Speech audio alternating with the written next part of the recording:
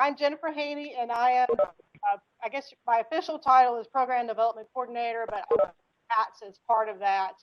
I am our liaison for our Infrastructure Authority. I'm the Outreach and Education Coordinator, which is how I wound up working with this training. And this is one of my favorite trainings that we do all year. We do it twice a year. And this year, of course, it's very special because we have American Rescue that are available.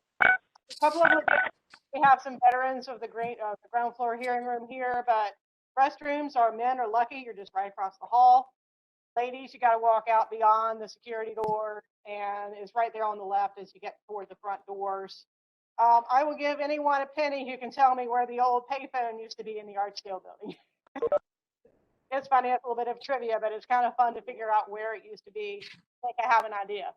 Let me see, if you have a cell phone, which all of us do, please make sure it's muted, or if you really want to be in peace, just turn it off. I need to do the same to mine as soon as I get back to my desk. And if you do need to take a call, you're welcome to step out and go ahead and just go into the lobby. Try not to take it in the hall because it gets really echoey, and there are other offices that are along the hall. The agenda that you have in your packet, we are going to be following that order. We're not necessarily going to be breaking where we say. We've done this training twice already, and we discovered that, hey, you know, this is something where we'll go ahead and call a break in the morning about mid-morning, or it is mid-morning, but in about 11:15-ish or so probably, and then we'll take a lunch break no matter where we are in the material. So don't think that we have to get through a sort of set of material before we go ahead and start. Is there anyone who does not have a packet of information? So, okay, I will get you one, sir. Going through this packet, we will be using all of it. I really do encourage you to take plenty of notes. We will be stopping. The way we're going to run questions, since we've got folks online, is we'll ask the room first questions. We will do our best to paraphrase, and then we will ask if anyone is online, if they will raise their hand. We got our Susan Kubaki is kind of our producer, if you would. She's right over here at the computer, and she will be trying to pull up those questions. Also, for you, those of you who are on WebExers, we also will, if you want to drop something in chat, we'll copy and paste those into a document. And if there information that we need to put on our frequently asked questions, we will. And it looks like we already had a raised hand. So I did not catch the name, whoever was online. And if it was an exercise to make sure you can know how to raise your hand, that's great. But if you have a question, let me know before we go ahead and jump in. All right, well, I'm going to go ahead and bring up John Risgaard, who is our section state revolving funds section. He's also been our fearless leader related to Arpa, and he's going to kind of guide you through the introduction of the program. Yes, yes, I am. Double check, make sure we're recording. We are recording, everyone, so thank you again.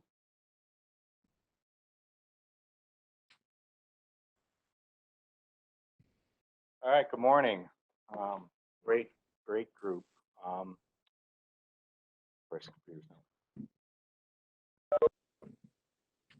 Jen mentioned the agenda. We'll be following that. A lot of the talk today is a focus on, at least the beginning of the talk is about the American Rescue Plan Act funds that are flowing through the State Recovery Fund. We do have time at the end for questions about that specific to ARPA. I have to go this afternoon, so I'm going to field some of the questions as we're going through that material. But I'm going to just try to see how we're doing timing wise, and if we get to something that I know we're going to cover later, I may ask to wait and we'll cover it then. Or if we get way far behind, we'll just have to keep moving through the material so we can talk, because there is a lot of material we have to get through today. Jennifer mentioned the handout material that you have. I'm going to point out a few things on here just to kind of keep them in your hand. The application itself is a great thing to be paging through as we're going through those forms, just to make sure that if you've done this before, you can see what's new and be aware of what's new. And also, if you have any questions on what that new material is, we can help answer those. The the guidance material for the priority rating system. It's a little bit much to be going through while we're doing the presentation, but it's a great resource for you. So if there's one thing you're going to walk out of here with, it should be that guidance, those different guidance materials. There's one for construction projects, one for AIAs, and one for MRFs.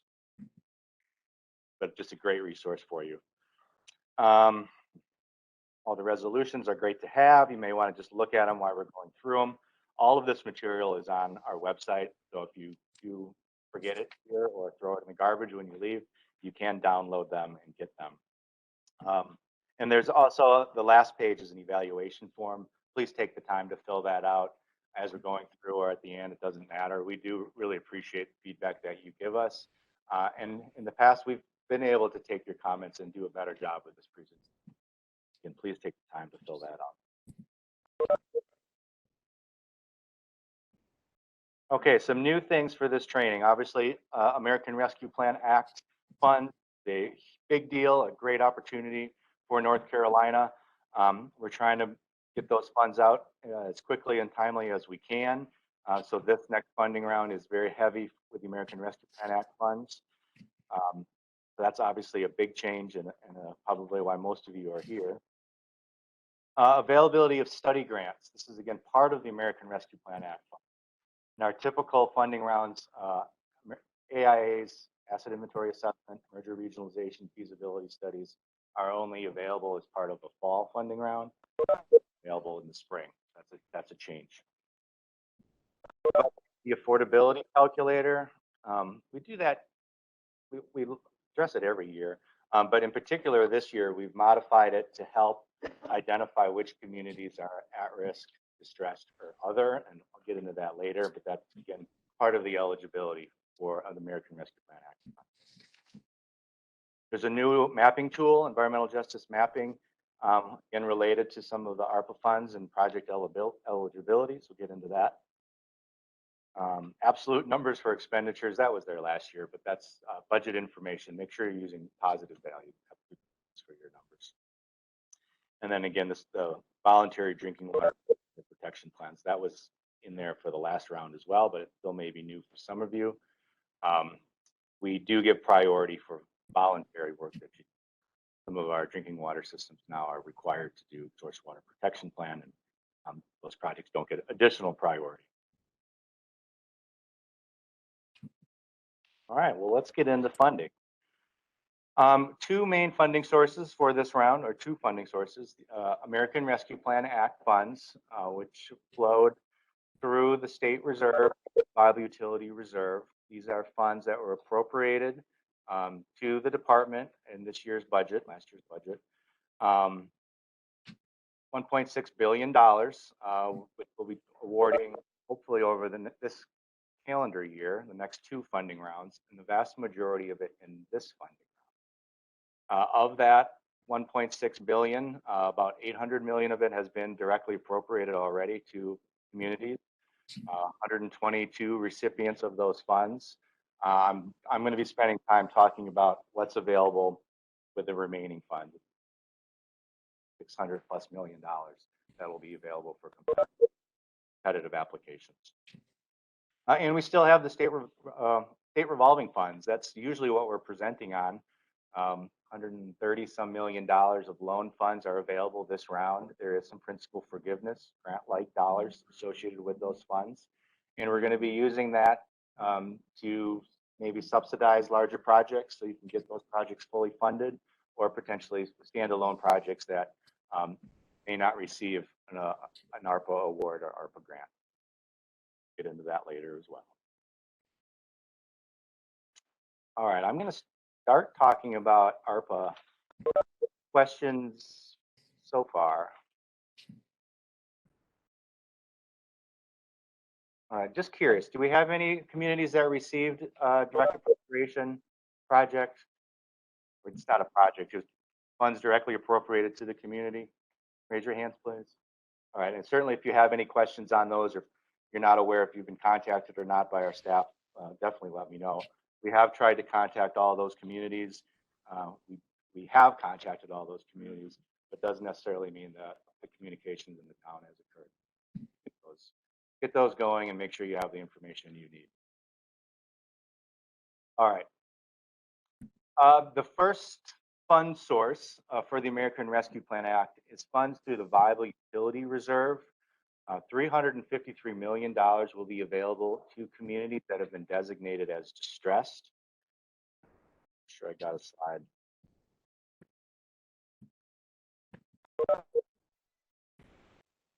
About that. I don't want to get too far ahead of myself. These funds are going to be available for the next 2 rounds. And did that specifically to make sure that our distressed communities have some additional time, prioritize the projects that they need to support long-term viability of their town. We're not certain how much is going to be awarded in the spring. We think over 50% of the funds, but we will be holding back some of the funds to make sure that our distressed communities can get projects funded in the fall. There's some caps for these, by statute, so we're not able to exceed these caps. $15 million per, $30 million if your project is to merge your utility. So the distressed utility merges with hopefully a non-distressed, or the merger results in none of the communities being distressed. We have a long-term viable utility. Sure.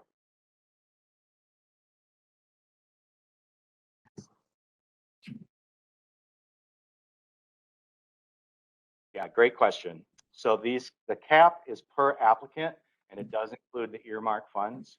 So communities who are eligible for the Arpa funds through the Viable Utility Reserve to distressed communities, their total funding can exceed $15 million.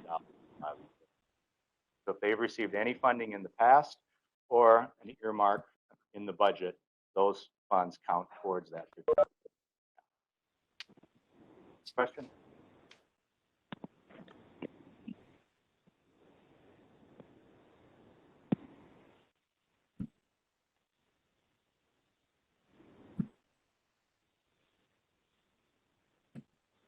Yeah, that's a good question. You're getting ahead of me. I'll go through that material and I'll try to answer that specifically when I get through that. So the Viable Utility Reserve funds can be used for construction grants, study grants, and one of the things that we're trying to do is get all of our distressed communities pre-approved, pre-awarded $2,000 for training. That has been approved by the State Water Infrastructure Authority, but not yet through the Local Government Commission. That's a little special caveat of these funds. All of the Viable Utility Reserve awards have to be approved by our authority, State Water Infrastructure Authority, and the local government. The idea is to get these training grants up front. Communities then can do the training and submit a receipt of cost, and then we would reimburse the community for those costs. I don't think we've gotten into details on what all those types of training would be eligible. The idea is to train your board, your local leaders on operation of a utility. Or being trained to be an ORC. We should probably have some more discussion on that and get it into our frequently asked questions so it's clear. I'm going to hazard no, but we'll check and get you an answer. Shadi, you have a thought?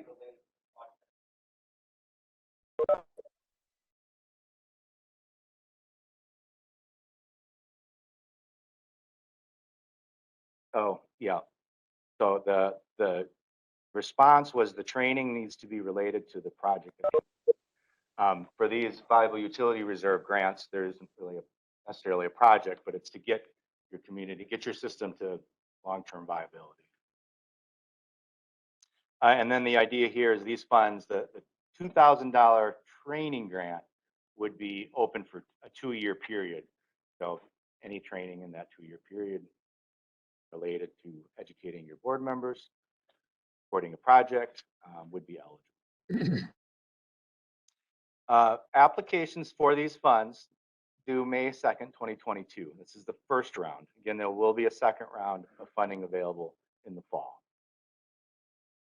And I'm going to repeat that application due date multiple times here today. The other thing to keep in mind with the American Rescue Plan Act is these funds are flowing through Treasury.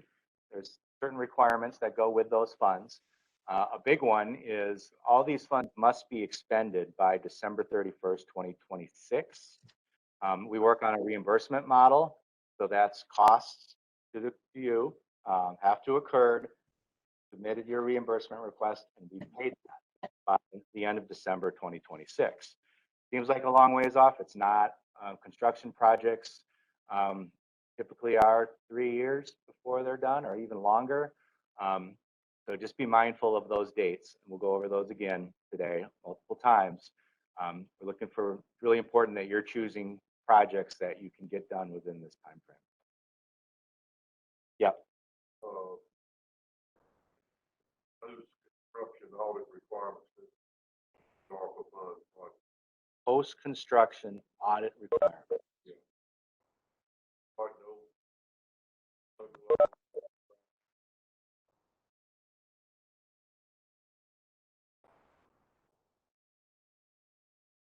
So we don't know what Treasury is going to require. We're also going to have oversight from NC Pro, North Carolina Pandemic Recovery Office. They're responsible for reporting back to Treasury and kind of overseeing these funds for the state. You know, they've indicated to us that they will be auditing us. Whether or not that is passed on to you and the towns to be determined. Some of the requirements that we have in our program are you must document. We don't necessarily want those documents, but you have to have those. So I could envision we get audited, then we turn around and ask the community, hey, we need, show us your, try to think of a good example, your wage rates or labor agreements, or depends on the project size, some of those requirements are going to kick in. But I'm not aware of any intent us to audit you. Yep.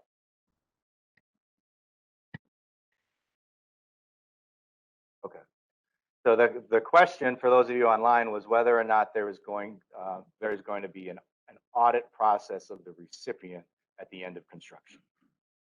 Yep, I get that. Okay.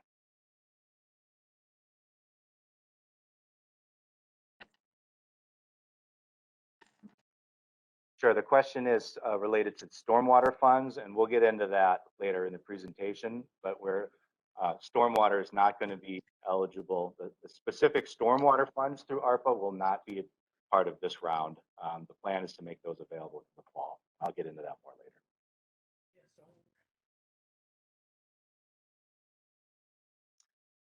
Okay, so sticking with the viable utility reserve funds and distressed communities. This is only eligible for communities that have been designated as distressed. The designation is part of a statutory requirement that we have, State Water Infrastructure Authority and the Local Government Commission, to identify communities in need, designate them as distressed, and then by statute, they have some requirements due to help with their knowledge of their systems and planning, so they're in a better position to do long-term fiscal planning, financial planning, asset management planning to help their utilities succeed. So 95 communities have been designated as distressed. Those are the systems that are eligible for these funds. There will be an assessment period for designating distressed communities in the spring, April timeframe. So there is a potential for a few additional communities to be designated as distressed and eligible for these funds. Talk about that more on the next slide. Types of projects that are eligible for all of the American Rescue Plan Act funds. Requirement that the projects must also be eligible for state revolving fund project types. And then they added a few more types. But if your project is eligible for state revolving fund, you're almost always good to go. Except. There's always exceptions. Viable utility reserve. By state statute, there's some additional limitations on what you can do with those funds. Specifically, you can do physical interconnection of a utility, rehab, replacement, decentralization, study grants, training grants, and then this other feasible options leading to viability. And there's more language in the statute, but that's the general idea. This is going to be difficult. So if you have a project that doesn't fit these other categories, please make sure you're talking to our staff early. The kind of the concept of this viable utility program where the communities would go through the statutory requirements, they would do asset inventory work, they would do capital improvement planning, asset management planning, and have a long-term plan for viability. And then projects would come from that. And that's this other category. Well, communities really don't have time to do this if they haven't started. So if you have a project that you want to do, and it's this other category, let's talk through it. Let's make sure that it's a project that at the end of the day, we can say, yeah, this project looks like it's getting towards viability, getting you to that long-term viable path. Questions on that? Big one.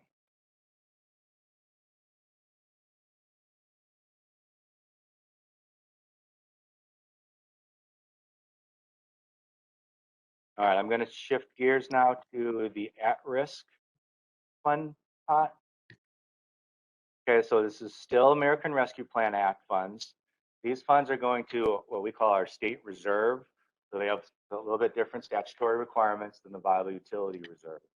And then the budget carved out, well, what's left, $191.3 available to communities designated as at risk. And they left it up to the department or directed the department to define at risk in that category.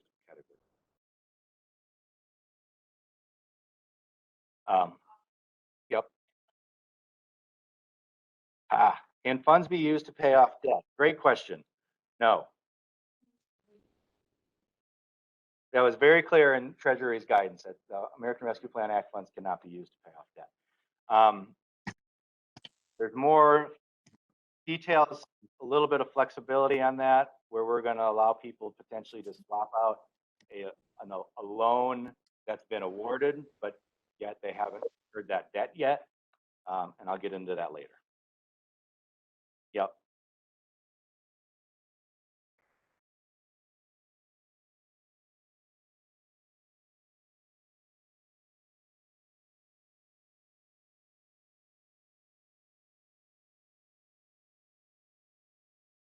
Sure, I'll get into stormwater a little bit later. So hold on to that question. If I forget to answer it, that's good again. Another pot of money in the state reserve is for other communities. So these are systems or communities that were not designated as distressed or met the at-risk category. That's $54.1 million of available funding. There was a whole lot of money in this category, but the majority of the earmarks came out of the other fund. It was 700 some million total. 54.1 is available for competitive application.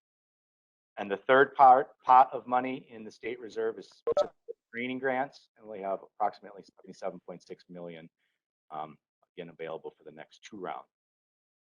Point out that the other community money, we really don't anticipate that being available after the first round. If it does, we would make it available. But likely. Question?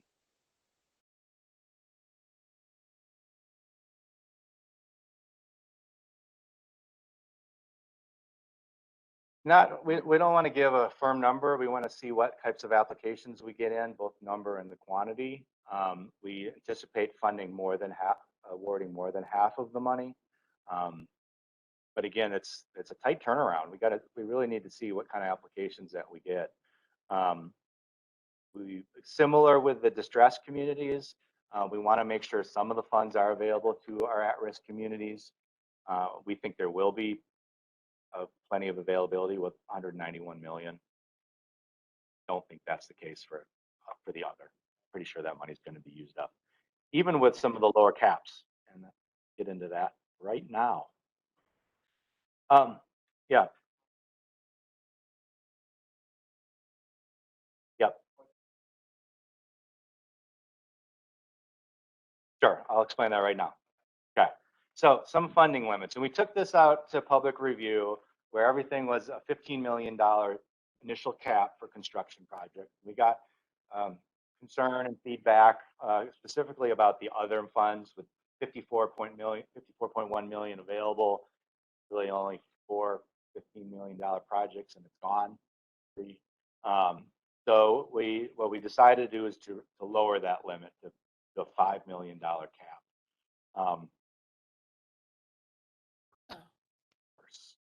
So a distressed community can get their $15 million out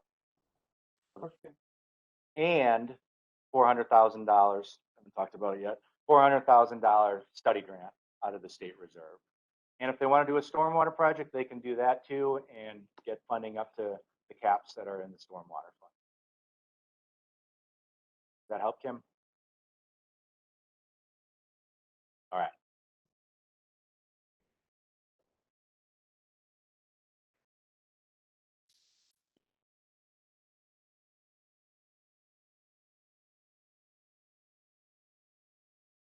Those are different pots of money, and they would be able to get different funds. Oh, the question was for an other type of community. Kim's getting way ahead of us here. If they do a project that serves an underserved area, which is potentially eligible for the at-risk funds, how does that work with the caps?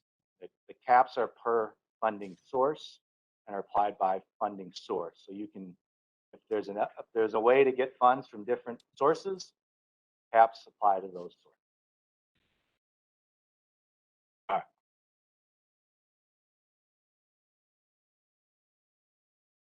That is the next slide. Hold on. So construction grants, at-risk communities, it's the $15 million per applicant initial cap.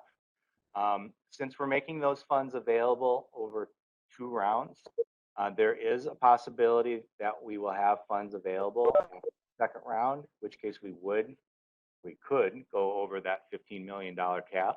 We would do so in up to $5 million increments. We certainly wouldn't fund a project for more than they were asking for. And we would do that in priority order to make sure that all of the funds will be awarded. The intent is to make sure all the at-risk funds are awarded next fall. For the other systems, it's a $5 million per applicant cap. We anticipate all of those funds being gone, so there is not a mechanism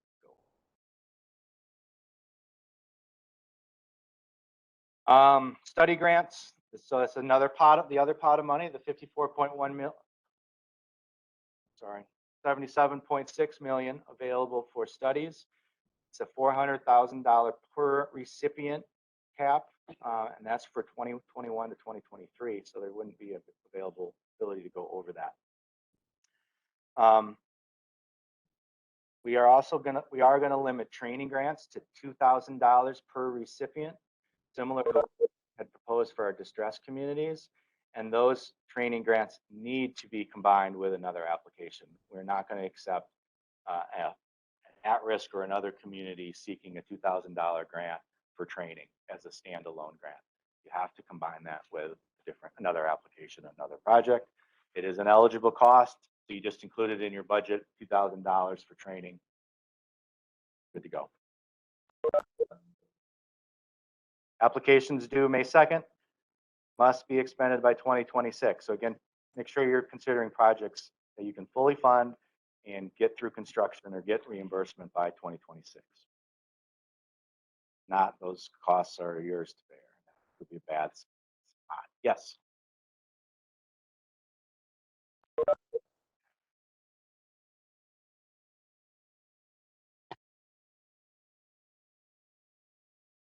So the question is, does the department have the flexibility to move funds between funding pots or funding sources based on the applications?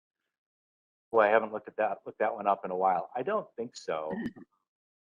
I know if the earmarked funds are not used, that they would go back to the pot that they are associated with. Anybody else recall if we have that flexibility? I don't think we do. The legislation certainly could.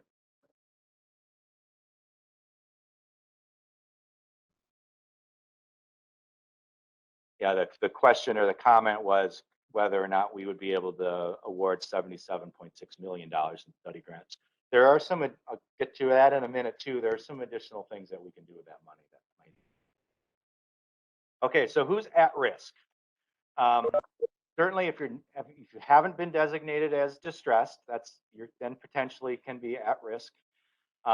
There's two different criteria of evaluating the community or the utility on whether or not it'll be at risk. The first is looking at this distress criteria score. And some of you may not even know what that is, but it was the system approved by the Local Government Commission in SWIA on the designation of distress. There's 22 or so assessment criteria.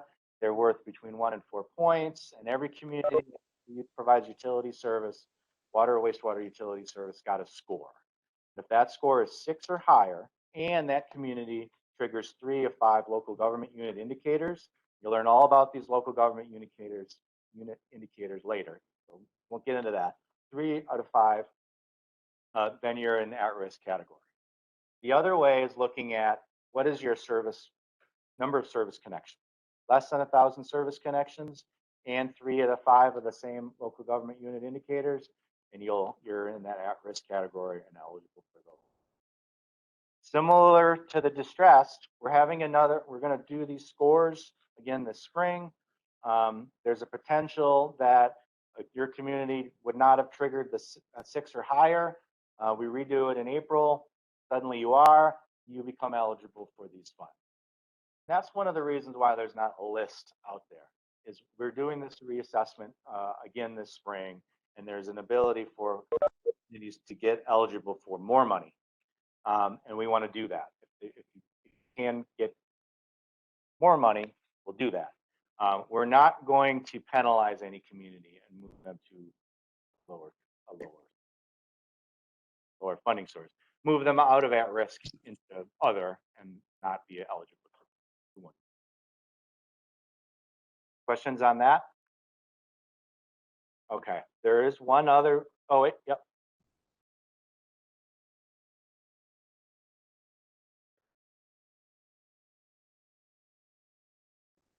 I think the plan is to take it to SWIA in April. So April 8th, 9th, 10th, 13th. And that would have to be approved by both SWIA and the local government.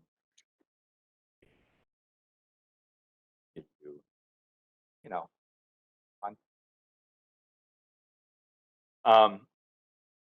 the data, have your data from the previous year. We don't anticipate them changing a lot, but if you are right on the edge, might want to contact us or local government commission where you're at.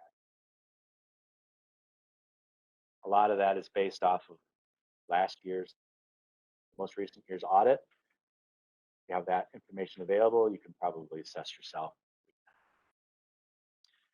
There is also a project eligibility for at-risk, and Kim asked a question about this already. And it's the concept of providing service to an at-risk area. And what we have as part of this funding opportunity is if you have a project that is providing utility service to a disadvantaged or underserved area, that project can be eligible for the at-risk. Why that's important? Because suddenly your project costs can go up to 15 million, and there's a lot more money, 191 million available instead of as another. These projects must be able to document that 75% or more of construction costs are to serve that existing disadvantage area. You can also do this to replacing existing on-site services, both wastewater or an on-site well, providing them that stable service. Connection is voluntary. This is not something that the community members have to do. It's something that they're interested in doing. So it has to make both for the community members and for the utility. We hope that by making grant money available, grant money that can not only pay for the connections, but can pay for the connection fees or the development fees, really reduces any kind of the financial burdens that often go with providing. We think it's a great opportunity, but again, it's voluntary, so it has to be right for both the community members that are being connected and for the utility that are providing. We have a little demo later today. We've tried to make this as easy as we can. There's a mapping tool where you go and zoom right into the street level. If your project is in the shaded areas on the map, 75% of the construction costs to serve those areas, go. If your area is not in the shaded area, you feel it is disadvantaged, underserved, you have the ability in the narrative to explain why. We will consider it.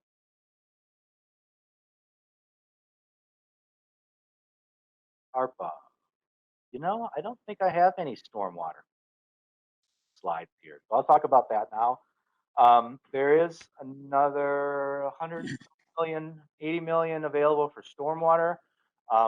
That is a new program for us, so we don't have a priority rating system that supports stormwater very well. So we're in the process of developing that. We've got stakeholder meetings or listening sessions coming up over the next few weeks to get input from community members, stakeholders in that process, so that we can flesh out a priority rating system then to take to our State Water Infrastructure Authority. It would be then available again for public review and then final adoption. Once we have a priority rating system in place, at the same time, we can kind of mirror our funding programs we have in place and make those funds available for a competitive round. The plan is to do that in the fall, so those applications would be due end of September. Don't really want to spend talking about limits and eligibility. A lot of that's still being developed. There are some statutory limits on those funds. It'd be a separate fund. Separate won't impact your eligibility for the other pots of money that I'm talking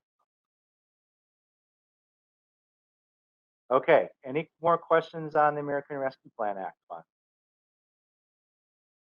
Okay, I'm going to shift gears again and talk about what we normally talk about for the entire training, state revolving fund. Two separate pots, clean water SRF for wastewater project, drinking water SRF. It's a low interest loan program.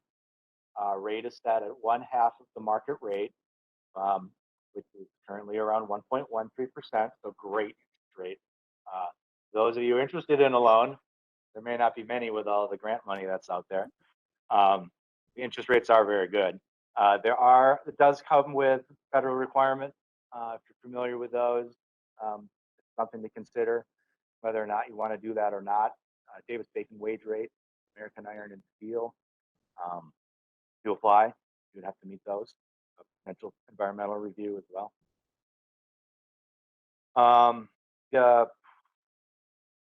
There is an ability to get lower interest rates. I'll talk about that on the next slide. These loans are for a 20-year maximum term, except if you do qualify for a targeted interest rate through our affordability criteria. You can get a 1% interest rate reduction.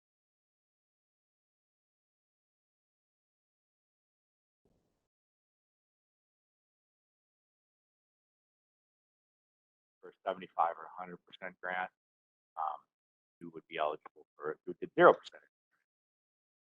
And all of our SRF debt must be approved by the local government.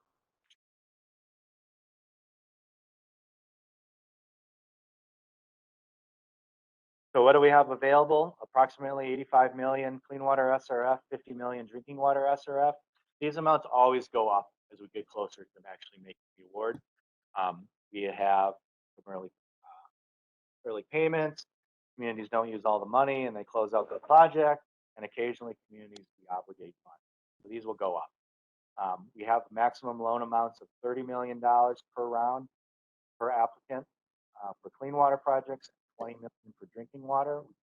We can go over those. We have gone over those more commonly with drinking water than clean water, but we can. if money is available. All of the grant money, all of this American Rescue Plan money that's going to be available, it's very likely that projects that may have scored lower in a priority rating system are going to be in the funding range for the loan money. So if you're a community that typically relies on that, knows you're at your cap already for ARPA or close to it, or just has projects that cost a lot of money, great time to apply for a loan if you can take that loan, take that debt.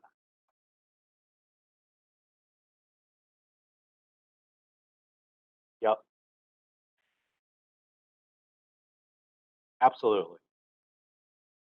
So the question is, if you've received earmark fund or a direct appropriation in the budget, can you apply for SRF? Yes, absolutely. All of the caps that I talked about before are specific to those funding sources. So you still apply for SRF. It's a great time to do it. The SRF is a loan program, but it does come with some additional subsidy. We call it principal forgiveness, not a grant. Forgiveness of part of the debt. Doesn't seem like a lot with all the rescue plan grant funds out there, but we do have approximately $2 million of clean water SRF principal forgiveness and another $3 million for drinking water. We have a $500,000 initial net funds on those funds. And we look at our affordability criteria. So we look at whether or not with some local government unit indicators, the size of your community and your rate, and you qualify for a different level of grant. And it's in 25%. If you're 25% eligible, 25% of the project cost, up to $500,000, different percentage, 50, 75. We can go up to $3 million for communities that are no longer viable. That does cost. You have to do a board resolution that you're no longer viable, and that's actually the highest prioritization fund. If you think that's you, please be talking to our staff. I don't think we'll have very many of those, again, because there's so much grant money that it may not be in your best interest that resolution at the time. But certainly, if you really can't cut it as a facility any longer, get out of the business. It's an option for you, and it does give very high priority. Same prioritization that we use for ARPA or for.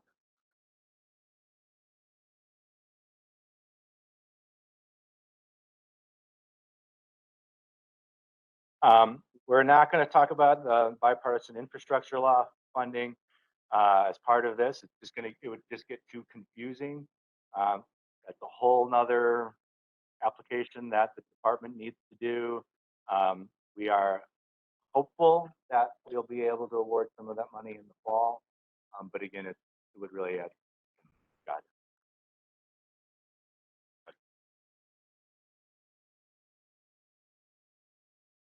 All right, where was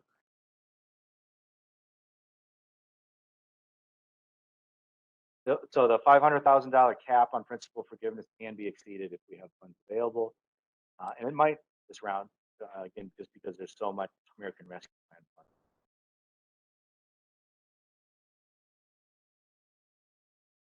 Talked about that already. Clean water SRF. 1%. Oh, if you have a green project, there are defined in the guidance of what a green project is, but you would be eligible for a 1% interest rate reduction above and beyond any other eligibility. Not above and beyond. Don't meet any other principal forgiveness or interest rate reduction. Just by green project, get a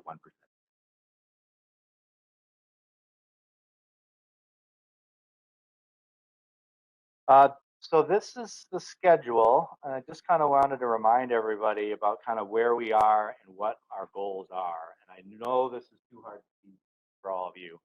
Maybe you can see it in your slide packet. But the green boxes are where we are now for a spring funding round and a fall funding round, where it shows application 2022 and funding award.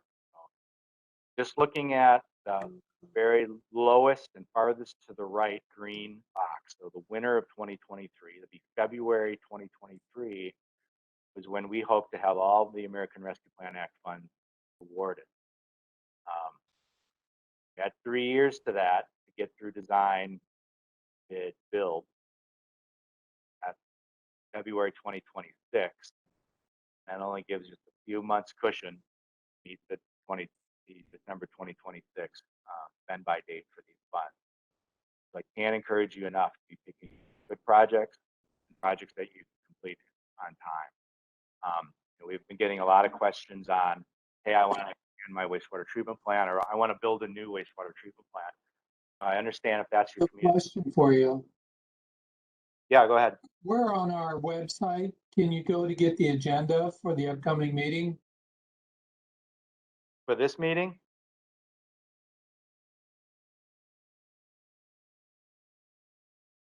Hello? All of our information is on the Department of Environmental Quality Division of Water Infrastructure web page. If you do a search for those terms, you should be able to navigate that to find not only funding information for all the information we're talking about today, but agenda items for our State Water Infrastructure Authority. So that answers your question. So again, if you have a new treatment plant that you want to get done, I understand that's your need for your community. That takes a really long time. And if you haven't got started yet, you need to get started. You need to start asking really important questions of permitting, your engineers, your team to accomplish that project. Is it a reality that you're going to be able to get a new plant designed, built, and permitted by that time? Try to be realistic, and again, let's make sure these projects are succeeding and getting to construction and getting done. Sure.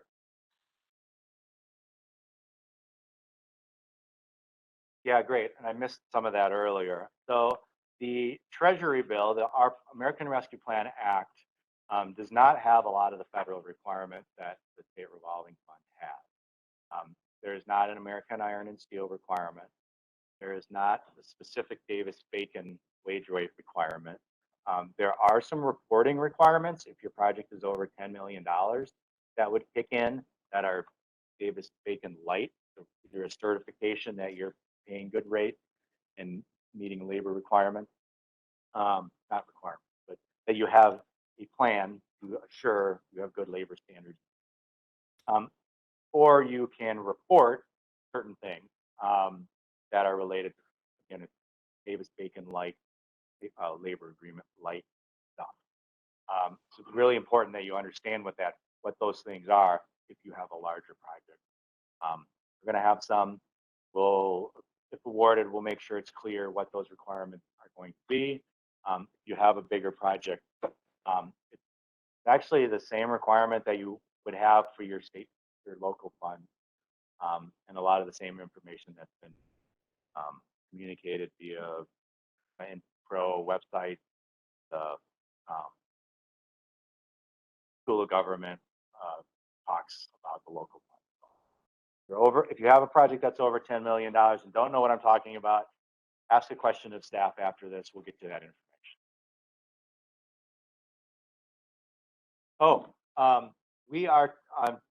The ER step is still there. We're trying to make it as simple as we can. There still is a need to do some alternative analysis. We need to do that. The environmental review part of the engineering report, different ERs, aren't required by Treasury, but it can still be triggered by permitting. Again, did you have a question? I thought I saw your hand.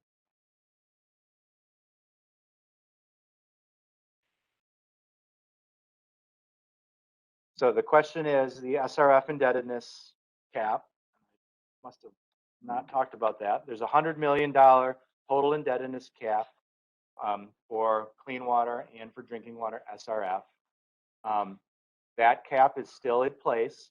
Our intent is to increase that as part of the next update to our intended use plan, which is our agreement with EPA, and that change should be available for the fall. But currently it is still 100 million. That cap can be exceeded if funds are available. So the potential is there again, because of all the other, most of the projects are going to be looking for American Rescue Plan Act. That those of you that are interested in a loan will be able to exceed not only that per round cap, but the $100 million threshold. We will. If we can afford those.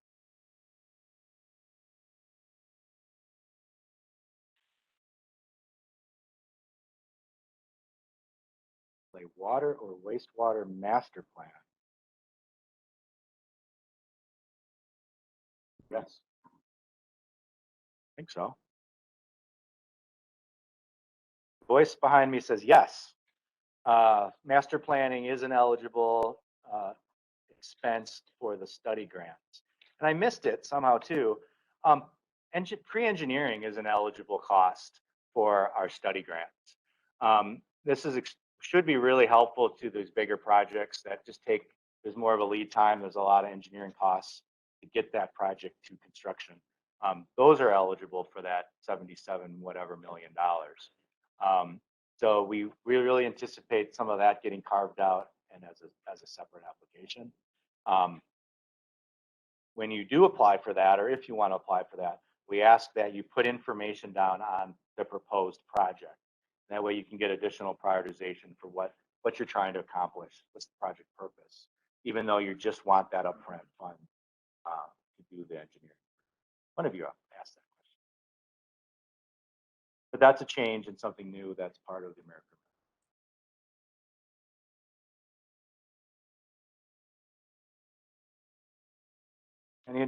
Anything else?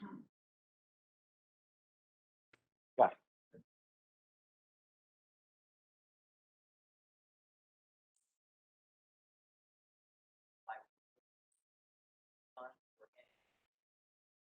That's our plan for so the question is clarifying on the requirements for engineering reports and environmental review of how our process may change.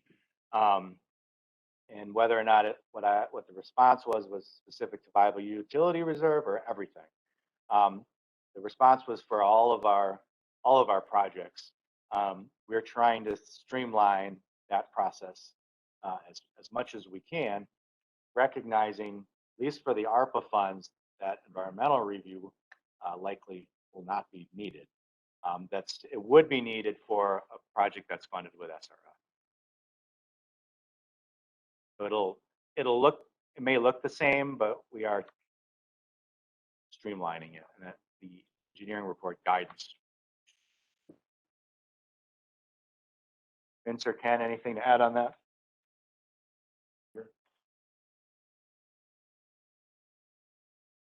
All right, I think I'm done. Thank you.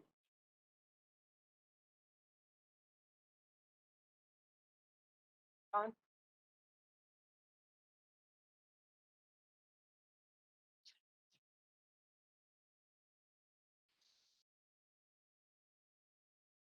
All right, everyone. I wanted to, at least for those of you in the class, kind of gain an idea. How many local government units do we have in here? All right, good. How many consultants? I bet we're going to be consultant rich. We should be, yes. How many kind of resource agencies or other kind of partners?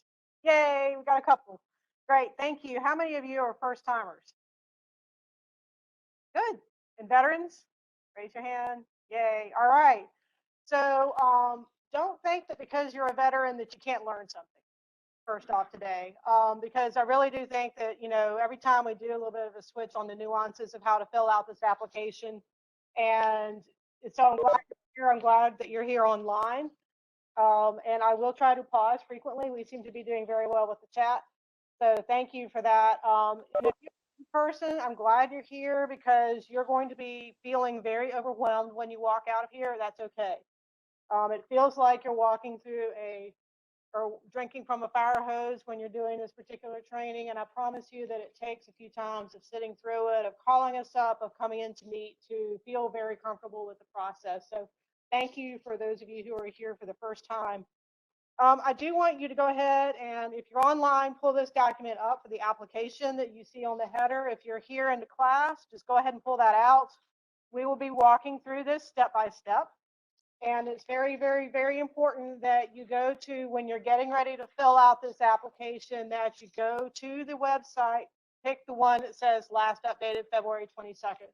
That is extremely critical for this particular program, especially. Sometimes historically, we've gotten people who have used old applications. We really need you to use the new one. Everything is up online. And for those of you who are online, we now have the presentation up. It's gone live.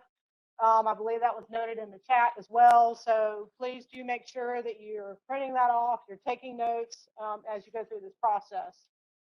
So we used, and we did this years and years ago, one application for the entire programs, all of the programs that we have. It makes it easier. It allows us to do a best funding fit.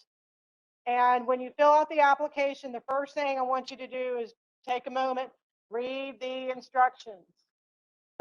Please, if you do anything else today, read the instructions before you start filling it out. We've filled in some more details specifically related to ARPA, and you need to know what you're filling out for each section. Make sure you complete all sections on the application. I'm going to be stepping through these this morning. And essentially, when you do that, your instructions will be very, very helpful for that. So the application, you may have applied to us this past fall and not gotten funded. And don't worry, we will reconsider your application as is. If you want us to reconsider it automatically, it has to be as is. We will not take any additional information. The big thing too is to make sure that if you do want to add to your application, modify it, that you just go ahead and submit a completely new application. That's been standard for us. It really helps us to have essentially a clean application to work from. Another thing to think about when if your application did not get funded last fall is your application as is will be eligible for all of our programs, including ARPA, depending on what, if you're a study grant or a construction project. But please do know, again, it's as is. So we'll just take that score, we'll transfer it over to our new sheet, and we'll take it from there. So I do ask that if you want to come in, meet with us, learn how to improve your application for this particular round, that you go ahead and do so. And we also, a couple of new things, we are viewing each application this time as standalone. We have in the past, say, if town A submitted a water and a sewer application and they forgot something in their water application, like the financial form, we would go look up their sewer application to make sure that it was there. We're ending that practice this round. Every application has to stand on its own. So please do not let that catch you. Develop a QA/QC checklist that you use when you're putting together your application, so that when you're going through, you're checking off, I've got this, this, this, and this. We have something on the end of our application. I still recommend that you create your own and you fill in some more details like signatures that you need to make sure that you have everything so that each application stands on its own. Also, make sure that, because we're asking for a hard copy and electronic copy, make sure that both your hard and your e-copy has all copies of your signatures. We actually had an application whose name I will not mention, who submitted to us a hard copy and an e-copy. The e-copy did not have the authorizing signature on the form, whereas the hard copy did. Please make sure that when you create your e-copy, it's done after everything's done. Scan it after you've gotten all of your signatures in. Don't go ahead and do a little bit here and a little bit there, because you may have something that does not have a signature. So just be aware of that, that we want both copies to be complete. That includes signatures. So any questions? Okay. Yes.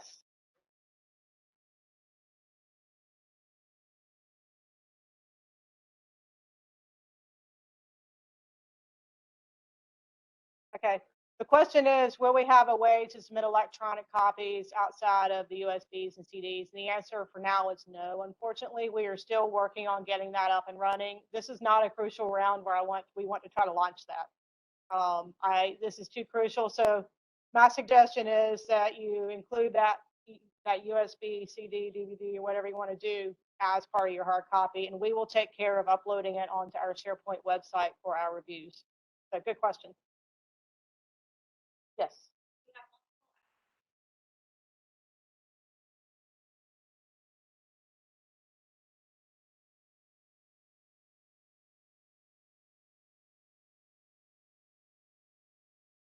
Okay, so the question was if I've got multiple, and we see this a lot, if you have multiple applications across the board for one town, and do we need to have multiple forms? So my suggestion, at least for the resolutions, I think we've seen this and accepted it, and Vince and Ken, please tell me if I'm wrong, but say, okay, you're making a project resolution, so we're resolving to authorize for projects A, B, C, D, and E. I've seen that before, and we've accepted that. Just make sure that copies, each application has a copy of that resolution, has a copy of the financial form, etc., so that each application is a standalone. So I hope that makes sense. Okay.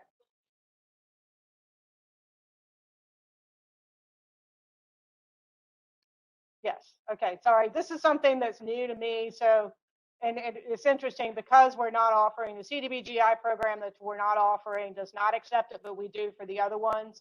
But again, just make sure everything's signed and both copies of everything. Oh, sorry. Yes. Will we accept DocuSign, electronic signatures? The answer is yes. But please make sure again that each application is standalone and each copy has all the signatures needed.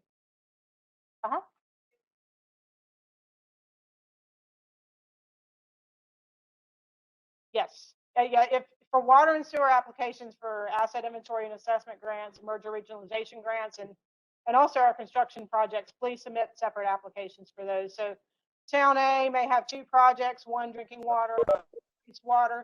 We need to have 2 applications there.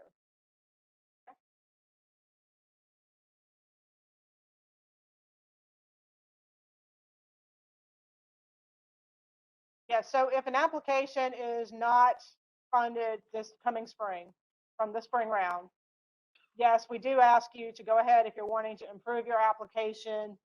Go ahead and submit a new application. If you want us to just reconsider it as is, completely standalone the way it was, we'll leave it that way, but you'll be having the same score essentially. Okay. So here are just some final check tips that we've already kind of hit: the signatures, make sure everything's there, e-copies, etc. It's a good way to, again, develop a QA/QC.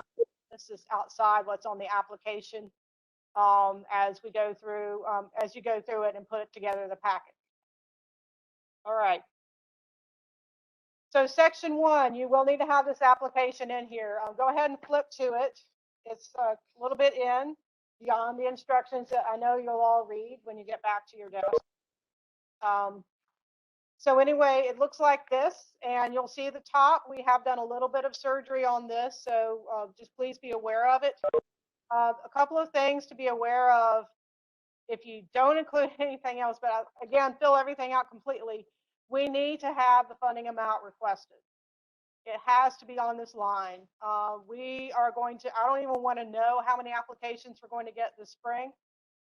We are a relatively small staff compared to the number we're going to be getting in.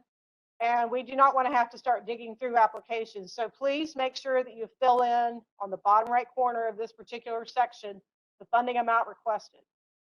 We also want to know the total project cost. That's also very important. Total project cost can be different from the funding amount requested. It has to be greater than, because sometimes people may include, like maybe they've gotten some funding from another agency. Sometimes when we were only doing SRF, they would add that closing fee in there, which is not covered by the loan. So it can be different, but we do have to make sure that it's greater than the funding amount requested. So again, pretty please, cream and sugar on top. Make sure you put in that funding amount requested. Tell us what kind of applicant you are, and the others I think are pretty basic, as far as your name of the applicant, the name of the project, etc. Okay. Yes. Go ahead if you have your hand up and. Sorry. Yeah, Doug Chapman, if you want to go ahead and ask your question. My hand was raised when you asked about consultants, not a question. Oh, okay. Sorry about that. Glad you're here. Thank you. Okay, this is also in section one, related to the kind of funding requested. So this is going to be a little bit trickier because it's ARPA territory this round.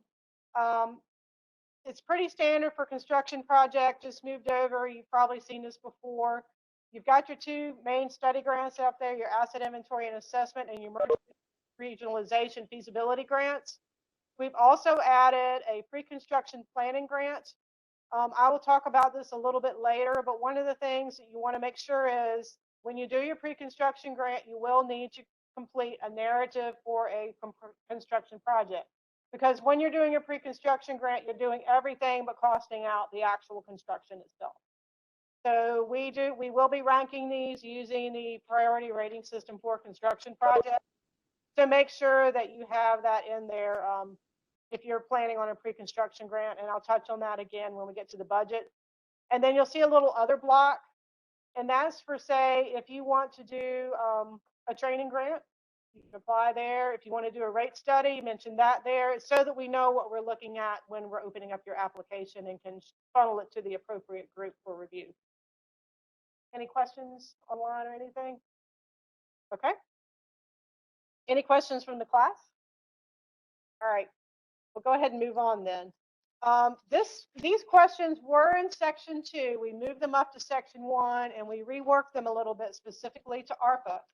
First one is, are you willing to accept funding with federal conditions? Please do check yes. That's very important.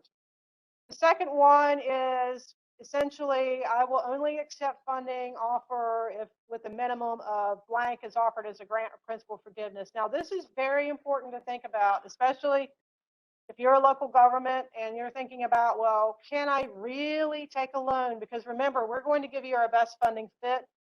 And if you can take a loan and you think so, we've got that state revolving fund program out there. Don't forget about that. So for instance, if you have, I'm just going to throw out a number, $1 million project. And you're like, I absolutely have to have that $1 million to move on. Then you will put there, I will accept a funding offer of $1 million, only if $1 million is offered as grant or principal forgiveness. And that's all I can take. I have to have that essentially all of it grant. So what's going to happen is we're going to be moving down that funding list, and we're going to be dispensing funding. If all of a sudden your project is kind of right around the part where we start running out of money, and you said you had to have $1 million and we could only offer you $750,000, we're going to have to skip you. So that's just why I'm saying go ahead and give it a lot of good thought. Think about it. Say maybe, or I'm like, well, I can take a full loan. So if we're moving down that funding list and you say I can accept a grant of $0, essentially a full loan, then we will be able to offer you that loan. I want to make sure that that makes sense for all of y'all, because it's very important. We've seen projects that were really good projects, but they're like, I have to have that certain amount of money. We weren't able to offer it, and we've had to skip them. And believe me, we don't want to skip anyone. The other important thing to think about with this is that if we can give you everything in our funds, we are going to give you everything in our funds, I promise. Putting it down a number in this particular box does not exclude that. We will give you what we can in grant money, be it ARPA, be it principal forgiveness. We will do that. We are going to do our best to do that. So I want to make sure, any questions?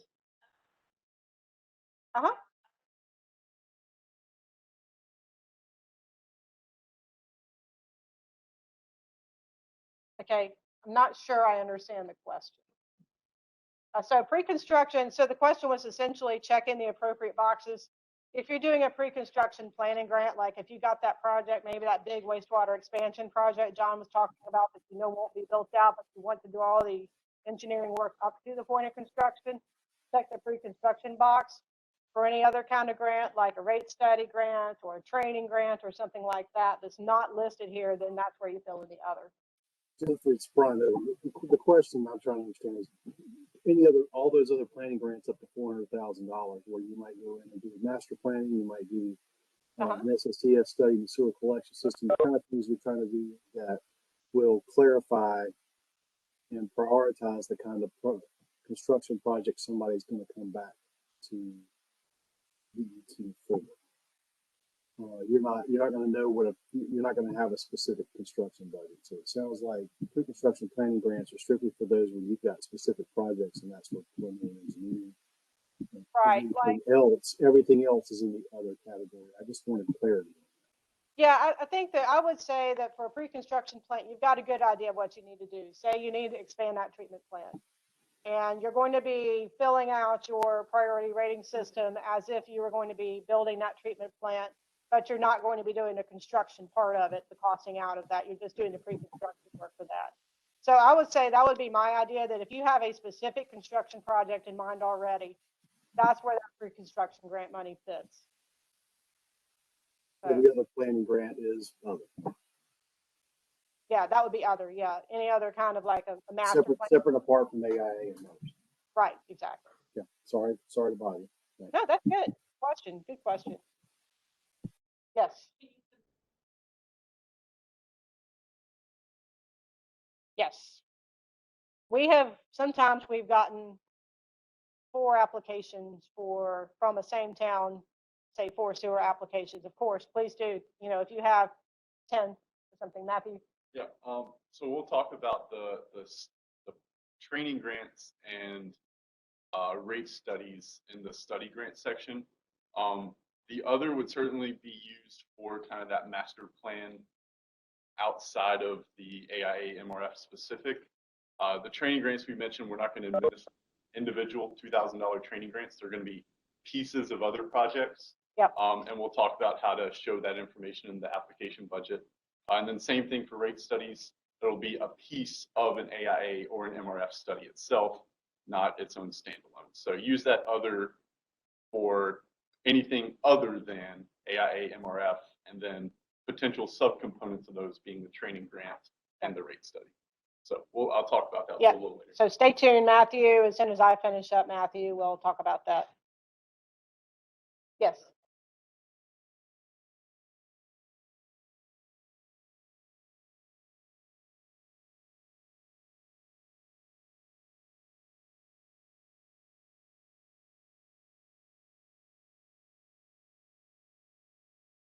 Right. Okay, so if for some reason, like, we run out of ARPA funds and you say, I still need $1 million, and know that our principal forgiveness limits initially are 500,000, but we'll be able to go above that if we have that money left, principal forgiveness fund. So do note that. Okay, one last question at the end, and this is for all of you who may have a client, or maybe you're in this situation if you're a local government, where you have an SRF loan that has not officially taken on the debt. Because remember, John mentioned you cannot use ARPA funding to replace debt. But what we can do is we can swap out, if you have a project that's in the planning stages and you have not signed that document that says I'm officially indebted to this amount, we can take that state revolving fund loan and we can swap out ARPA money for it. So if you find yourself, and if you're in the at-risk category, or if you're in the other category, and you have an existing loan that has not officially become indebted, you're still in your planning stages, like your engineering report stage, we check this third question box, and tell us a little bit about your project there to fill in the blanks. And we will take that as, okay, if we get this project funded, we'll automatically swap it out. We're not going to contact you, because that is, keep in mind, we have a lot of applications coming in, and it really does take time to make sure we call you, we get up with the right people, we make the official confirmation, the paperwork submitted. So if you check that box and you say, I have a $5 million loan that's already SRF that we have not started taking on the officially signed the paperwork for, I'd like to swap that out, and we can do that. We get down to your point, we'll swap that out, so that becomes ARPA grant. So any questions? Okay. All right, I am going to, I think after this next section, when we get through section 3, 4, and 5, which will go fast, I'm going to take us for a break in just a minute. So y'all bear with us. Okay, section 2. This is essentially familiar if you're a veteran of this program. This is where we collect some information that's related to the affordability calculator. Please fill out both sides of water and sewer if you're a both service system, if you serve water and sewer, if you're a single service, whichever is applicable. It's pretty self-explanatory what we want to see here. Also give us your utility bills collected percentages as well as your rate increase percentages for the past 5 years. The authority does like to see this, and we do use this information. So please make sure that's completed. Sections 3, 4, and 5, I am not going to linger on this a lot. It's pretty self-explanatory about filling in for contact information. This is really valuable, and it seems easy, but for some reason, some folks mess it up. So just please follow the information here. We know that a lot of times application preparers are also the engineer. So if you're the preparer, you're going to be the engineer, check no on section 5. You don't have to fill in section 5. If it's yes, just check yes and fill in the appropriate information. So I'm going to go ahead and check, make sure last time if we have questions. Nope. Okay. It is now, according to this clock, 11:20. Let's break for 10 minutes and then I will come back and we will finish up on the application. And again, men's bathrooms across the hall, ladies are down the hall, and WebExers, we will see you back at 11:30.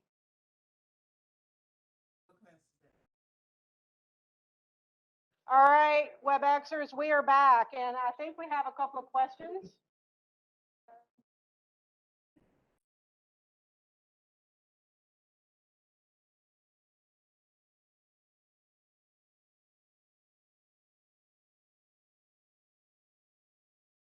Okay.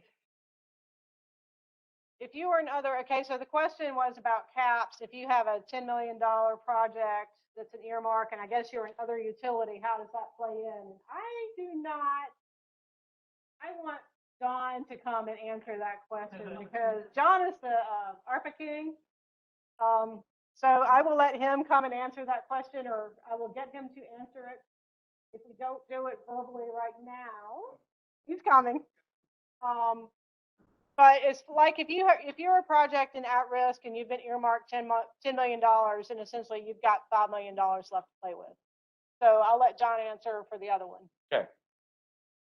So other system with a $10 million earmark, it would be a miracle if you would be able to get additional funds through the other funding source. So I wouldn't count on it. You could still apply for study grants. You can still potentially apply for stormwater grants, but you will almost certainly not be able to get additional other funds. There would have to be so few applications that we would see that. But say, do not count on there not being enough applications. It's going to be the other way around, I'm sure. So Susan, what is the other question?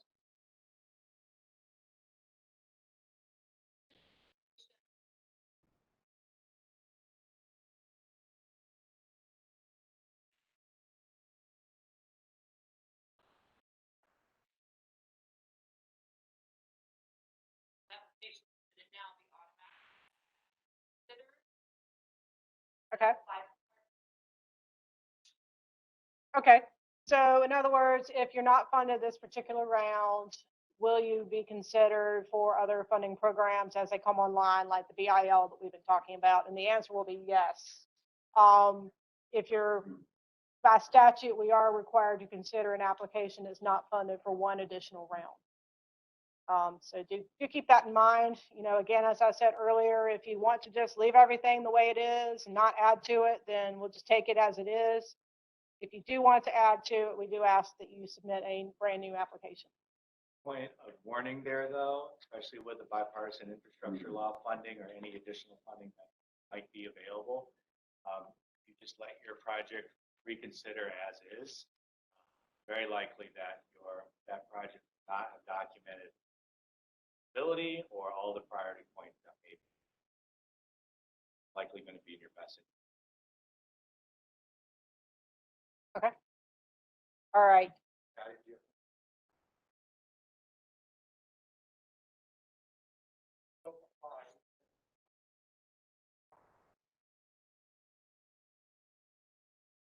Yes. Right. And so I can't remember if I saw the funding hierarchy slide. So the way that we're going to try to fund everything is we'll look at ARPA first, of course. And if we run out of ARPA money and we're still able to fund your project from the state revolving fund, we will. And we'll do, if we can do it all principal forgiveness first, we will. And then we'll move through the various combinations of principal forgiveness and loan, and then we'll do down to pure loan. So that's something that we talk about when we have our authority meeting. And that's the way we really do try to give you what we can as far as best money. So keep that in mind. Okay, I saw a couple of questions right here on the front.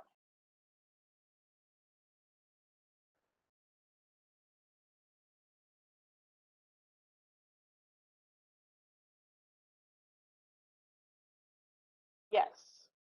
And no, sorry. No, that's planning grant. That would be the part of the 400. Yeah, that'll come out of a different pot. Yes, sorry. Yeah.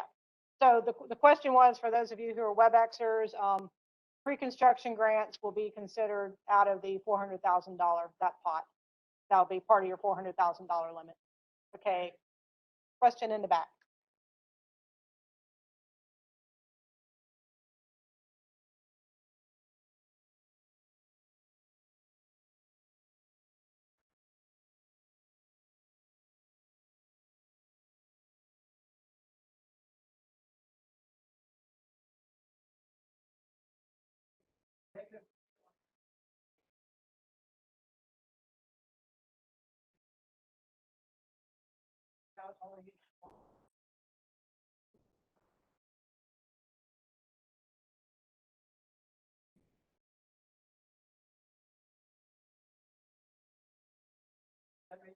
Yeah, so let me, I'm going to paraphrase for WebEx and also to make sure I get your question. So say that you have an existing loan that's not been drawn down or anything, not been finalized, like the loan paperwork signed, and you've got, your priorities have changed because you have new leadership. So I think what you could do is you can just say, we want to withdraw this loan.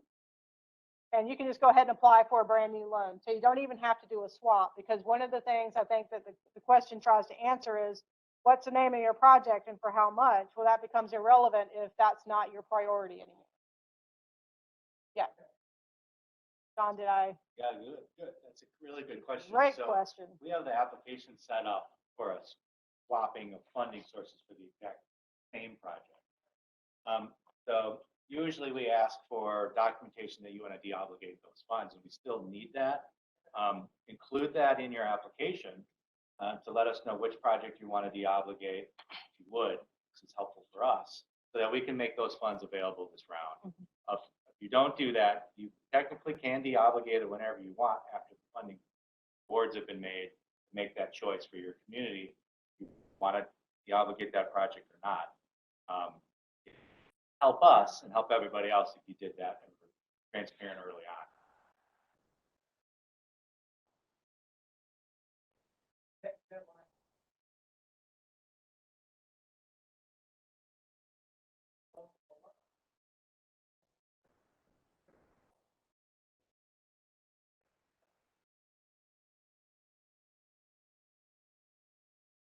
Sure, it would be easier upfront, but I mean, it's a risk then that your future project doesn't get funded, and then you deobligated on another project that already has money, and you're stuck with nothing.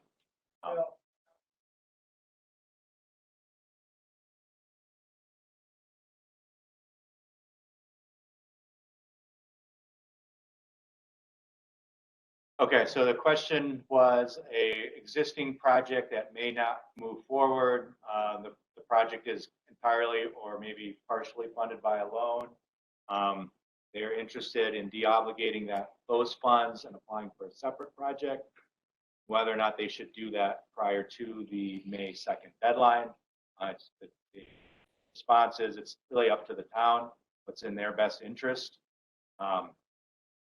Considering that there's a potential that they wouldn't get any funding in future round, the May round, and then they wouldn't have any money if they had deobligated those loans.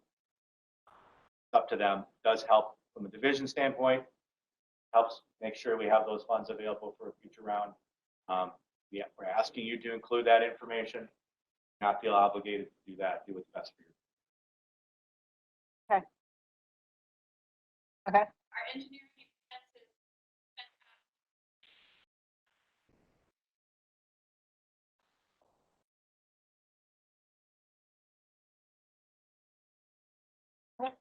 Great question. So the question is, are engineering expenses out of pocket spent now eligible for a grant?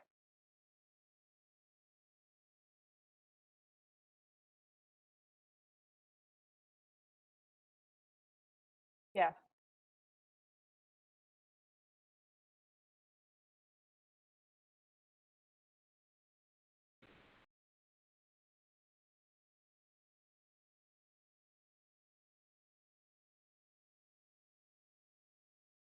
Okay, for ARPA construction projects, um, which come under uniform guidance, you have to, the engineer has to go out and be selected by like a qualifications-based selection process. So as long as that process has been done first, because for the ARPA projects, just like for regular SRF projects, we have an engineer engineer selection certification form, right? That has to be filled out by the town, saying that the engineer has been selected using the standard qualifications-based process. Now that that process can actually happen now. Like if the town even before you actually have obtained your funding, you can actually go out and select your engineer now for that particular project. Okay. Does that answer your question? Okay.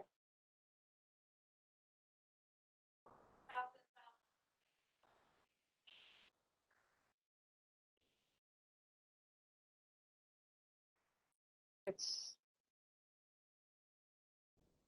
so I'll take that. yeah. It's So just gotta stay up here. so So by statute, those funds, it's over the biennium, it's about 2-year period, 3-year period, through 2023, I think, 2-year biennium. Yeah. So what does that mean going forward? Well, that limitation is for the American Rescue Plan Fund only. We anticipate getting those all out in that time frame anyways. So future study grant money that we normally award, that wouldn't apply. They can do whatever they want in future budgets, but it likely would not apply. And we would use our same $150,000 over 3-year requirement that statute.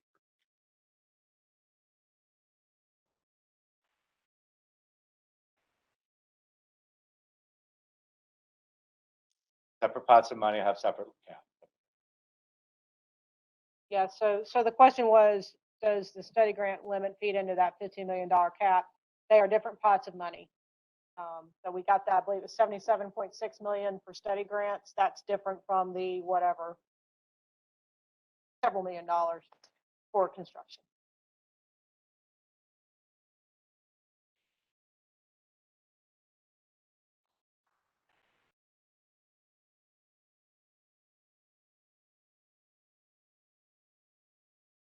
So if you had one from the fall and resolution from the fall, do you need to redo the resolution if you're resubmitting a fresh application?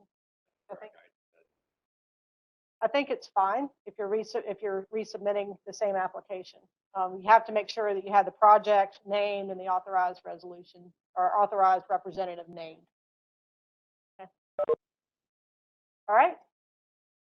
Well, I'm going to go ahead and continue. I do want to try to get us through this at least hopefully by noon. So we will see if we can do that.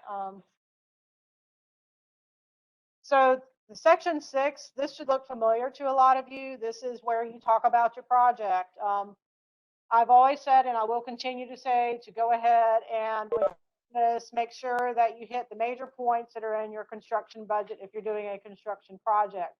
Fill this out regardless of whether it's a study grant, like an AIA or an MRF, or a pre-construction grant or a pre-construction project. Tell us what your project is, essentially. So like if you're doing, I don't know, rehabbing a mile of like 5,000 linear feet of 8-inch pipe. Make sure that you mention that here, mention it in the construction budget that you're, hey, this is 5,000 linear feet of 8-inch pipe rehab. Because what we do is our reviewers go through and they look at for construction projects, they look at the budget and they look at the description. If you are one of those who falls under the other category for the ARPA funds, but you want to go ahead and claim that, you know, disadvantaged underserved community project to access the at-risk funds, this is where you tell us, I'm doing this, give us a description of the area so that we can verify it on that map that we'll talk about later, that I'll show you later. And of course, make sure you include the map if you're doing that. We do know too that there are always bits and pieces here, communities that maybe don't show up on that underserved map, that you want to talk about. Why is this an underserved, disadvantaged community? Like, what kind of evidence can you share? This is a great place to put that. We did move the number of new connections down to the bottom, so you'll see that there. That's the change. And then also, one of the questions that we've been getting from the State Water Infrastructure Authority a lot, especially lately, is the construction project that you're looking at considering for funding, is that coming out of an existing AIA or MRF that we approved years ago? So the last set of boxes there is actually how we're going to start tracking that, so that we have that information readily available and we can supply that to them. So any questions related to the project description? Okay. So essentially, if you're doing an AIA or an MRF, just describe here what your project will do, kind of on a broad basis. Sometimes historically we've had that filled out, but now we really do want it filled out, especially for ARPA. So make sure that you fill this out regardless of the kind of project you're looking for. Okay, section 7, additional information for consideration. This is something that you do not have to fill out if you don't have any information to supply. We don't want, you know, a lot of times people will put NA because they just don't have anything to supply. There's some I think it's a one-pager, I believe it's in your packet, talks about what kind of things to look at when you're thinking about this. One of the things to consider is, say, if you have your client is a client that's a one industry town, June 30th passes, they've got great revenues coming in from their water supplier or one of their industries who's been, you know, heavy water user, their water revenues are fantastic. Then July 10th hits and the industry comes to the council and says, we're leaving town, bye. So what's going to happen that following year that's not going to be recorded in their financial form? Their revenues are going to go like this, they're going to tank. So this is where you can put in there maybe something about that, you know, like describe the situation and what happened. I'd follow the guidance. We don't see a lot of this. We as staff don't look at this. This is for the authority to consider, because for most of our programs, say for our drinking water state revolving fund, they have bypass powers. They can elevate a project if there's something that they deem appropriate to do so. One of the things I don't want to see is 6-point type when you fill this section in. Keep it to the box. No 50-page thesis on the projects surrounding the town or the issues surrounding the town. Don't include newspaper clippings or anything like that. It has to be extremely succinct. Also, don't copy and paste the project description into this box. I've seen that. Don't let this turn into a treatise on why my project should be funded. I've seen that too. Just kind of strictly keep to the guidance. Again, if you don't have anything to say, that is okay. We will not dock you if this section is not completed.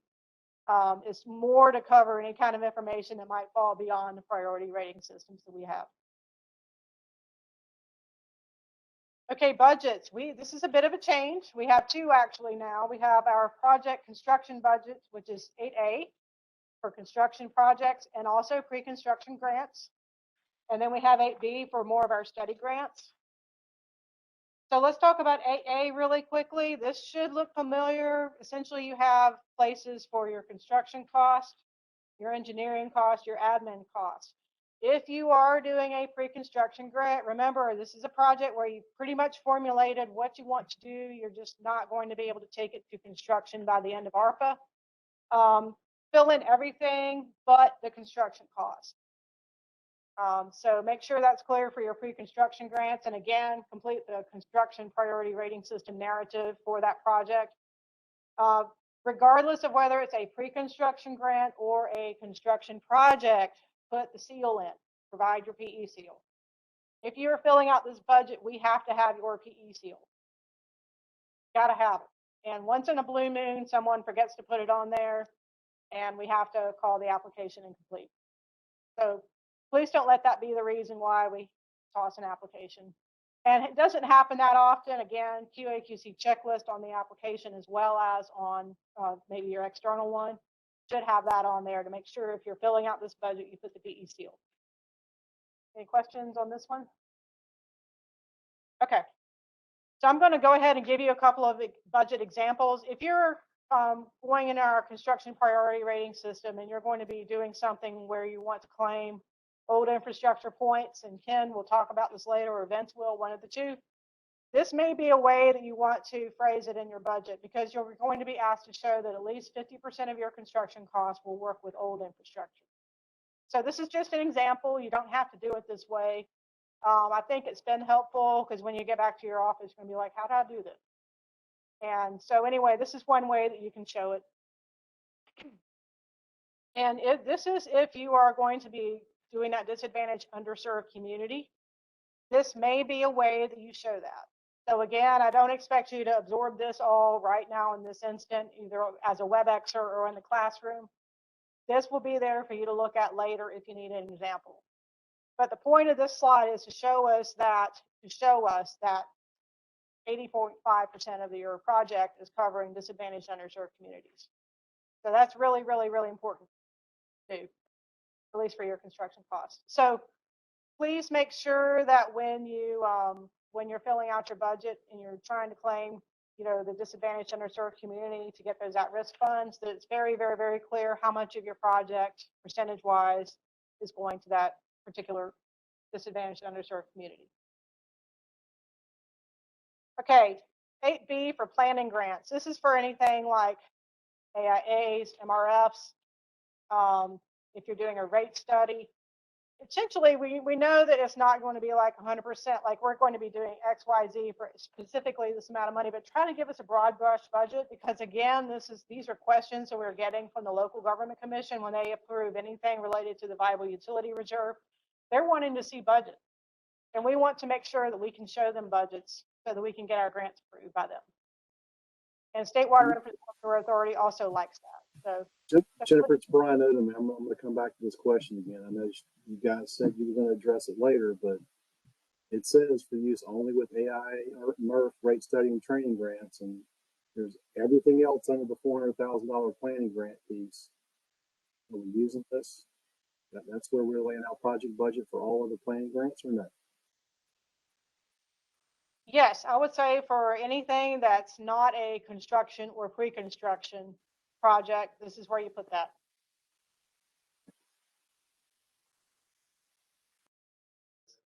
Yeah, so the question was, can this be used for anything that's like a planning type grant? Brian, is that kind of what you're saying? And the answer is yes. Yes, ma'am. That's the question. Right. Except for community may apply for a planning grant that's outside of the AIA and up to $400,000, and I just want to be clear that that's where this piece goes. It's not project specific. It may be something, again, generalized enough to be able to determine exactly what the project needs to be. Okay. So I want to make sure that I'm hearing what you're saying is that anything that's like a planning type grant that's outside of a pre-construction grant, this is where you put it. Is that what you're asking? That is what I'm asking. I just want clarity on that. Yeah. Yeah, this is where you could put that. Yep. And keeping in mind, again, the pre-construction grant will need to go on 8A. Understood. Because that will have to be sealed. Okay. Keep that dead horse. Okay. We good?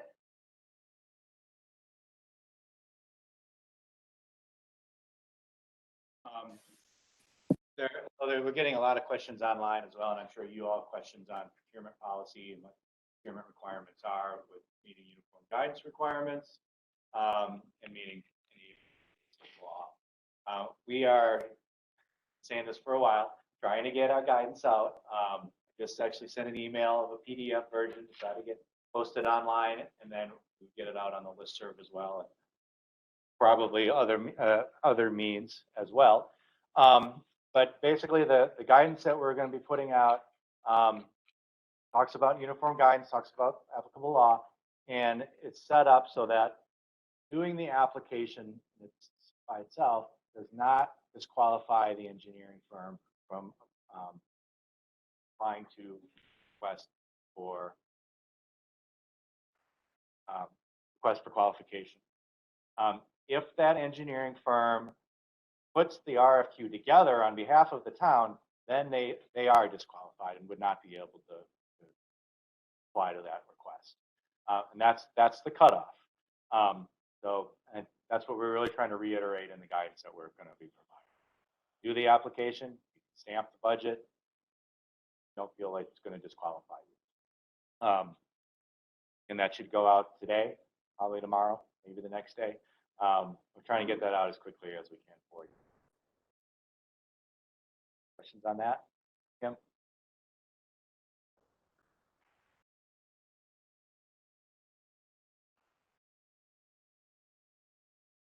Design, it does have language for design build, similar types of certifications and procedures.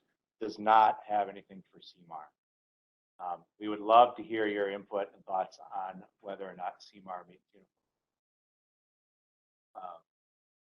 You need to update the guidance or add additional guidance.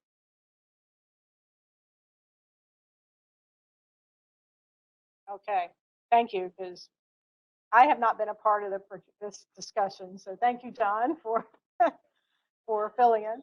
Yes. If a local government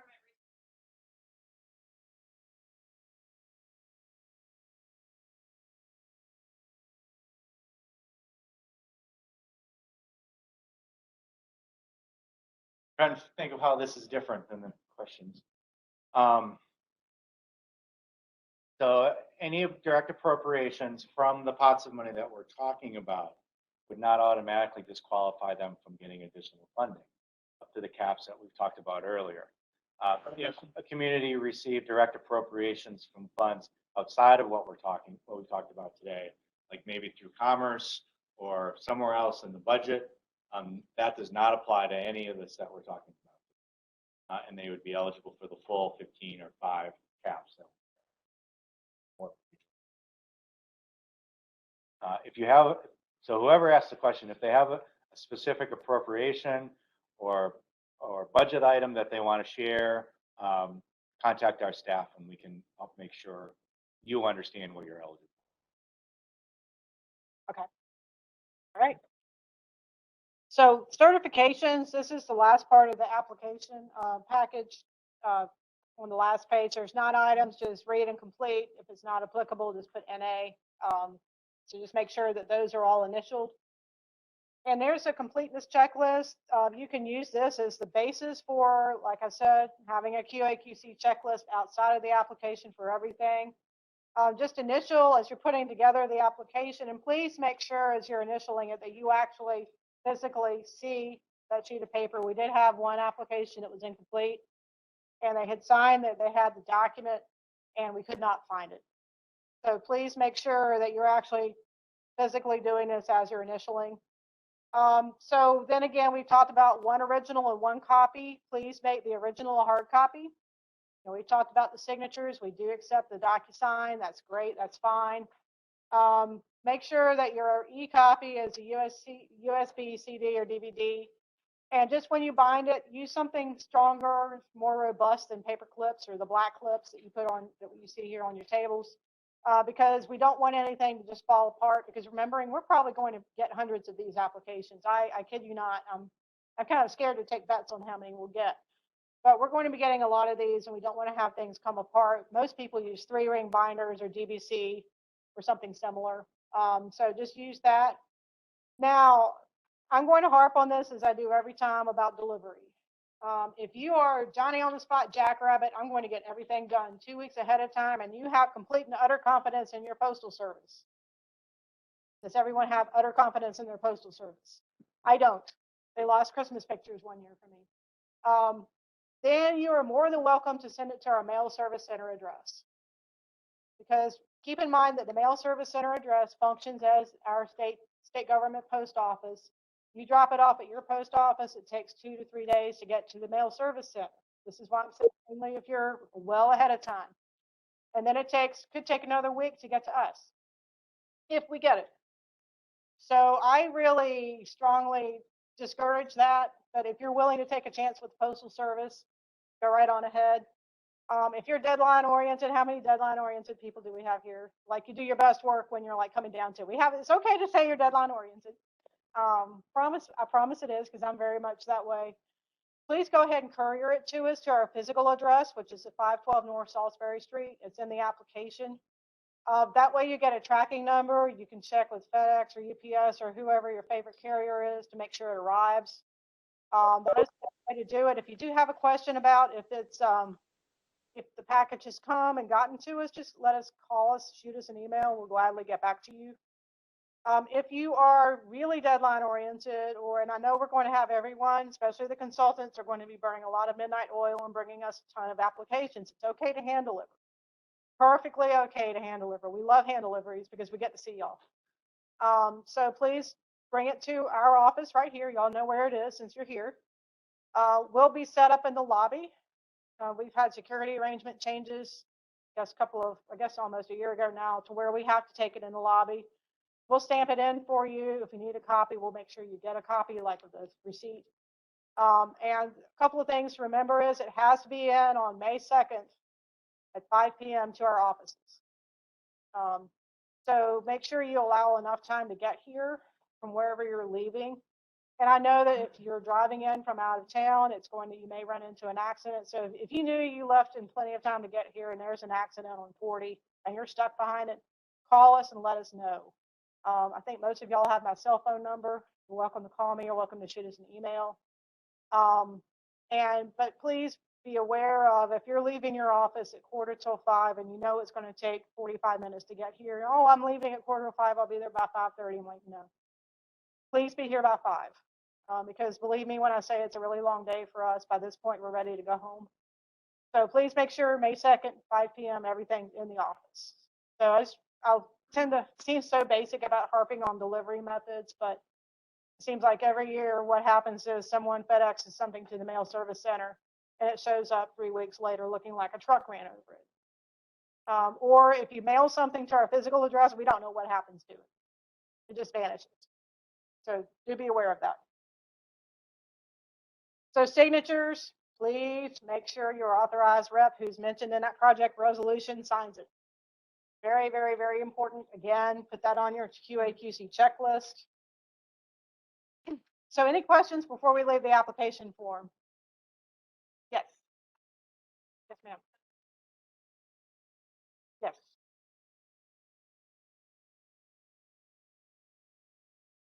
I would say we would take electronic scanned email signatures. Yes, that is. Again, sometimes when we have the CDBGI, I'm not going to try to throw that into the mix. It's not. But because we don't have that program this time around, any kind of DocuSign electronic emailed signature is. Just make sure it's signed, please. Okay, I'm going to zing through this next part because these are pretty quick forms. Not a lot of changes with this particular one. We just ask that this is the financial information form. Do not modify it. Use absolute numbers. I think we talked about that earlier. And make sure it's signed. So we ask for 3 years of information, the absolute values. Think about transfers. Be sure to put those on there. And again, don't modify the form. And a lot of times your finance officer will be the one to put that together. So make sure that that's passed on to it if you're a consultant working with a client. Fund transfer certification form.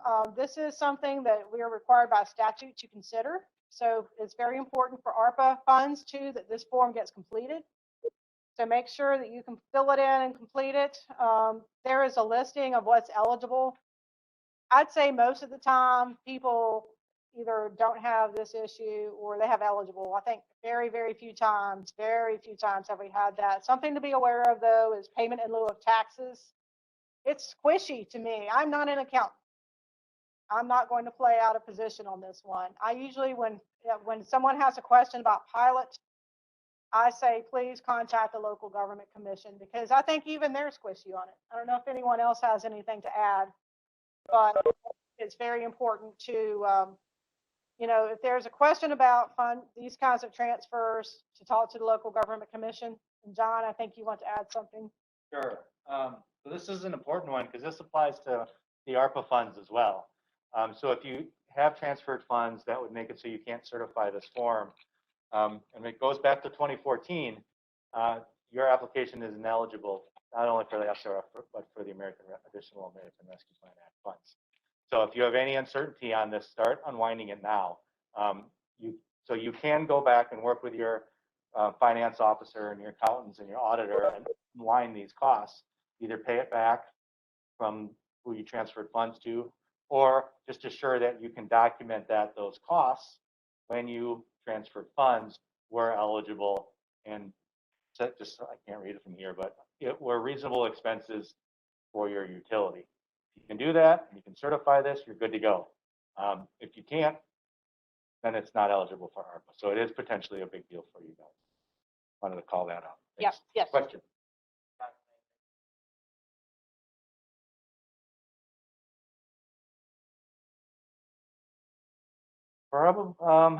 Yeah, that's the squishiness.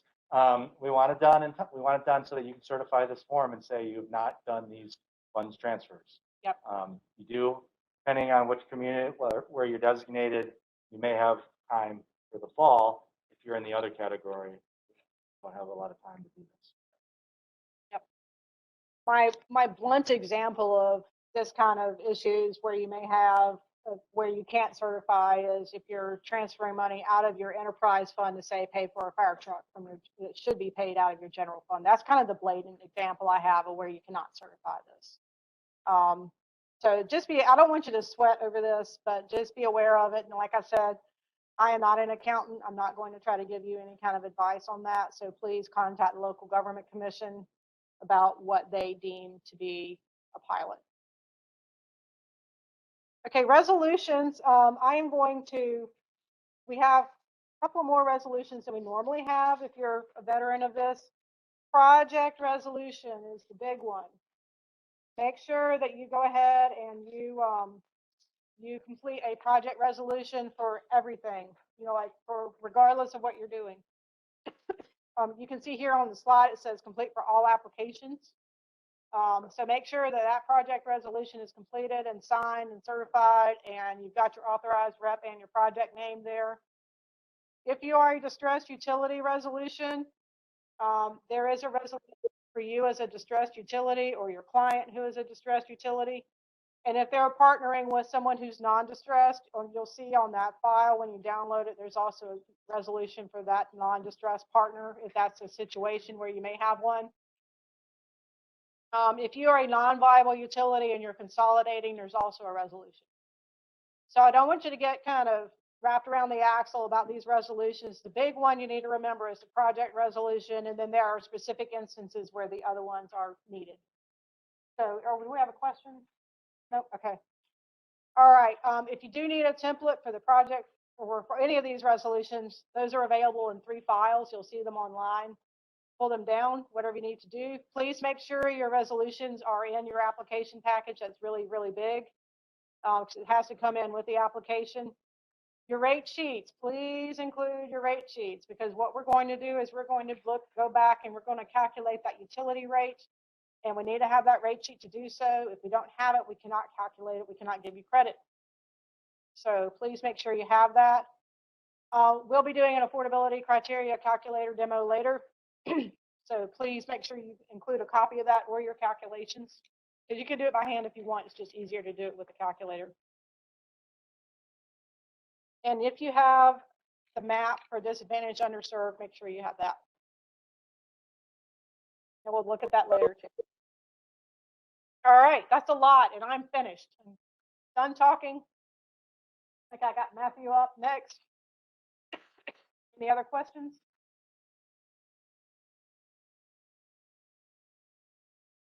If you have, like, if you're a town and you're wanting to submit 3 projects, you can list all 3 projects in your application or in your resolution. So say you're, you know, the town of, I'm just going to give Cary because I live there.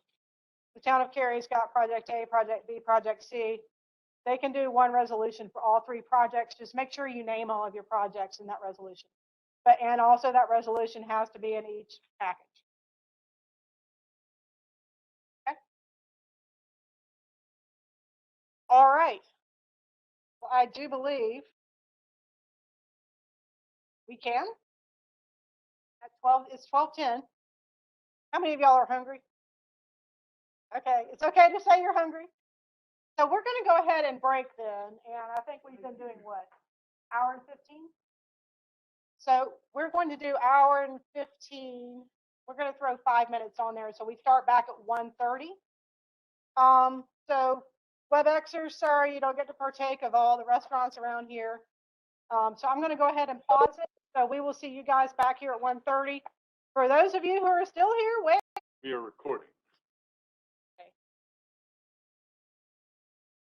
Oh, already have a hand raised. Hold on just a second. Man, they know what I'm going to talk about. You're just like, okay, there we go. Okay, you're good. Do we want to address the hand raise? Not seeing one? Okay, well, if you had a question and it's burning, please put it in the chat. And Susan will get to you. All right.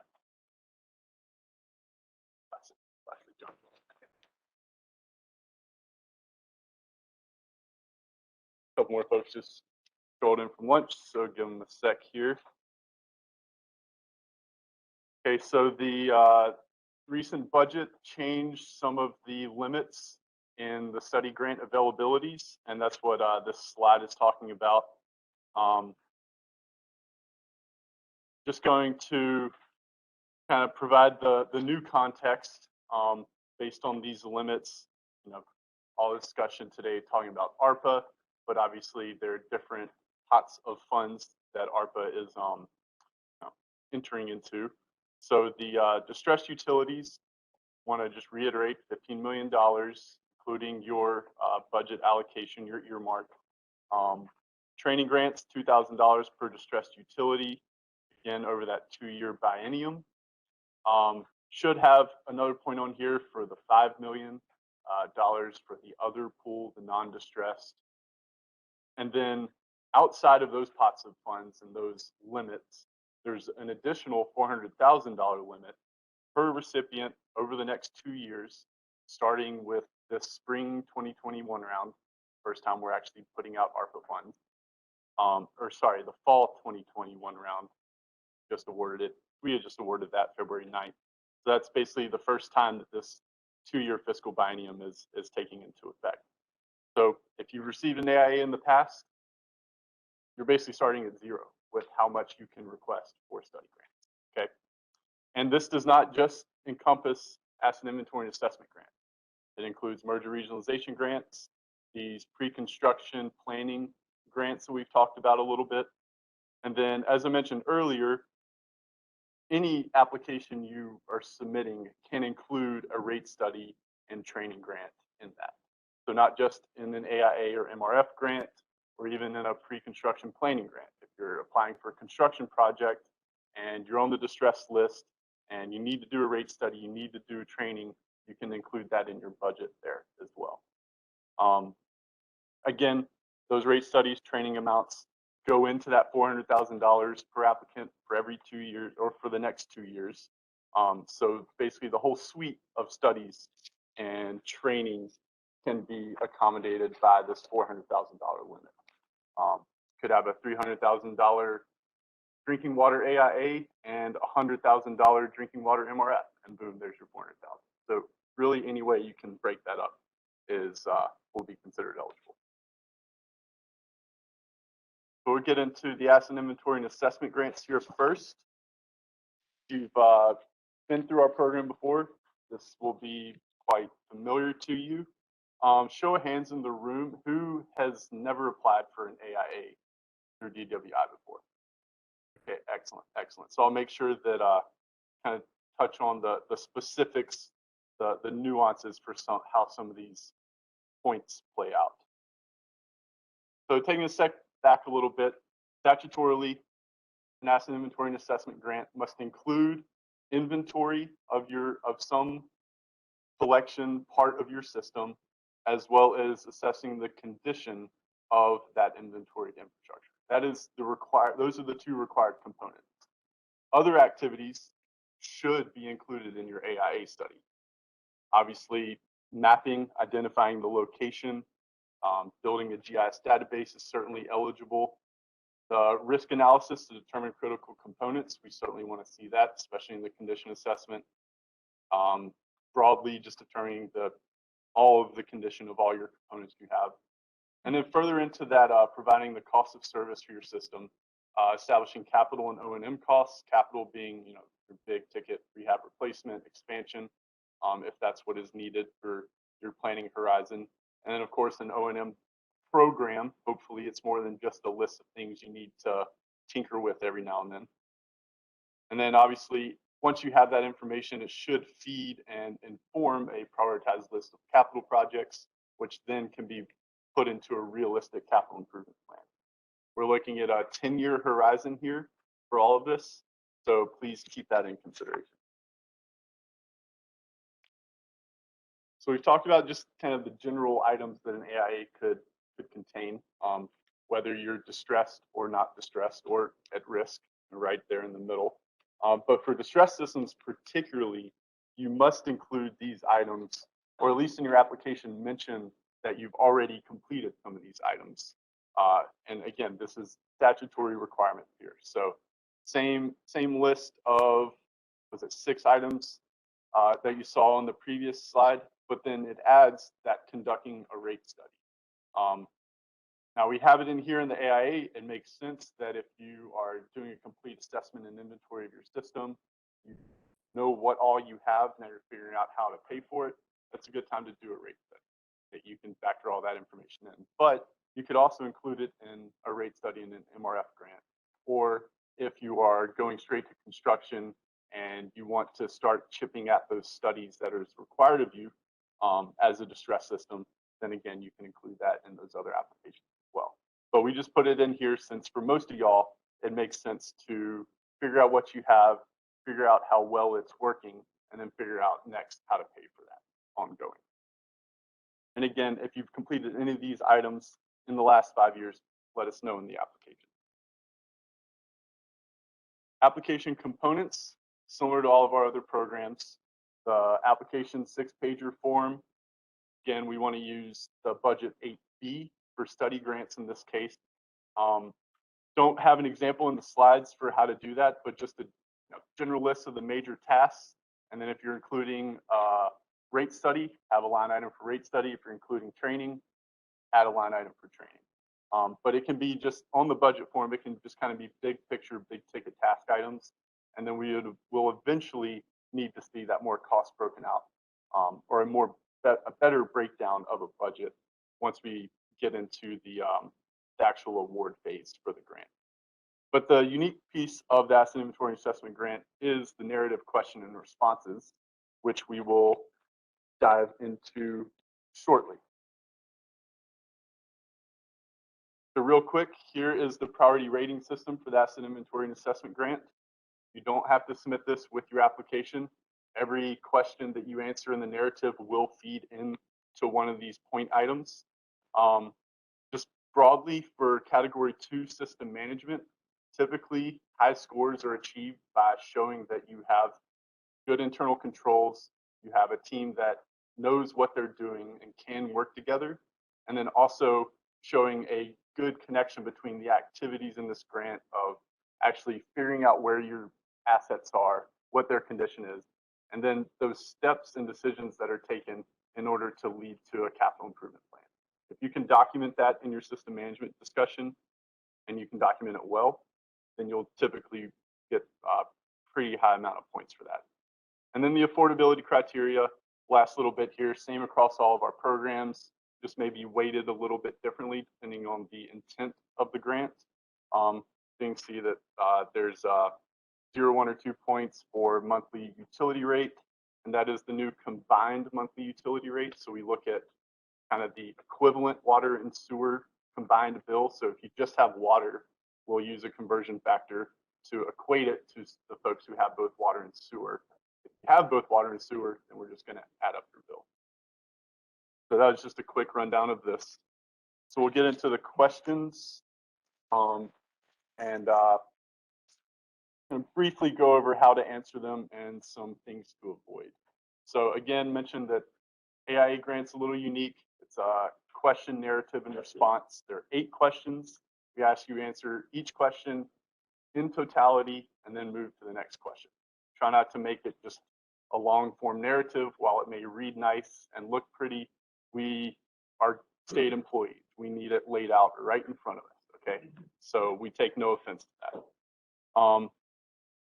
And then just really quick, line item 1A for 2 points is the distressed designation. It was an update from this past summer, and we included it in there since this is only the second time we've included it in our grant. So we're getting into the narrative questions now. So narrative question number 1, discuss your top 3 challenges your system faces in the next 5 years. What must directly relate those challenges to an AIA, and if you do so, then you'll typically receive a good amount of points. You want to make sure you consider a lot of the, any technical documentation to support your claims. If you have high I&I in your system, and you have high I&I, that's great. We don't know that just based on you telling us. Provide a hydrograph, provide data anytime you're making a claim. That goes same for NOVs, SSOs, approved supply plans, whether they're voluntary or mandatory, permit limits, water audits, again, I&I evaluation. Make sure you provide us the documentation we need in order to validate the claim you're making. And then here at the bottom of this, you see scoring rationale. In the guidance document itself, which is provided in the packet, you'll see a scoring rationale below each question, and that should help you find the barriers and kind of the guide rails of what scores well, what doesn't score well, so you can adjust your narrative accordingly.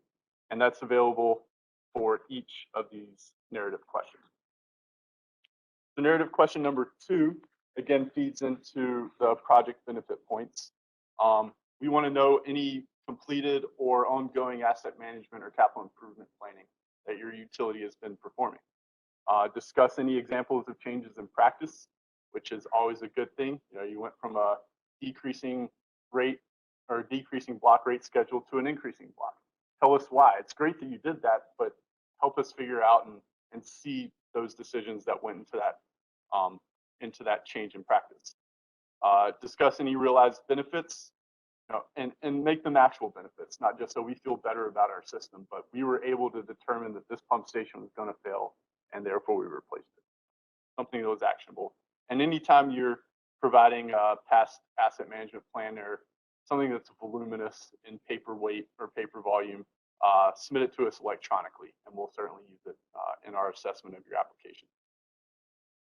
I see a question.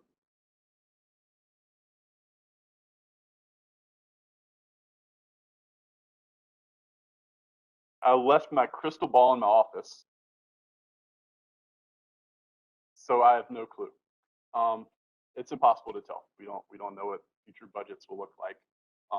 But that does bring up a good point. So, not just the $400,000 limit is now in place, getting rid of the 150 and 50 that used to be there. There's also no more limit on the number of connections, or there's no maximum on the number of connections an applying system can have. It used to be 10,000. That is no longer gone. So if you have more than 10,000 connections, congratulations, you're now eligible to apply for an asset inventory. So while I don't know what's going to happen beyond 2023, that is another item that we don't know how it's going to play out beyond 2023. But right now, that's what we're working with. So wanted to make sure. Oh, yes, got it.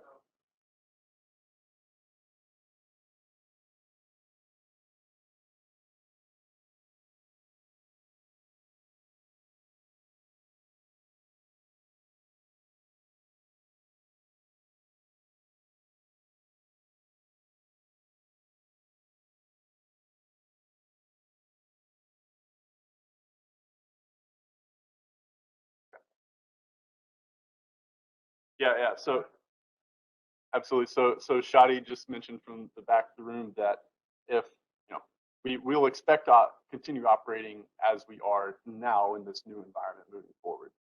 So again, tough to tell what it'll look like, but as long as funds are available and the statutes don't change, then these are the statutes that we'll work with going forward. Is there another one, please? Okay. All right, excellent. Great question. Moving on to question number 3, line item 2A. So now we're getting into the system management point. And again, want to make sure you connect the dots between having a team that knows what they're doing or will acquire the tools to know what they're doing, and then how that team will work in order to accomplish this project here. So question number 3 is really pertaining to more on this project itself. What is your team going to look like? How are they going to operate? Who all is on the team? We like to see a managerial, a financial, and a technical position on that team. If you can add elected officials who are actually going to be on the team, not just providing a rubber stamp, then that provides benefit as well. And discuss their experience and professional training.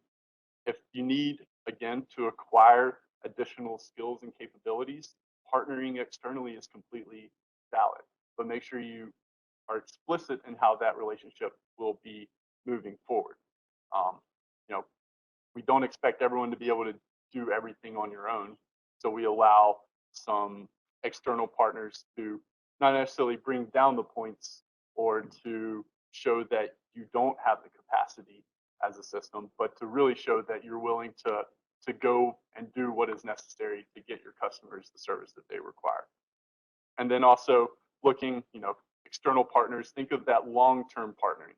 If you need to store data long-term, especially GIS databases, it can be expensive if you have your own server. It's not always feasible to have your own server. Maybe the county does, COG you partner with, or another resource agency consultant can provide those services.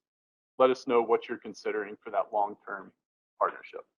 And again, I'll say it a few more times, please see the scoring rationale for specifics. So the rate setting process, question number 4. What we want to see here is that rates are regularly assessed and ideally increased on some consistent basis, that there's not just a big shock rate increase to your customers hoping to get your OR above 1. So make sure you consider capital planning, especially if you have a capital improvement plan. Mention it explicitly in this section that you have a capital improvement plan and that you use it. If you do, most likely you will get 2 points for this line item. If you don't mention a capital improvement plan, we will discuss ad nauseum what your intent was and typically defer to 1 point. So if you're explicit here, you'll likely get 2 points. If you don't have a capital improvement plan, that's okay. Tell us why not. Tell us what you do instead of having that capital improvement plan. How do you plan for those longer term needs? And we will take that in consideration. As you saw in the application form itself, there's a little section on the front page with your past 5 years of rate history, whether it's I think it's the percent increase and the bill collection rate. So we look for the AIA grants, we look at that information to kind of help suss out the validity of your claim here in this rate analysis section. So make sure, again, provide a copy of the CIP, provide any rate studies that you've completed, and tell us what happened with those rate studies. If you acted on them, if they weren't feasible at the time, if you're in year 10 of a 20-year rate study suggestion, then let us know. We like to see that. Question number 5 gets into the data management side of the project. And so we want to know how the information developed through the AIA will be used to develop and prioritize future infrastructure projects. And obviously, going down the line, how it will be incorporated into the CIP planning process. You may not know funding sources at this time, but at least give a general guess of, well, we know we can fund this with our own funds, this bond market, this would have to be grant. If you're already going through that that analysis, please include it in your answer to this question. And make sure you consider your level of service required to maintain and achieve viability. So why are you prioritizing project A over project B? Kind of give us a sense of your decision-making process there. One thing certainly to avoid is to avoid discussing general condition assessment method. At least over the last few years, we typically see a handful of applications in this section discuss just how to perform a condition assessment. And that's fine. It's good to know, but that's not directly tied to how your system is going to develop projects. Tell us your system's methods of doing so, and that will typically give you more points. Question number 6, again, going into the data maintenance and what to do with it now. So beyond developing your capital projects, your capital improvement plan, how are you going to build upon the effort that you've already undertaken with your asset management team? Again, here's where you discuss external partners for that ongoing data collection and maintenance. Your own costs, frequency, procedures, milestones. What are the triggers that you complete a project, you get the as-builts? How does that information get into your GIS database? Let us know. And again, consider your ideal level of service required to maintain and achieve viability. And then discuss your coordination between external and internal AIA team members. Just because you have a contract with the COG, and you say you're going to partner with the COG, it's not exactly sure what the COG is going to do or what you're going to do. So kind of start breaking out those delineation of duties in this section. Narrative question number 7. It's just a quick look at your past 3 years of operating ratios. Same calculations as all the other funding programs. Explain any discrepancies, especially if there's fluctuation. You'll receive the maximum amount of points if all your ORs are above 1. No questions asked. They're above 1, you get the full points. If it's all below 1, then typically we go with 0 points unless your rates are sufficiently high enough. And then if it's some mix, this is where the discrepancies must be discussed. And that will only increase your chances of getting the full 2 points when there's inconsistency. Make sure you show all of your calculations, or anytime we ask a calculation, specifically the rates and the operating ratio, that you show those in the narrative. Calculate out to the hundredths. That means round from the thousandths to the hundredths. And then again, see the scoring rationale. I kind of went over it a little bit. But anytime there's a discrepancy, please discuss it in the narrative. Don't expect us to see that, oh, you had a large capital outlay one year. Well, what was it for? We don't know. So here you see that calculation again, same across all the programs. This information should come directly, or rather must come directly from your financial information. So we'll certainly take that those past 3 years that you put on there, put them into this calculator, and we'll get your ORs. Do not use non-operating revenues or future revenues. We're all talking about what is actual and existing. If you have any questions on this, please let us know. Then last question is kind of a catch-all. Describe any additional benefits that you think your system would see by receiving this AIA grant. Specifically, flood storm vulnerability, hot topic right now. So make sure you include that. And then, of course, if you're distressed, please let us know. This is kind of where you can go into the steps you've already undertaken as a distressed community to kind of give that worthiness statement to the application. So that is the narrative of the Asset Inventory and Assessment Grant. Any questions on that right now?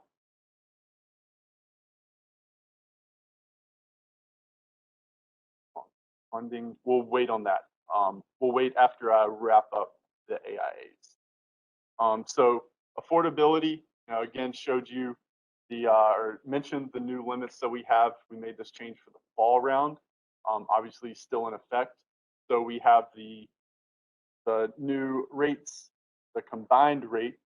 So that $107 threshold is effectively what will get you the points for the asset inventory and assessment grant. We go back right quick to the scorecard. So you see here in 2D, I think this was last spring's amount at the $47. That should say $107 per month on this. So I just wanted to point that out. It is correct online if you've downloaded the guidance and scorecard from the website. So just wanted to point that out. That's where the change here has occurred.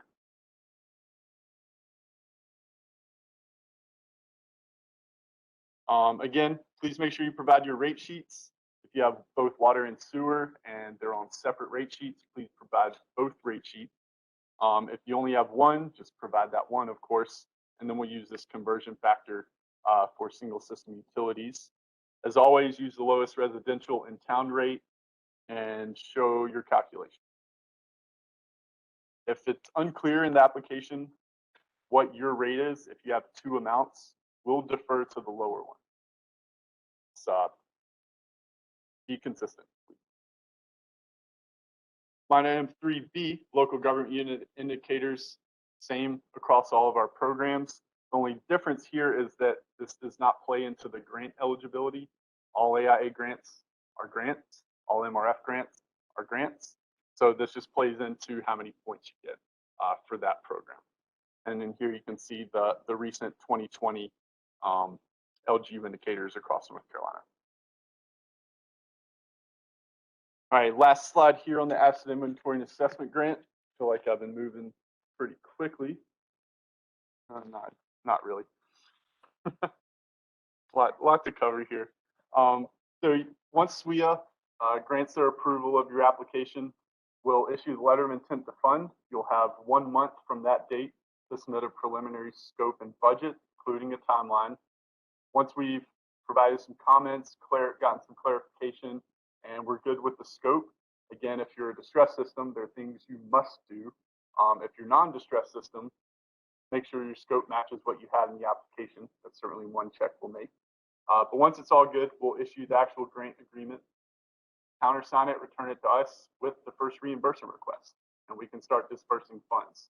You'll have 2 years from that date of the letter of intent to fund to draw down on the grant.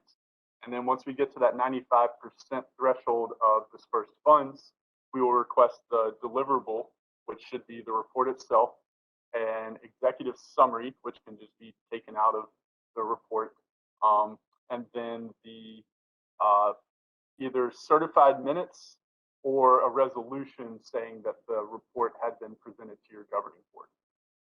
Once we have all three of those documents and that final request, we'll say, okay, project's complete, we'll disperse the last 5%, and then you can go on your way, hopefully having a nice, robust, or at least skeletal asset management program if you weren't able to get all the way to the end. So again, 2-year grant period from that letter of intent to fund date. Mentioned this at the beginning, want to restate it again. Every AIA requires to include inventory and assessment, and then the other components should be included as necessity dictates. Only a small percentage of funding can be used for software equipment. I can't say we have any explicit guidance, but it must be particularly related to inventorying and assessing your assets. So master meters, while great at helping you manage your capacity, but that's more of a system management type component, not necessarily an asset management component. So probably the most common questions, emails I get from active AIAs is on this topic. So please reach out to me. We'll work with you, make sure we come to a right agreement. But again, only a small percentage of funding can be used for this. So reach out before you pull that trigger on the PO. And then we should, well, both John and Vic are gone, so we should have an assessment guidance up from HDR on our website soon. Shadi gave a little eyebrow raise. So we will have guidance coming.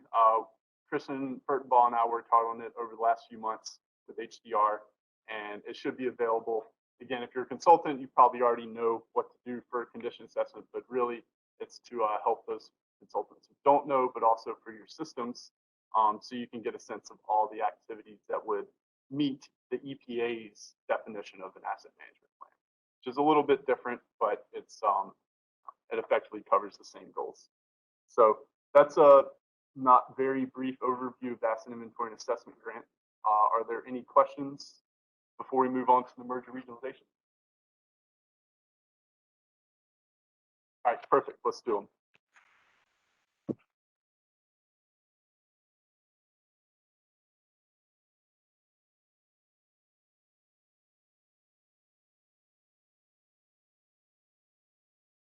So we hope to commit all of the funds for study grants by the fall round.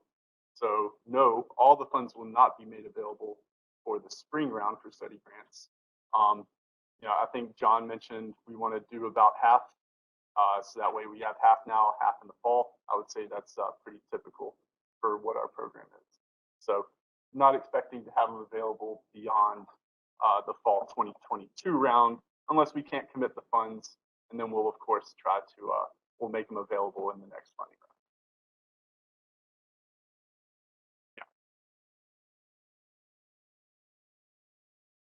round. Yeah, ideally we'll commit all the funds by the fall 2022 round. So we'll see how that happens.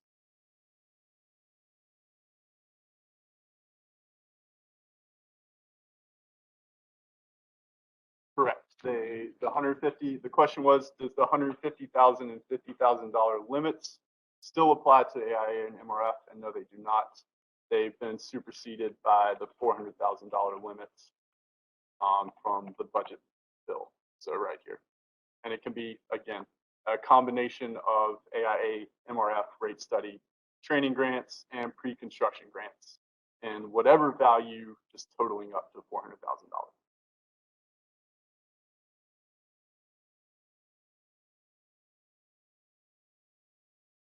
Absolutely, that's a great point. One that should have included on this, but yes, that's a perfect place to mention your at-risk status and steps that you've taken to achieve viability.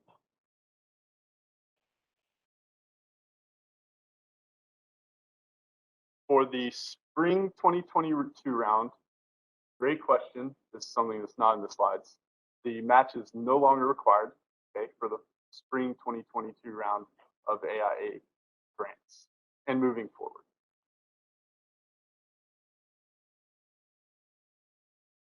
Yes, moving forward with the ARPA funding. If we do start getting the state reoccurring allocation again, then it'll likely be considered again. Okay. Oh, snuck it in there.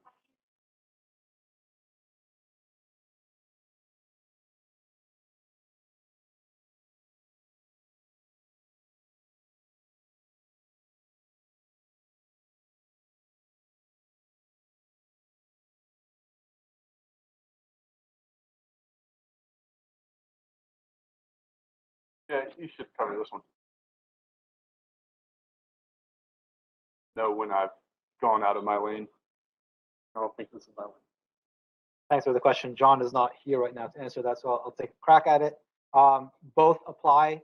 So the question is whether or not to use the assessment criteria score of 6 or more, or a residential number of connections, 1,000 or fewer. Which one should you use?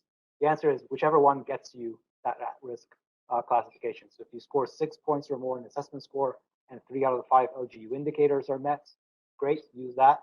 If you're 1,000 connections or less, or at least one, so so you're serving residential customers, fewer than 1,000 connections, and still score 3 out of 5 LGU indicators, use that. Either one would qualify you. In the affordability calculator, all that's already baked in. So we've revamped the calculator, and if you just put in all the information, it will help you. It will assess both of those conditions. We'll try to find one that would work for you.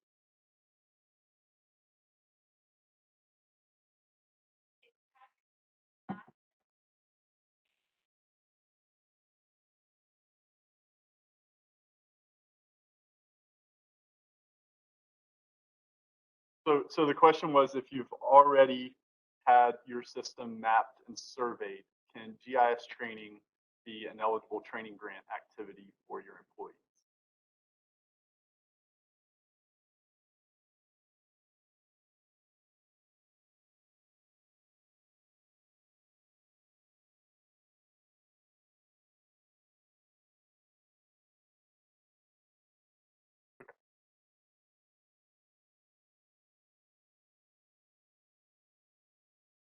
All right, I was sorry for those online. I was looking over Shadi, getting direction.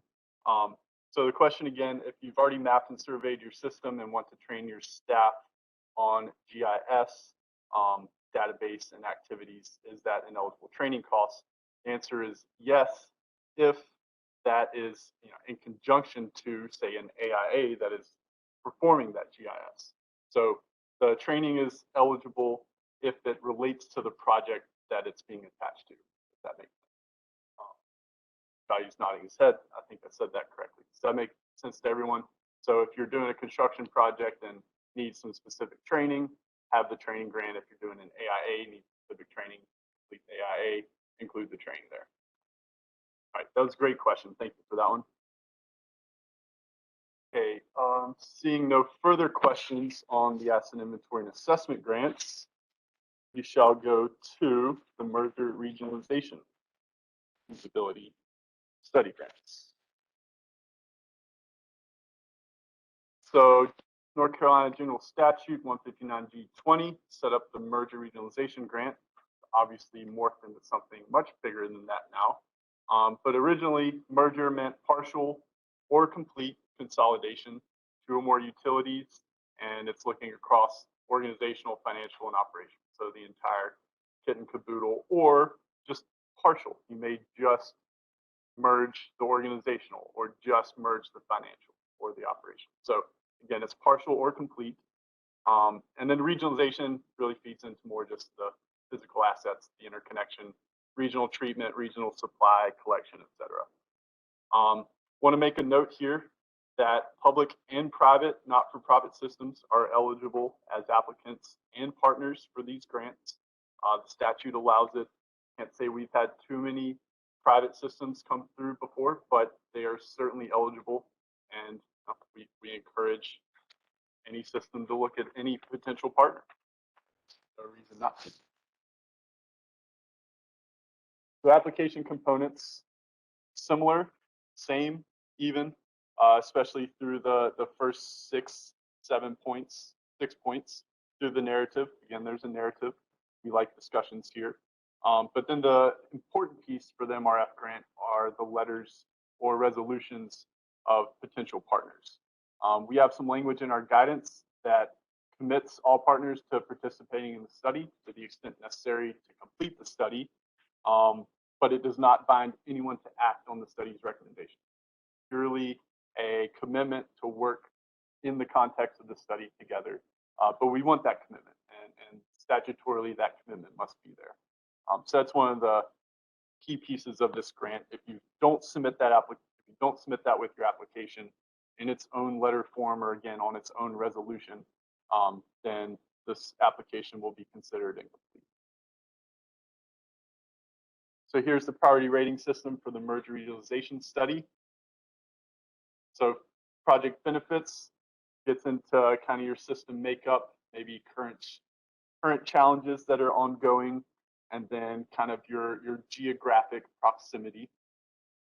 Second section for system management, where the AIA grant looked at how well you're doing and how well you think you know how to operate moving forward, especially in the context of AIA. The merger grant looks at the opposite. It wants you to talk about how much you're struggling, why you're struggling, and typically those will receive that closer to 2 points versus for line item 2A.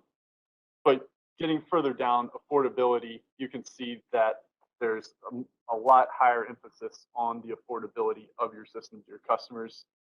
So really, that's where the ranking for these MRFs really comes to play, is in that affordability criteria, because it's weighted just a little bit more. So we'll get through the narrative questions real quick, and we'll keep on going. So the first couple questions, general discussion.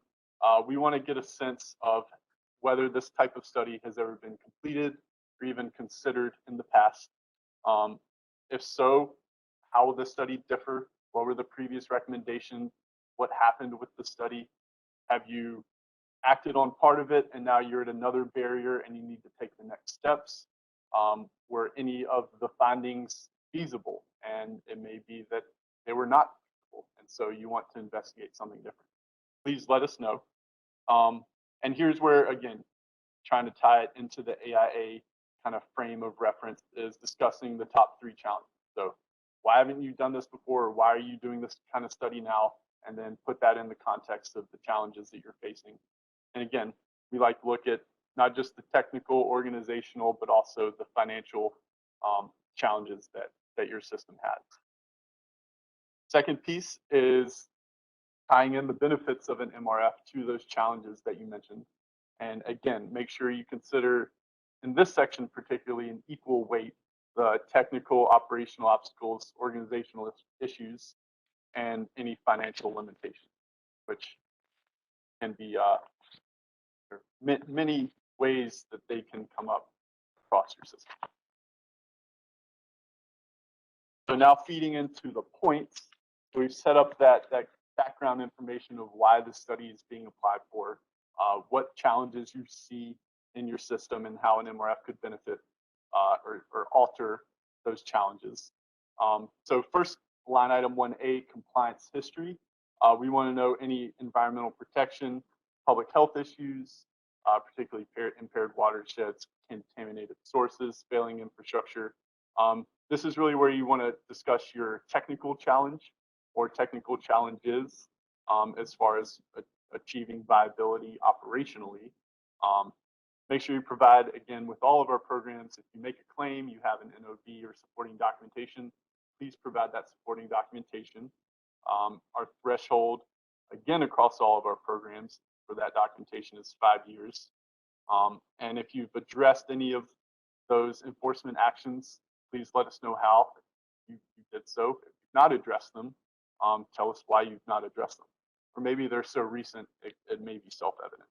But discuss any action that was taken to address any enforcement issues.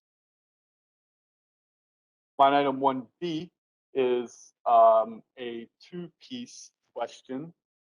The first one is related to proximity. So statutorily, one of the partnering systems of an MRF study must have adequate, this key phrase right here, adequate unallocated capacity to expand.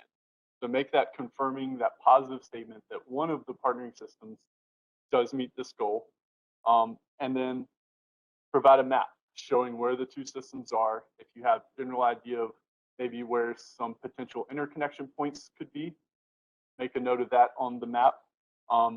But for the points wise, if you show that you are the 2 closest together systems, you will certainly be ranked a little bit higher than systems that are far apart.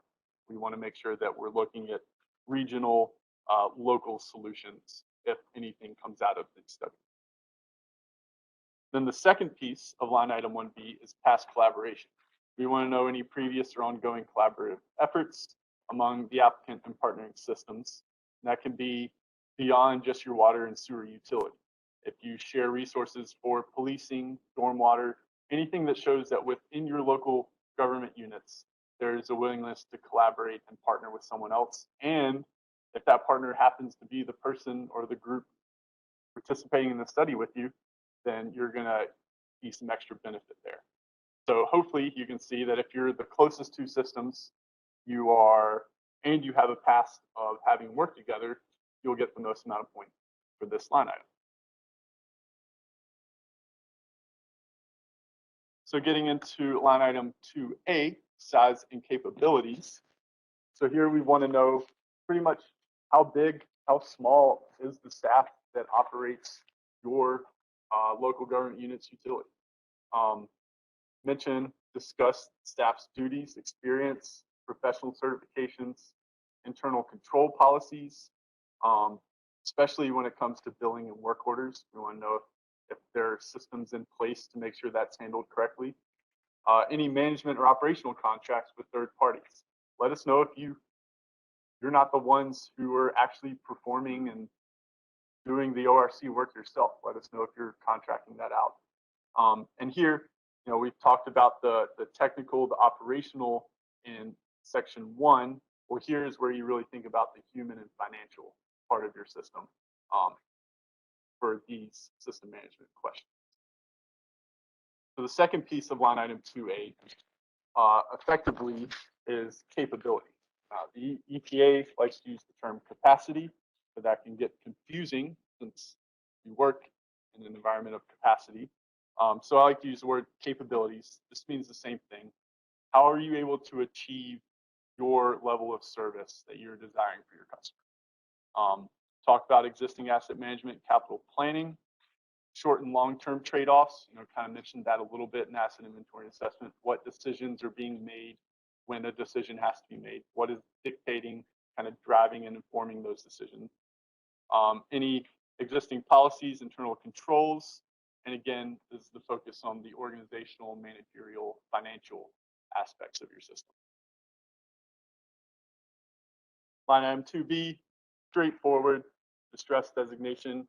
If you are distressed, please provide a copy of the letter and discuss the steps already taken to fulfill the VU requirements. Straightforward there. And then the last remaining line items breeze through in one slide because again, they're the same across our programs.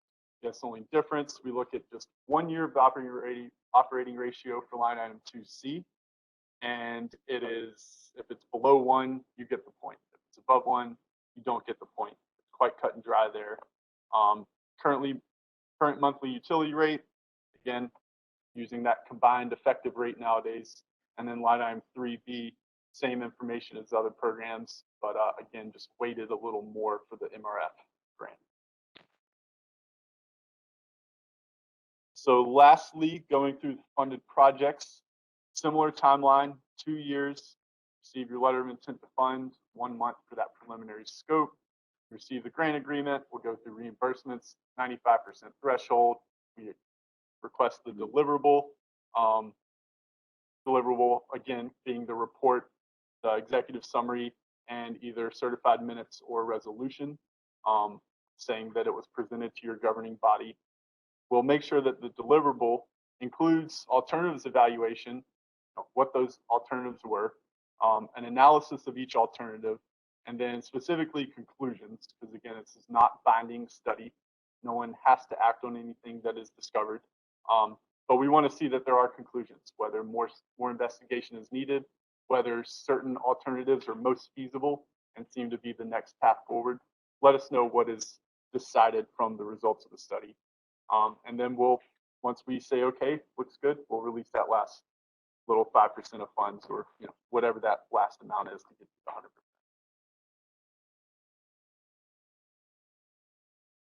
All right, that is the end of the MRF grant. Are there any questions? Yes, Kim.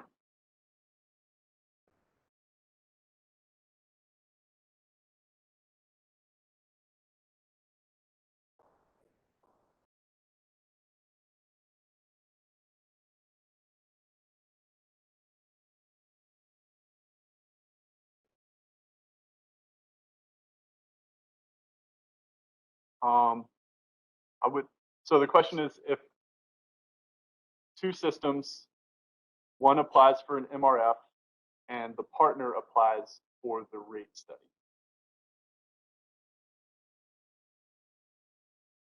The easiest answer is no, because the rate studies are not a standalone grant. So I would think we would want to see an MRF that had both partners in it, and a rate study was a part of that MRF grant. Now, the rate study can certainly be focused on one partner over the other, but we would want it lumped in with another grant. It's basically an administration challenge if we start doing individual rate studies and individual training grants. So I think lumping them together in a reasonable manner, and we can certainly work with what is reasonable there. Good question. there any other questions, Susan, online? Okay. Oh, yes.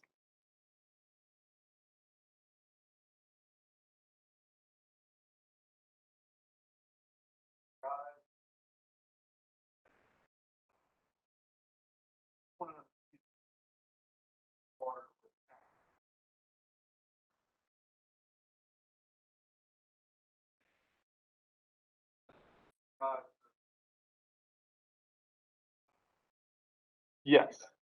Yeah, certainly. So the question was, does an MRF kind of inform, drive a likely merger with another system, or even just consolidation, regionalization? Yeah, and yes, it does. It's definitely that information tool to get you off the ground if you're just starting from bare bones, or even to investigate further if you already have some ideas. You know, a couple connection points, you want to see which is better, and MRF could certainly fund that investigation. Yeah, great question. Yeah, and again, that brings up a great point that I usually mention by this time, but with the AIA and MRF grants, there's no clean template for how to do one. Everyone is starting from a different place. Everyone's trying to get to a different place. Hopefully that place is viable, but it's not going to all look the same in the end. So other than just the required inventory and assessment in the AIA, do the other steps that get you to viability. If you already have a capital improvement plan, no, you don't have to create a new one, but update it with this information. That would certainly be a good way to go. If you already have an O&M program, well, obviously feed this information into the O&M program and it will be updated. So we're understanding that everyone's starting from a different place, going to a different place.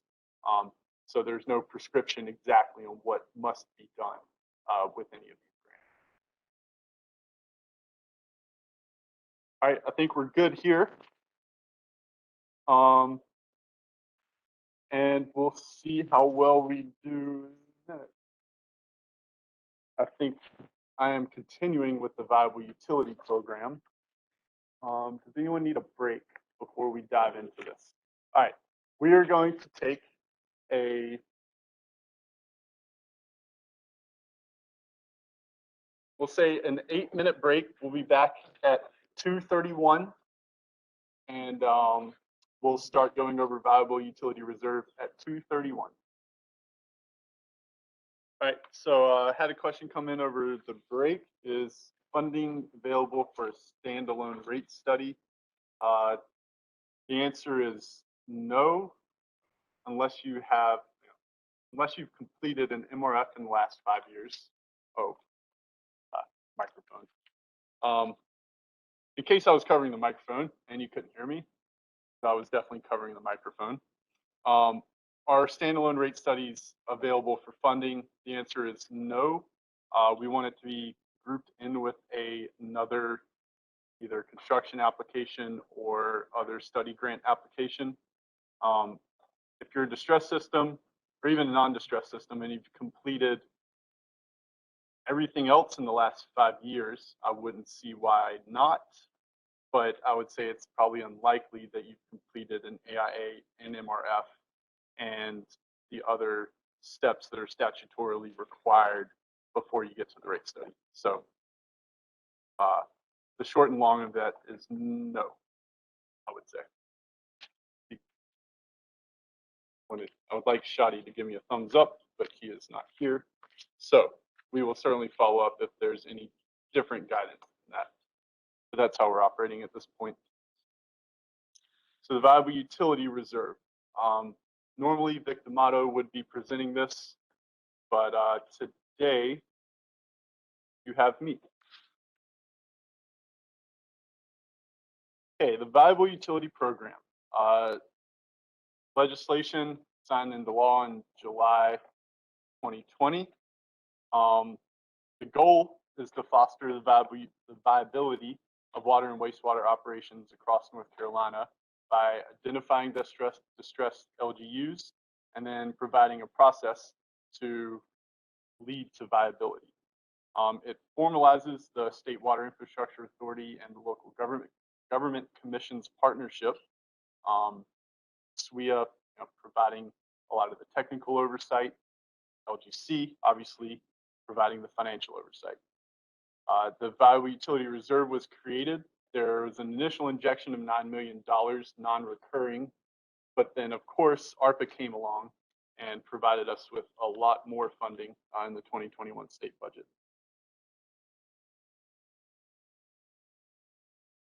So here you can see all the different pots of funds that are available through ARPA. Here, talking about the Valuable Utility Reserve, that's specifically for the distressed systems. So that's that $15 million cap we've talked about. There's $353 million available for all applicants. Again, looking to award, allocate about half of that in this round, and hopefully the rest of it in the fall 2022 round. And then you can also see the other limits that, or other pots of funds that are available across the state through ARPA, but we're just focusing on the Valuable Utility Reserve right here. So we did receive our first competitive funding application round this fall of 2021. That was just for study grants. We did not award any construction projects at that time, but construction projects will be available for funding, and those applications will be accepted in the spring 2022 round. Sorry if I'm just reading off these slides. Again, it's not my section, but I know it, I would say, well enough. But we've, as was mentioned before, I think John mentioned it, they're 95, maybe 96. Depends on how you cut it or the timing of when we're looking at this number. LGUs designated as distressed across North Carolina. And we are currently underway with a reassessment of this distress criteria, and we'll be recommending that to SWIA and LGC. One note to mention is that if you are distressed now and your reassessed is not distressed, you're still distressed because you were on the list, you've not completed the requirement yet, and those that funding is still available. So if you're just, if after the April 2022 reassessment, you're assessed as distressed, well then, of course, you're open. The funding through the Valuable Utility Reserve is available for you at that time. But if you're redesignated from distressed to not distressed, this funding is still available to you. And then further, for non-distressed partners, if you are addressing a distressed unit in a study grant, then the Valuable Utility Reserve funding is also available to you as well. It's matters a little less now that we actually have the ARPA funds, but just want to point that out. Non-distressed partners can partner with distressed units and get the same type of financial packages. For the distress criteria, there are basically 4 categories. The first category, the first designation, is that the LGC has taken fiscal control of the local government unit. They receive top priority in our criteria. The second is that there's been no annual audit submitted in the last 2 years. That's B2. And then we get into the different thresholds for points based on your system type for category 3. So there are 20 separate parameters, all values ranging from 1 to 4 points. All this is on our website as well. And if you are serving both water and sewer, then the threshold for getting distressed, for being designated as distressed, is 9 points. If you are only a single utility provider, that threshold is 8 points. And then if you have questions about category 4, please contact Vic or Shadi. Just as other information available, not provide any direct guidance there. And like I said, we're looking to reassess right now, and that will formally be completed in April of this year. So Valuable Utility Reserve funds, again, we're talking beyond study grants. Eligibilities include rehab and replacement, regionalization, decentralization, obviously studies, and then as John mentioned earlier today, the other projects demonstrating long-term viability. reach out to us if you have a project that could fall in that category, and we'll make sure that it'll be eligible. The funding limits for the valuable utility reserve for distressed systems and their non-distressed partners, if that's the case, then is 15 million per local government unit. Or if you're 2 or more systems looking at completely merging into one new system, that would allow up to $30 million for that regional partner. There's, again, that automatic $2,000 training grant that's made available. Just make sure you note it in your application. We are allowing SRF loans to be swapped with ARPA funding for eligible projects. Again, that will look, because we couldn't just go through and say, you have an SRF loan, do you want to swap it with ARPA? Yes, you do. Okay, we're going to the next. That'd be unequitable. So it is a competitive process. You must submit an application, state on your application that you want to switch out your funding package. And if it scores high enough, then we will be able to provide that for you.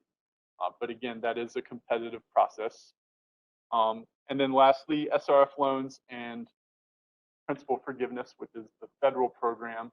Principal forgiveness being effectively grant, a zero principal loan, can be made available to fully fund or supplement funding if you're willing to accept a loan. So if we can only fund up to your $15 million limit, but you have a $20 million project and you're willing to take on that loan, then we can fund that difference with the SRF program. And it would likely come in the form with some principal forgiveness.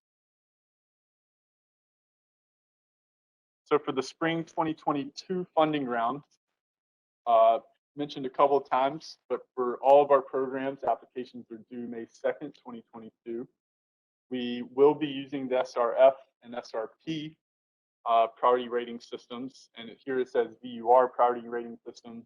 That's effectively the distress categorization and criteria. There's one single application for all construction projects. So if you want to apply for 2 or 3 projects, make sure there's one application for each of those. And then same for AIA and MRF. If you want to do both water and sewer, and you want to do both an AIA and an MRF, you'll want to see 4 applications. Yep, we can't combine the 2 grants. Funding recommendations will consider quantity and quality of the applications received. So again, it's impossible to tell how the funding will be broken down, how much we'll give to study grants for water, to MRF grants, to non-distress for sewer. That's impossible to tell. It depends on what we get in the application round. But then eligible projects not funded or partially funded, that remaining amount, if they are partially funded, will be automatically reconsidered in the fall 2022 round. That's our standard policy. So if you were unsuccessful in the fall 2021 round, then you will be reconsidered for the spring 2022 round automatically. Again, well, looking forward to the fall, actually, September 30th, 2022 is our deadline. And again, we anticipate 20 to 40% of ARPA funds to be available, depending on things that we don't know of right now. Are there any questions?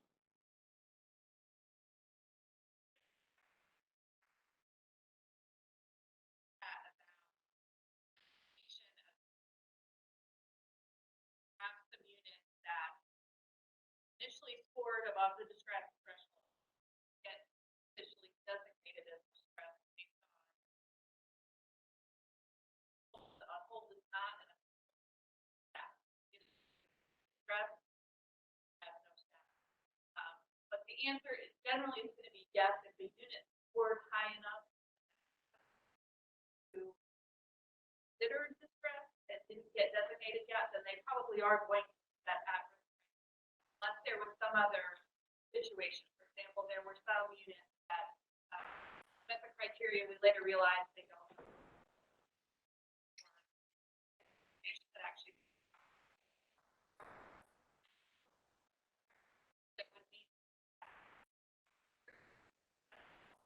those that scored high enough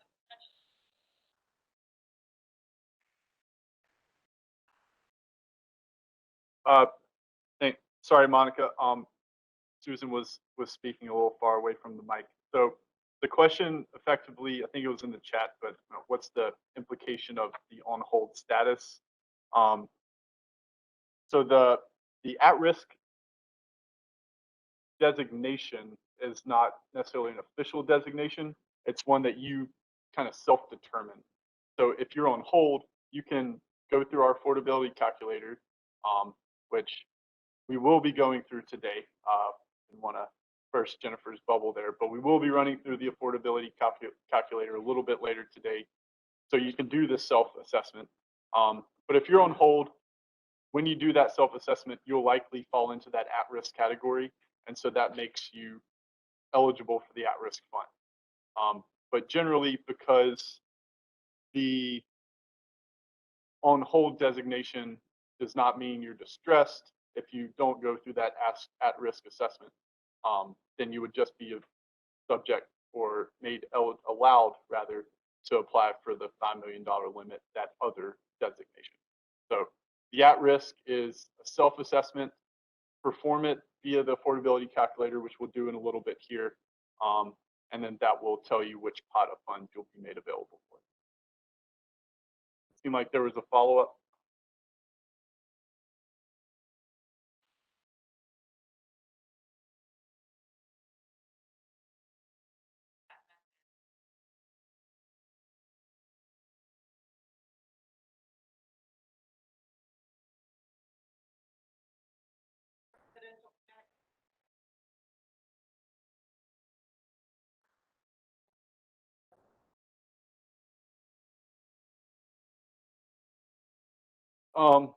Yeah, so the follow-up question about being at risk but a wholesale provider. So we don't have any residential connections. The at-risk assessment is based on having residential connections, at least one and up to 1,000. So no, you would not be, that system would not be eligible to apply for the at-risk funding for that round. But obviously the $5 million limit still applies. And then as funds are available in the subsequent rounds, additional funds could be made available to you. Really quickly, if you're a wholesale provider, so like Matthew said, your residential connections are 0. So, there are 2 methods to be considered at risk. There's that one, the number of service connections and the LGU indicator. So that route would not work. The assessment score route and LGU indicators would work. Thank There you. you So go.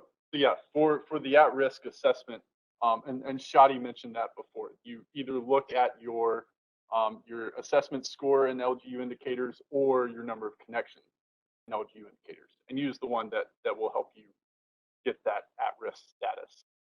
That's the one that we will take. So great question. Any follow-ups from the room? Okay. One more. All right.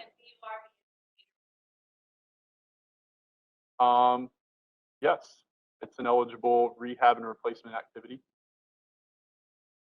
Oh, sorry. Commuter replacement projects. Are those eligible through the viable utility reserve? And yes, they are. They fall under rehab replacement.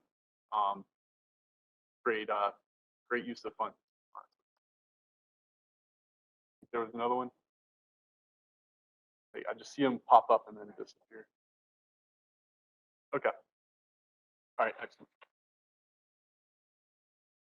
All right, the designated distress. So if your unit has been designated as distressed, there are requirements that you must meet and complete. These are all in the statutory language. Scotty just said something. I wanted to read it for the room.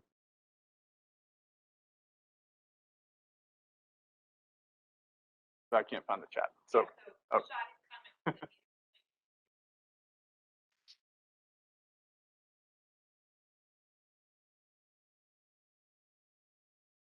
So to restate that, meter replacement is eligible, especially in regards to performing a water audit and getting all of that validated data for that audit. So thank you, Shadi. So for designated distress, you're required by legislation to complete a certain number of tasks. Those tasks are from the statute in bold here on this slide. So we've talked about the asset assessment and rate study, the training and education, action plan, short-term and long-term plans is what that action plan should encompass, and then a long-term financial management plan to ensure sufficient revenue to fund your system, for your ongoing maintenance. So these are items that are certainly all in the statute, and we've discussed the AIA and rate studies, how kind of depending on the timing of when you're gathering information and what the next steps are, will kind of dictate when that rate study falls into place. Training and education, obviously we've mentioned, can play a factor in a construction project if it's related to that, or just that general board education type training. And then the action plans, short and long term, the division, we feel like the short-term plan is covered well through that asset assessment, the asset inventory and assessment, the rate study, and then some type of merger regionalization feasibility study. Not that you're looking at merging or looking at regionalizing, but again, it's just to investigate alternative forms of service or better forms of service that your system can control. But then the short-term and long-term action, the long-term action plan rather, we are developing guidance on that right now. It's one of the many things that will be posted to our website imminently, but it does look at that longer-term 10, 20-year horizon beyond just kind of the 10-year horizon that we focus on with the AIA and short-term planning. And then, of course, the financial management, that long-term piece will probably coincide with an additional rate study to really get to that granular, here's what we need to charge our customers to be viable. So for study grants, already discussed this a bit in previous sections, but want to reiterate it again.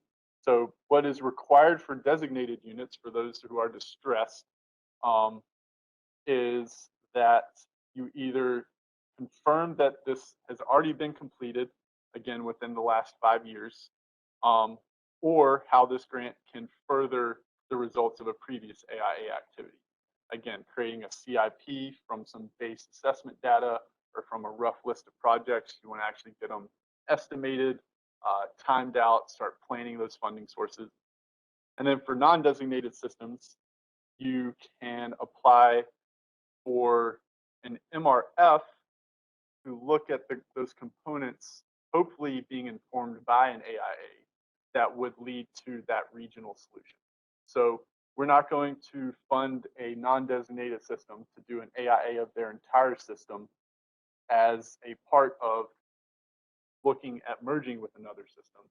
We're going to want you to look at those components, maybe the treatment plant, if you'll be a regional treatment provider, or if you'll be a wholesale bulk provider of water service, that you have that interconnection is in a good place, good condition.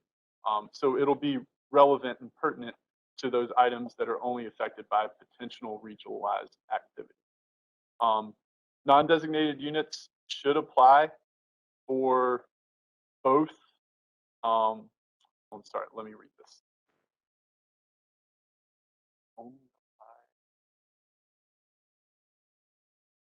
Okay, so this just reiterates what I said. So if you're non-designated, you're partnering with a designated unit, you can apply for a VUR AIA and an MRF, but it has to be related to that partnership.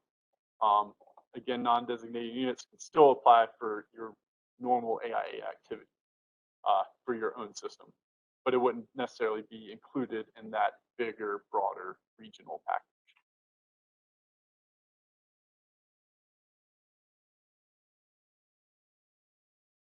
Again, for MRFs, just a little more specific on what is eligible and what is to be expected.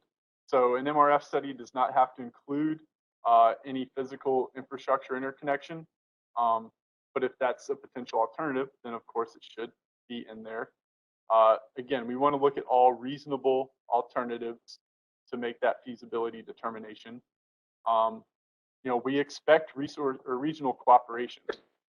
This can't just go at it alone to say I'm going to merge with the system without that other system even knowing, or vice versa. We want to make sure that conversation gets going before the application is submitted. And if you are looking at an MRF study, particularly with a mix of distressed and non-distressed systems, that you identify a lead, typically one who has the management and technical capacity, but it could also be a cog or whatever arrangement you would like that makes sense. And then lastly, and most importantly, there are 2 resolutions in your handout today. One is for a distress system and one is for a non-distress system. And these are the applications that we'll need if you are distressed applying for distressed viable utility reserve funds, or if you're non-distressed but partnering with a distress system applying for viable utility reserve funds. You'll want to make sure you provide either or both of those resolutions with your application. So you already have your normal standard application resolution. You'll also need to apply to include that one of those or both in your application as well. I want to make sure that's clear to everyone.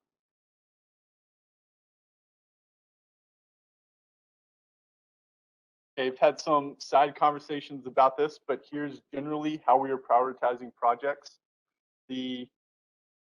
So when we receive these AIA grants or MRF grants, study grants, we will go through the full scoring process.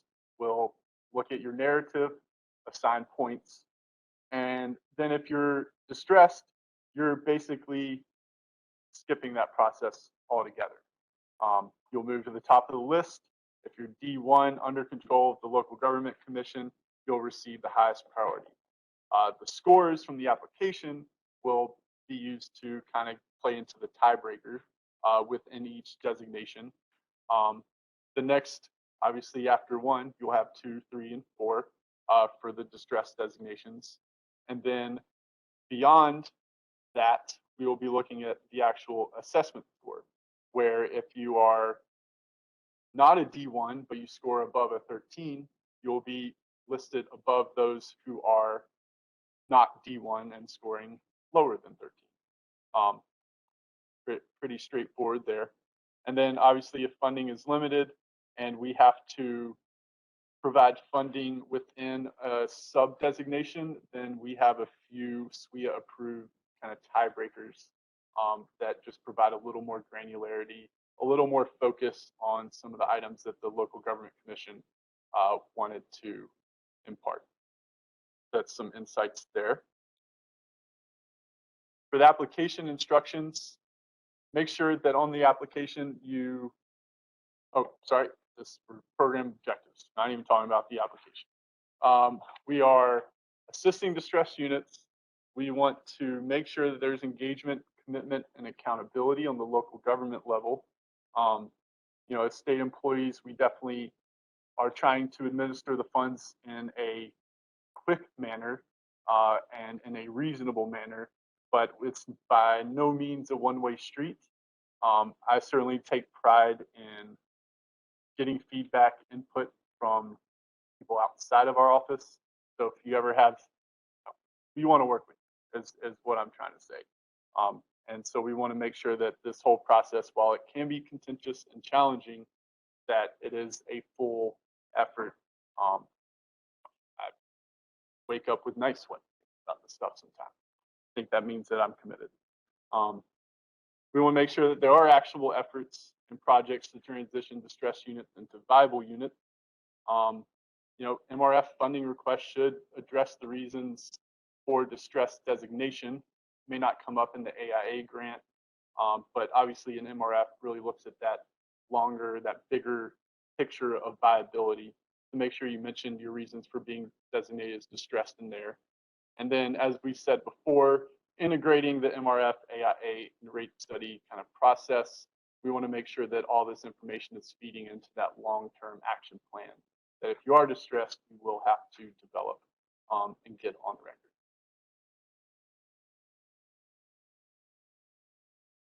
So here's a nice little infographic of a collection of systems, 3 that have been designated as distressed, 1 that has not been designated as distressed, and how kind of an AIA rate study MRF suite of study grants could really look.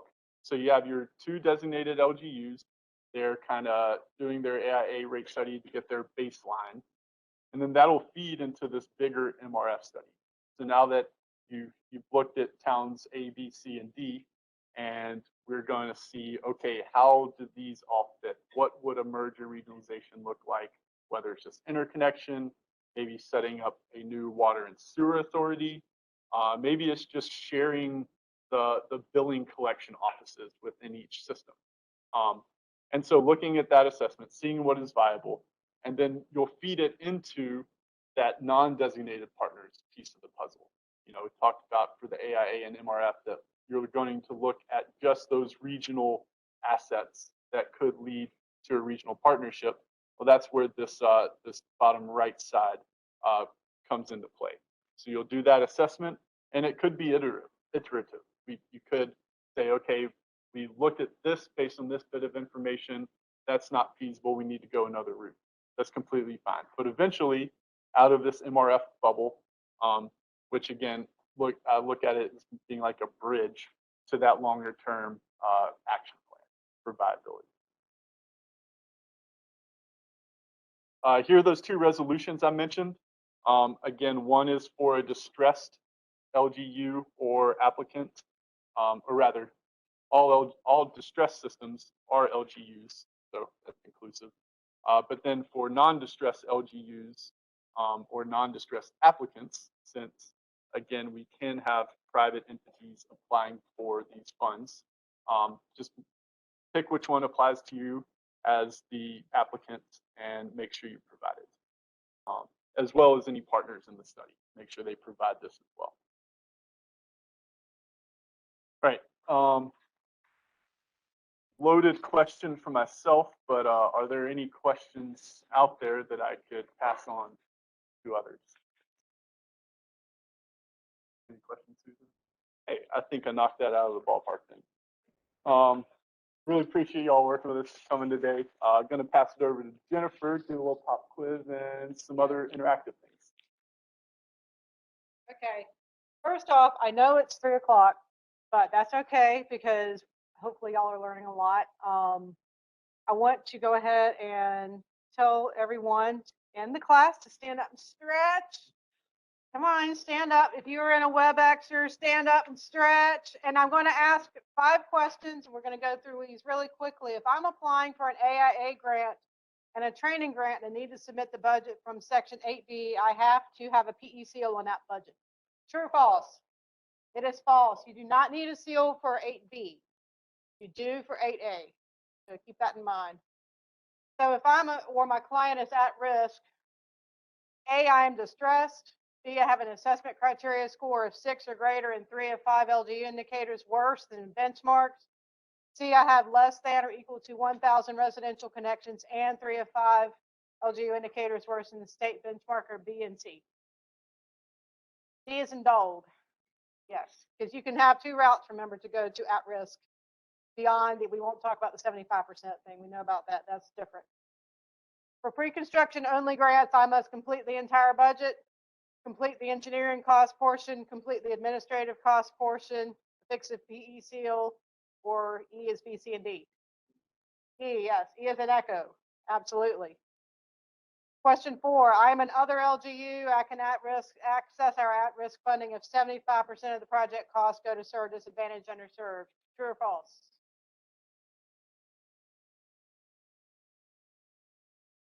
True. Yes. Remember, because we know that other pot's really small, so we want to give everyone a chance. Finally, the last one, if I am distressed and will receive funding from the VUR portion of Arpa, I have a $400,000 grant limit for study grants. True, false? True. All right. Everyone sit down. WebExers, sit down. Thank you, guys. I wanted to get y'all to stretch.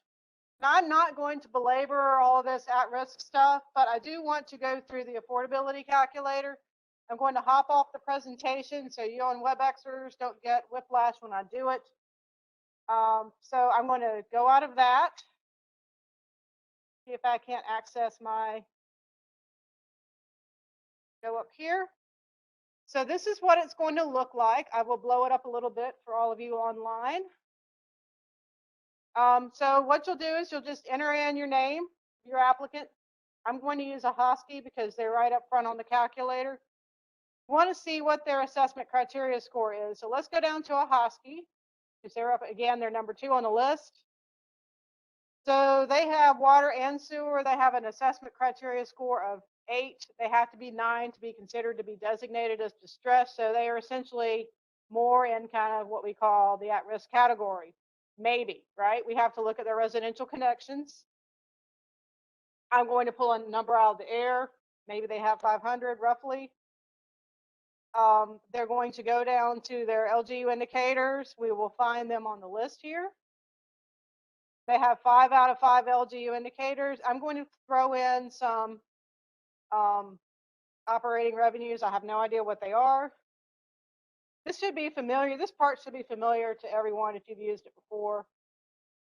Expenditures, debt principal. I'm being really imaginative here with my 500s. And then project cost, I'm going to say 2 million. Well, that's 20. That's too many.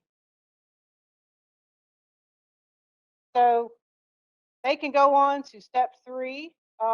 They're a combined water and sewer provider. I'm pulling their numbers out of the air for water. And then for sewer, we're just going to say 60. So then you have a lot of language here about the ARPA. If they, let me see, should pop up at risk. It's been a while since I've looked at here, but for the principal forgiveness part right here, they're eligible, say, for 50%. So this should be familiar if you've used our calculator before. Okay, there we go. Thank you. Yeah, so they changed the language a little bit since I looked at it last time. So this will pop up here in the blue box. Thank you, Ken. That will tell you, hey, I'm at risk, because we know that they met, Hosky met it because of their assessment criteria score and the number of connections most likely, and also they had 5 out of 5 LGU indicators worse than. So that is a very quick tour of the affordability calculator. I think it's pretty much self-explanatory. For those who have used it before, it's a little bit different. And those of you who are veterans of the affordability calculator, have you ever had any issues with it being not intuitive? Okay, great. Okay, so I am going to go ahead and just close out of that and pick up the presentation again. And we're going to step into, if I want to make sure, okay, WebExers, hold on just a second. So I'm going to go ahead and go into the community mapping system. So I put on the slides kind of what to expect, A, in case we didn't have internet access, because we're doing this all over the state, and that actually did happen last week. But B, so you'll have this when you get back to the office. So what you want to do, go into this website, and I'm going to go ahead and click on it. We'll see if it actually comes through. Yes, it's loading. You'll see a web page that looks like this. And what you want to do is say, use the community mapping system. You click on this blue button that's right below the state right there. That will take you to the system. And this is what it looks like when you get there. And it may take a moment to load. I hope this loads. Let it load. Okay, why is it not loading? Okay. Now, for some reason, of course, it decided it didn't want to play nice today. Let me try it one more time, and then we'll go back and just give up on it. But anyway, okay, I'm going to have to get out of that. I can close that down with, okay. So let me try it one more time. Click on here. And if it doesn't play nice, and I'll just show you what it should look like. All right, it's not wanting to play nice. So what will pop up is, I hate it whenever this happens. It works whenever I'm not trying to present it. So what you'll do is you'll click that little button, like I said, right here. You'll go to accept the terms and conditions, of course. And then there's a little legend button down at the bottom of the screen. You can see it right here, but it's this one right here. It looks like it's got stacks of or squares on it. Click on that legend button and that's going to pop up. And what you want to do is you want to turn off, unclick all of the buttons except for the last button. Because remember, this is for all of the permitting programs in DEQ. And when you start scrolling in, you're going to get covered with dots. And what you want to get to is the last part on the legend will be these underserved areas, and they will all be purple like this. So whenever you see anything that's purple, this is what you want to look to when you start zooming in. And then you will find, what I suggest is you can print off this page, draw your project in. We want to see where the project is located geographically. So we're fine if you take a marker and draw it in. And if you have a question, I'm sorry, this did not work. It's frustrating to me that every single time I want it to work, it does not work. If you have questions about how to work this when you're doing that, I'll be glad to arrange a Zoom call, a WebEx call, and we can work through it together.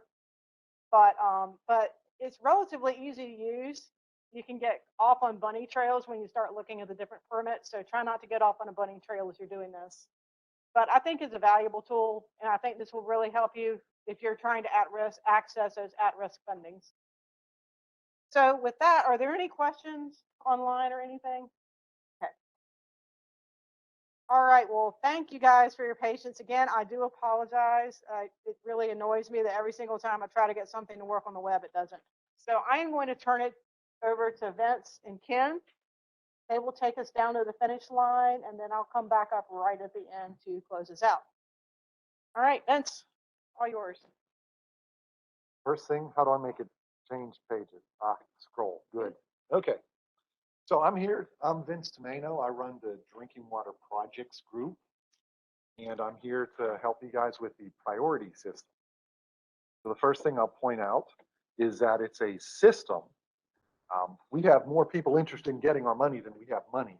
So we have to systematically prioritize some projects over other projects. And this is the system that we use.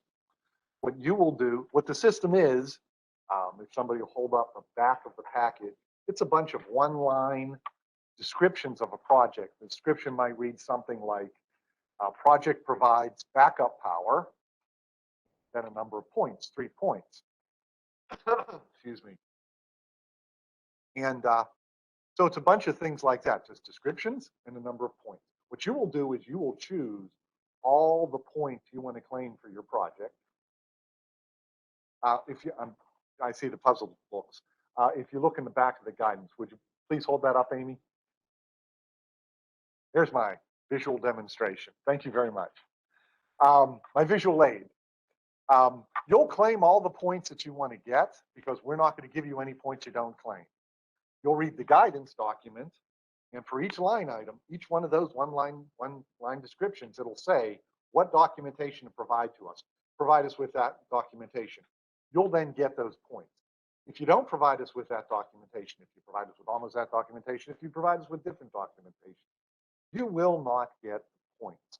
If you think you have other documentation that proves that line item just as good as the documentation we asked for in the guidance, then talk to us ahead of time, because the answer is maybe. We're interested in if that line item, that description really applies to your project.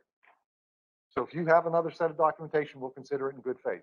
But if the first time we see that other set of documentation is when you submit an application to us that we didn't know about this alternative documentation, well then, you, my friend, will not receive those points. We take the guidance literally. So please do so yourself. Ask questions if you're unsure.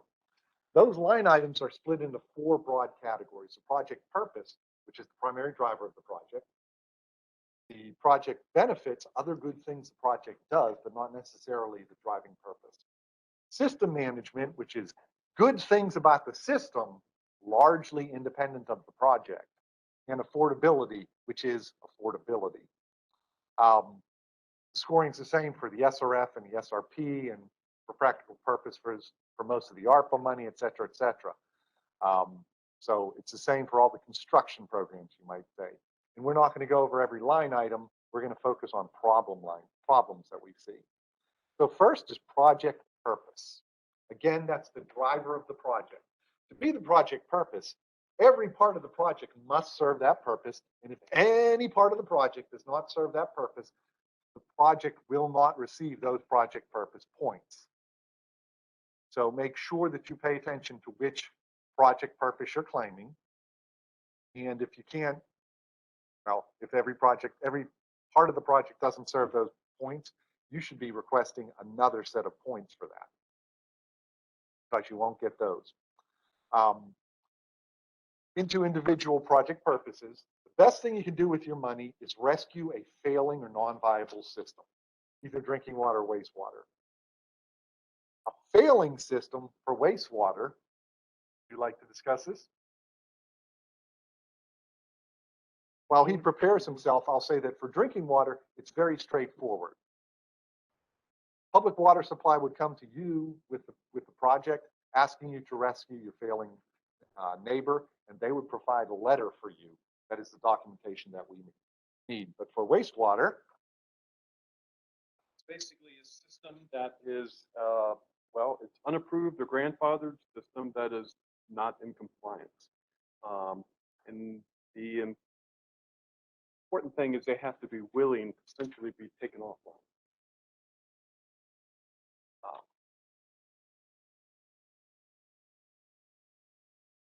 So again, this is a rescue by consolidation, which means at the end of the project, there's one, as Ken pointed out, there's one less system than there was when you started. Now, those are failing systems. You can get the same priority for a non-viable system, which is a system that's not in such bad shape that it's failing at this very moment, but it's not long-term viable. This is a decision that's made jointly between the division and the LGC, actually. So, excuse me. To earn these points, you'll need to come to us at least 30 days before the application and tell us that this system non-viable and they want to give up the ghost. Him over there, I'm going to make him cringe by saying they have to show their belly like a dog in a fight and give it up. Be willing to be taken over by somebody else. And the guidance provides all the documentation, additional documentation that they'll need to provide. So consolidating these failing or non-viable systems, these rescue projects, what do you get? Well, the first thing is their 100% principal forgiveness, regardless of the affordability criteria. Secondly, they get the cherry point, the priority points. So typically, the rescuing system has strong project system management. So you can get the system management points from the rescuing system. Typically, the non-viable or failing system has bad affordability, so they have lots of affordability points. You can get the affordability points from the rescued non-viable or failing system. If you had to do on an urgent basis one of these takeovers, because again, public water supply knocked on your door and asked you to rescue your neighbor, you can apply for our funding after the fact, up to 2 years after the consolidation. And again, for any other line items, not just the affordability or system management, you can earn priority points based on the activities of either the rescuing system or the rescued system. So, most important thing you can do, consolidate a failed or non-viable system. Next best thing you can do is fix failed infrastructure. The problem with this line item is that there's a very narrow definition of infrastructure that fails. In normal English, a water tank that falls down is a failed piece of infrastructure. But for this line item, that is not the case. This line item only applies to certain kinds of infrastructure that fail in certain ways. So pay attention to the details in the guidance. Summarizing this line item, if you don't have water to put into your drinking water pipes because your source has failed, or you don't have some way to get rid of your effluent in your wastewater system. Those are the kinds of things that we'll prioritize. No other infrastructure failure counts, including the water tank that falls down. And the exact documentation that you have to provide for the failed infrastructure is described for the qualifying infrastructure, again, in the guidance. The problem that people make on this line item is they claim the points for infrastructure that flat out does not qualify for these priority points. You can also earn, and this is new, these priority points for a project, as Jennifer discussed, I believe, earlier, if the project purpose is to connect disadvantaged or underserved communities that choose to voluntarily connect. So you can't do involuntary annexation to earn these points.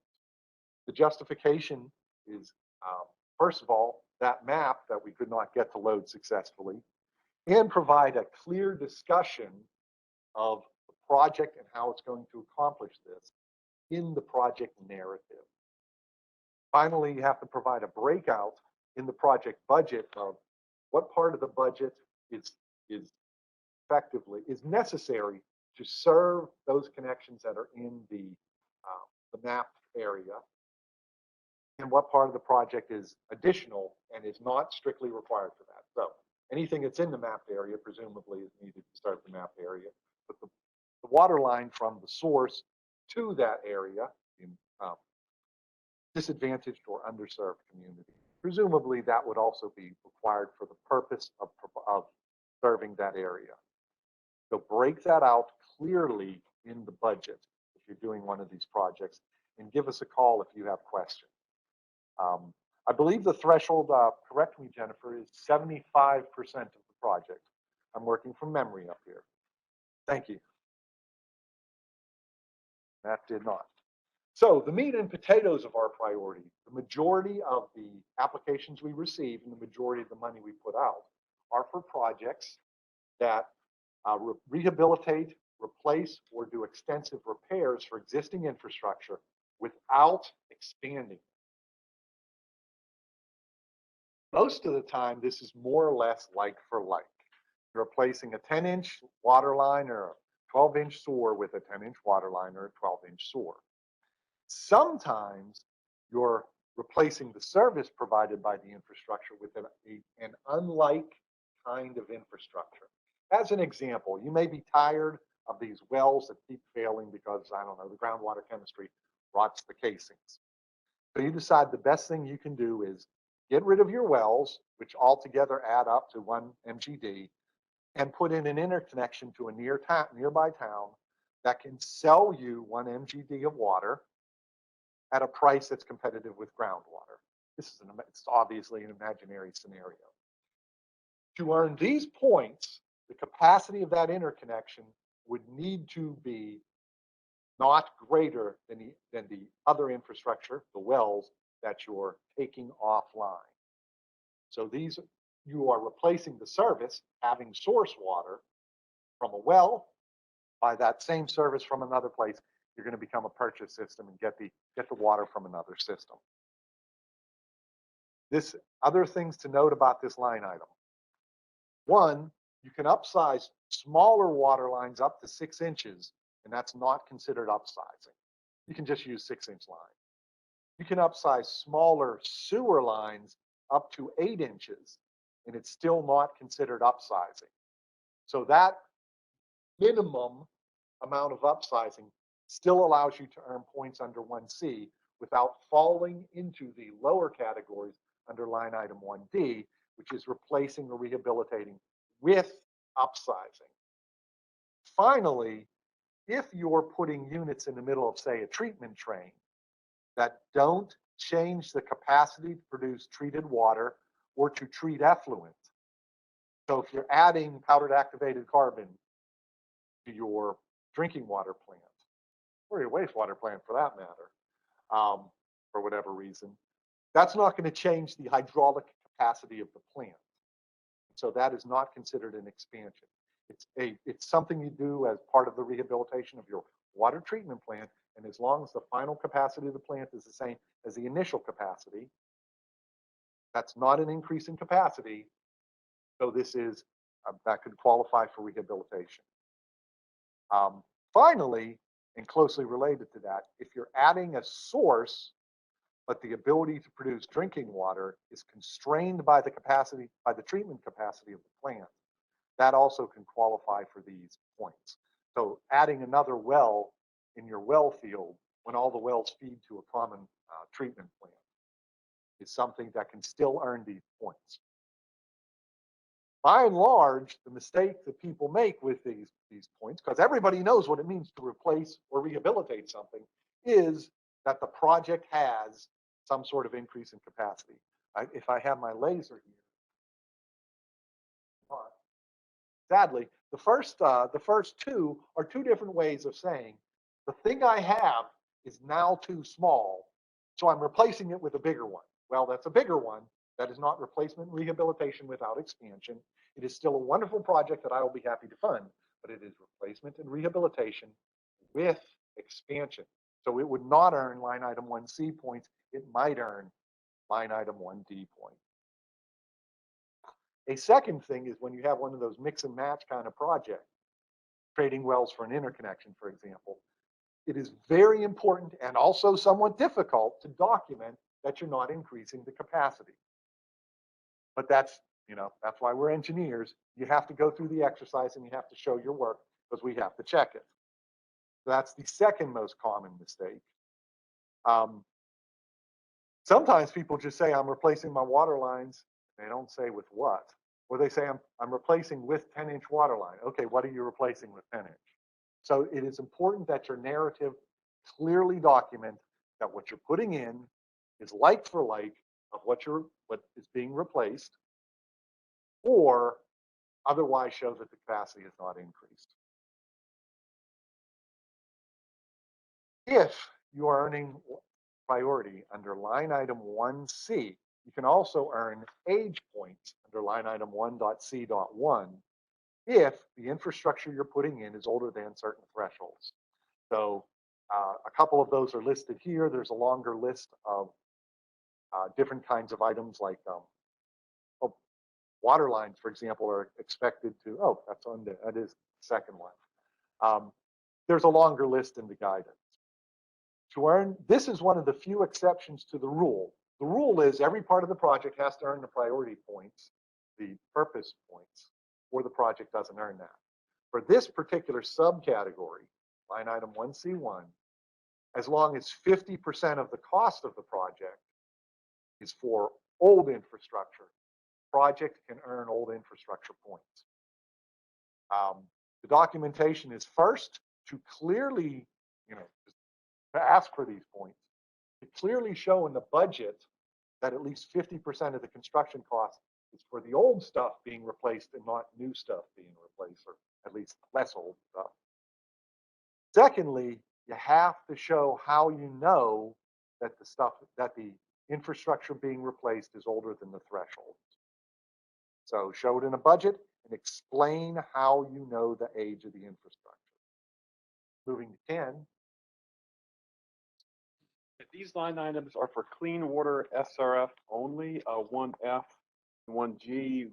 We fund maybe one or two or three projects of this type year, so not a lot of these, but we certainly get them. We can fund a stream, buffer, wetland restoration, a stormwater project as long as there's a water quality aspect to it, just some amount of BMPs associated with that.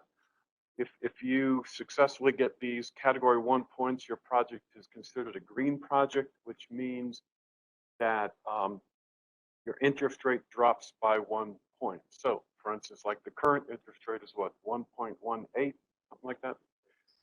So 1.16, so we subtract 1, your interest rate would be 0.16.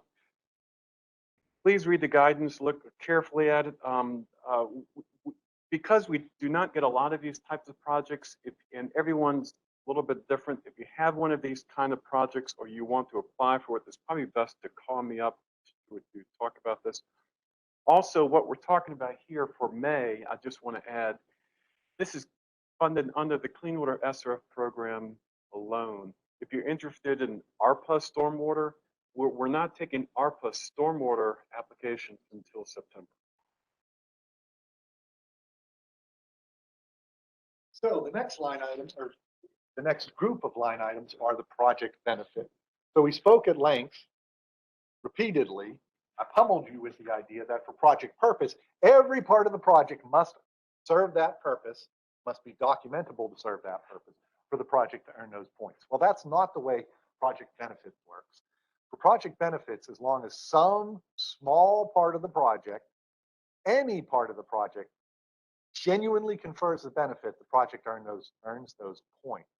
My favorite example is your zillion-dollar treatment plant rehabilitation project has $50,000 that adds backup power to some units that don't have backup power now. So you're adding backup power. That genuinely confers backup power, which effectively is a line item further down within this that we'll discuss. So the project will earn those points for that, for adding a generator. The first example of project benefits points that we'll discuss is the specific public health benefit under line item 2B. In general, this serves to provide more and more points for projects that have already earned something else.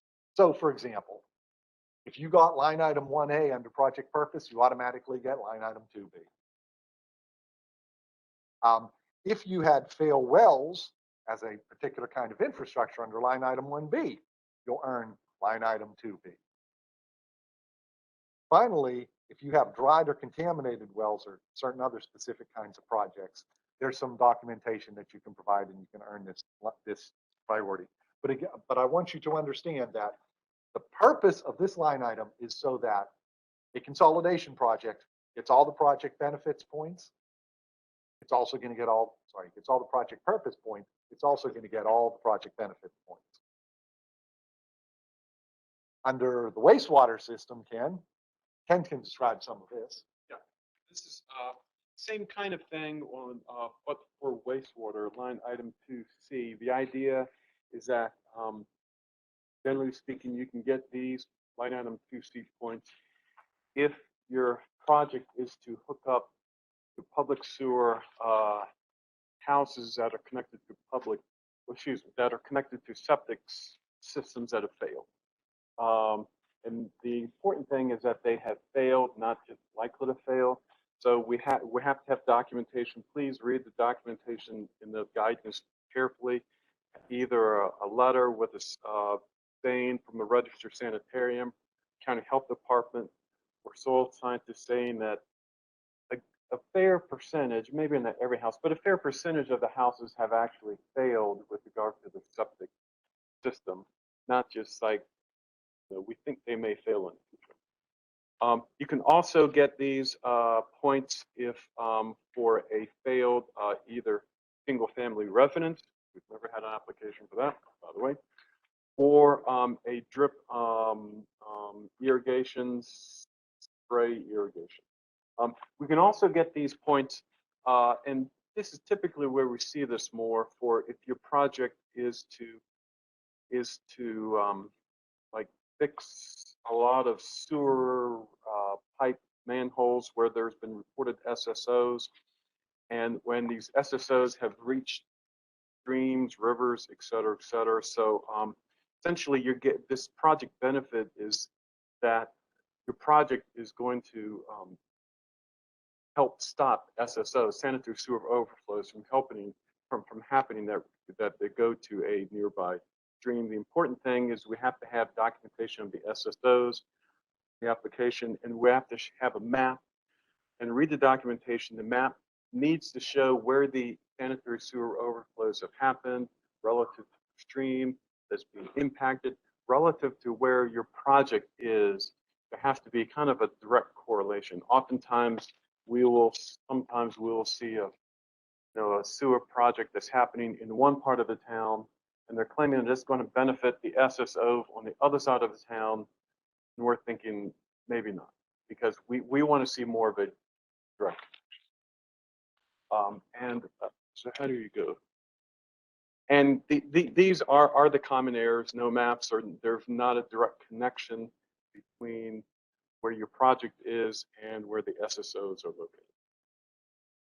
So your project can address enforcement documents in reverse order, regular NODs, the most common one, or an EPA administrative order that's in a tier 1 county, or any existing or pending SOC or a DEQ administrative order. In your net to claim these points, first of all, you ask for them. Second of all, you give us a copy of the instrument, that is the notice of violation, notice of deficiency, or whatever it is, and you explain in the narrative how this project is going to address that. The most common errors are you didn't provide us the enforcement document. The project is not in any way, any obvious way related to that enforcement document, or my favorite is you already responded to that enforcement document saying that you had taken care of it. So if you have told the regulatory agency that the enforcement action is concluded, the enforcement action is concluded, and so are your priority points. So you can earn priority if your project addresses low pressure in your drinking water system. It's important to keep your drinking water pipes pressurized so that good water leaks out, which ain't great, but it's better than bad water leaking in. There's a separate fact sheet on the website that describes how to document these points. In summary, you measure the pressure on your pipes, typically by putting a pressure meter on a fire hydrant. To make it the test a little more robust, you open a different fire hydrant and flow it at a fire flow rate and see if the pressure is low under a simulated fire flow condition. The requirements of this test are the same as the common errors. The minimum required fire flow in North Carolina is only 250 gallons per minute, so flow the other hydrant at that amount, not at 1,500 gallons per minute, unless you can show that there's actually a local ordinance or some binding law that requires a higher fire flow.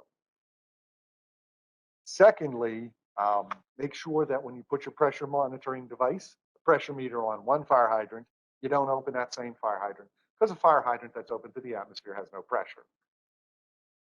Finally, long lengths of water line don't meet design standards, but are not themselves proof that you have low pressure. They're a pretty good indicator. Put a pressure meter on it. And finally, sometimes people claim the points and just don't provide the documentation. So if your project addresses contamination of drinking water, that earns some priority points. As it should. The guidance covers this in more detail. Your contamination can be either acute, meaning something that you can get sick very quickly. It can be other than acute, or it can be something that does not have an acute and other than acute. Normal people call chronic. Under line items 2H1 and 2H2 refer to the maximum contaminant levels or certain other equivalent restrictions if you're talking about lead or bacteriological, but regulatory levels of pollutants. So those are for regulated pollutants, and they earn quite a few points. You can also earn priority for emerging contaminants under line item 2H3, that subline item. In all cases, the documentation is similar, particularly if you're doing a regulated pollutant, you're doing regulatory sampling. Give us a copy of your sampling that shows that you're exceeding the MCLs, and in your narrative, explain how the project is going to address that, because you don't get the points for having the problem, you get the points for having the problem, and the project fixes the problem. For a non-regulated pollutant, an emerging contaminant under line item 2H3, give us whatever sampling you have, and again, explain how the project is going to address that. You'll find those levels well listed here, 140 nanograms per liter for Gen X, or anything that's in the EPA's what's called the drinking water tables. Further, if your project improves water quality without reference to any regulatory or quasi-regulatory like health advisory level, but just improves the quality of the water somehow, you can claim these points. The classic examples are you're meeting all the standards, but you're putting an aerator in a tank, which is going to, get rid of some of the chlorine flavor. That might be good, might not be. If you get rid of too much chlorine, or you're putting in carbon in a water treatment plant to get rid of taste and odor, which is not a regulated. It's a secondary standard, but it is improving the quality of the water, again, without reference to a regulatory standard. You do not earn these priority points if the project takes an old and worn out unit and replaces it with a new unit of the same. The improvement in quality is not compared to the degraded quality of an aged unit, compared to the quality of that unit when it was new and functioning at its prime. You can earn priority if your project reduces water loss in a system that currently has more than 30% water loss. To earn these priority points, first you have to show you have a high water loss. You'll show that with at least 1 year's water audit, and also by citing the water loss that you're showing in your local water supply plan. The narrative, secondarily, you have to explain in the narrative how the project is going to reduce that water loss. The common errors are you didn't provide a full year's audit, or you provided a water audit and it shows you have a lot of water loss. But the numbers that you're submitting to your regulatory agency, local water supply plan, show less than 30% water loss. If you're telling the regulator that you're not leaking, we're going to believe that you are not, in fact, leaking. Line items 2N1 through 2N7. These are the expanded resiliency items.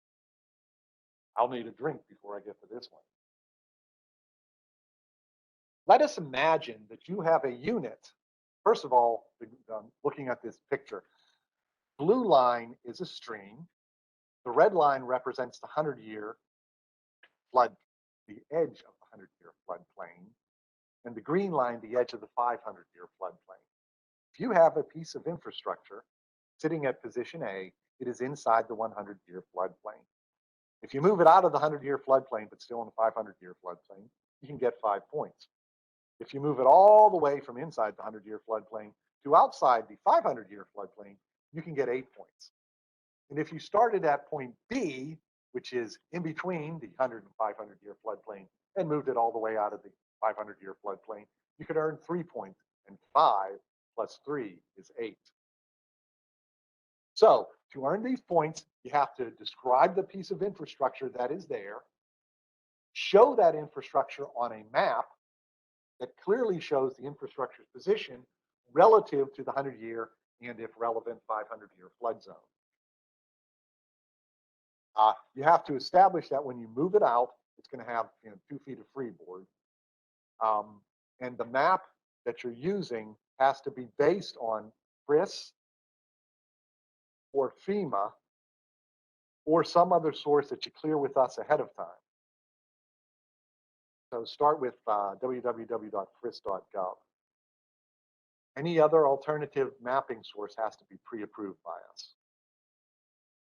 So if you have a piece of infrastructure and it's, I guess, inside the 100-year floodplain, and you don't have the option of moving it outside the 100-year floodplain, but you are going to protect it from the 100-year flood with, again, 2 feet of freeboard, you can earn priority points for that.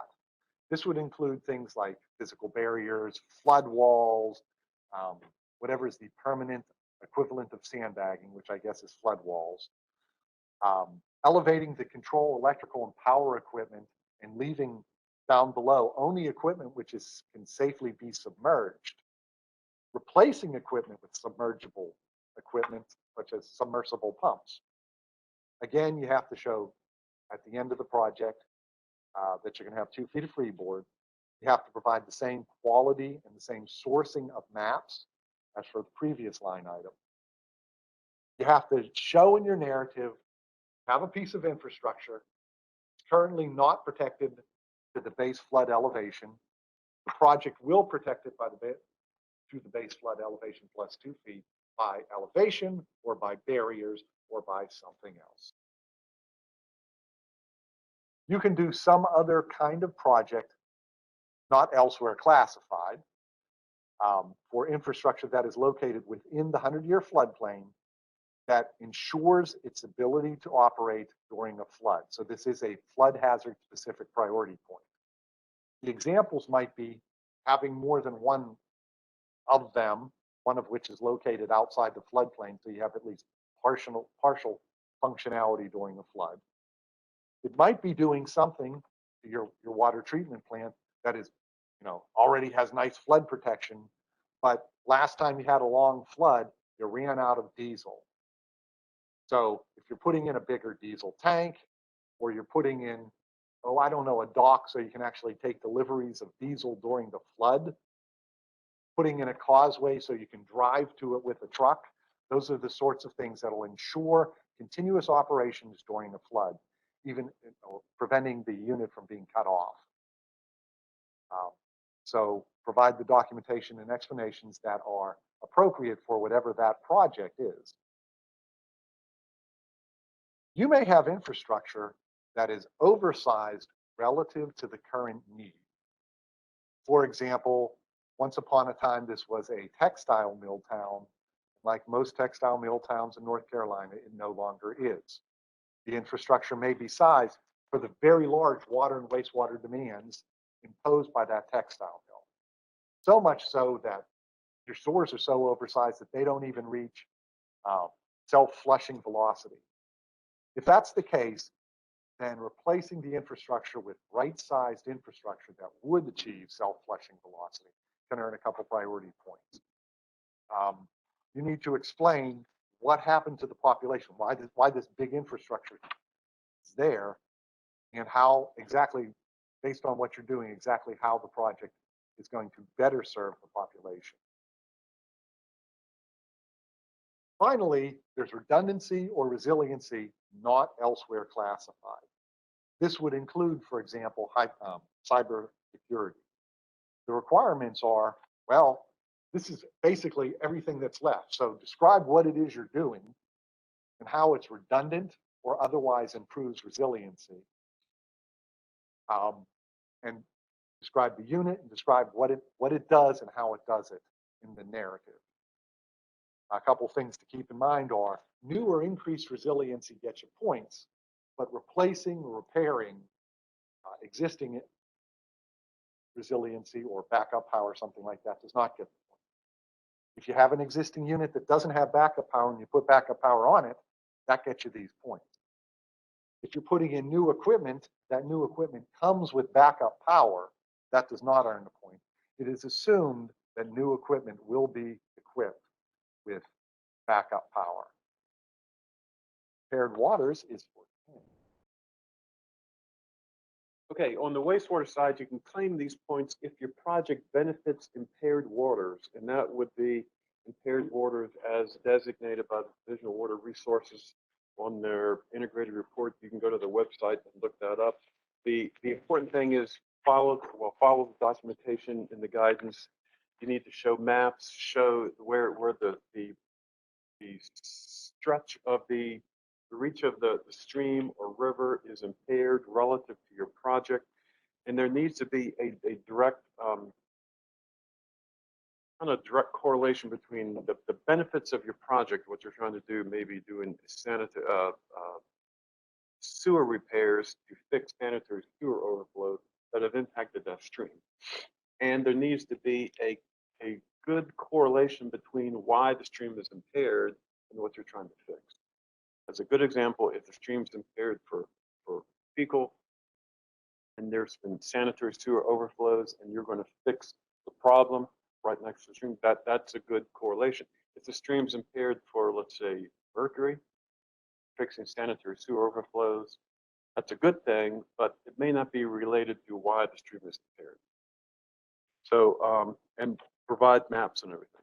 There's also, not listed here, there's line item 2P, where the project benefit waters. There's a whole list of water classifications like WS1.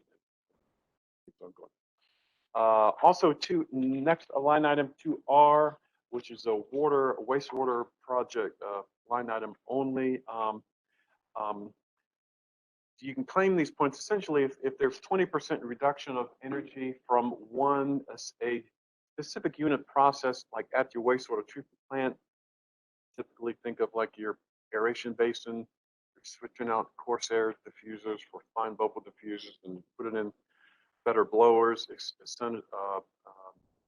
You do need to provide at least preliminary calculations, simplified, but preliminary calculations in the application showing that that this 20% energy reduction is real, that you can actually claim it with your project. You can also claim these points if your project produces energy, like anaerobic digester, digester gas, and you're going to use the gas for a beneficial purpose. We've had 1 or 2 projects that have even generated power, electricity, installing solar panels, a goodly amount of solar panels at a plant, as an example. You can claim these points if you're eliminating a pump station with like a gravity interceptor, and there's not a down gradient pump station that has to repump the water at the same energy. So there has to be an energy savings there if you eliminate a pump station. But if you can show all this, then your project becomes a green project, which means that your interest rate drops by 1 point, like we spoke about before.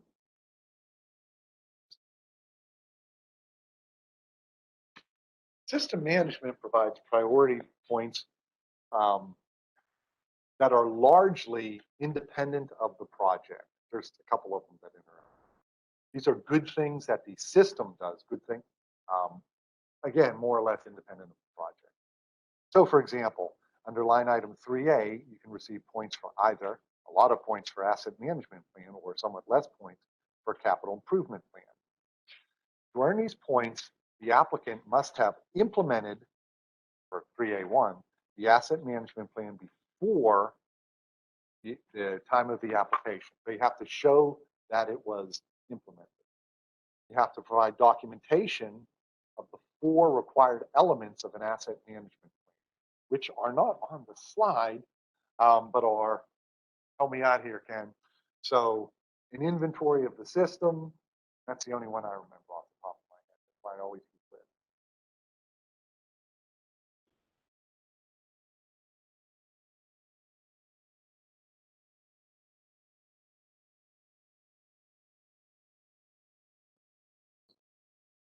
So you have to provide those descriptions in your narrative.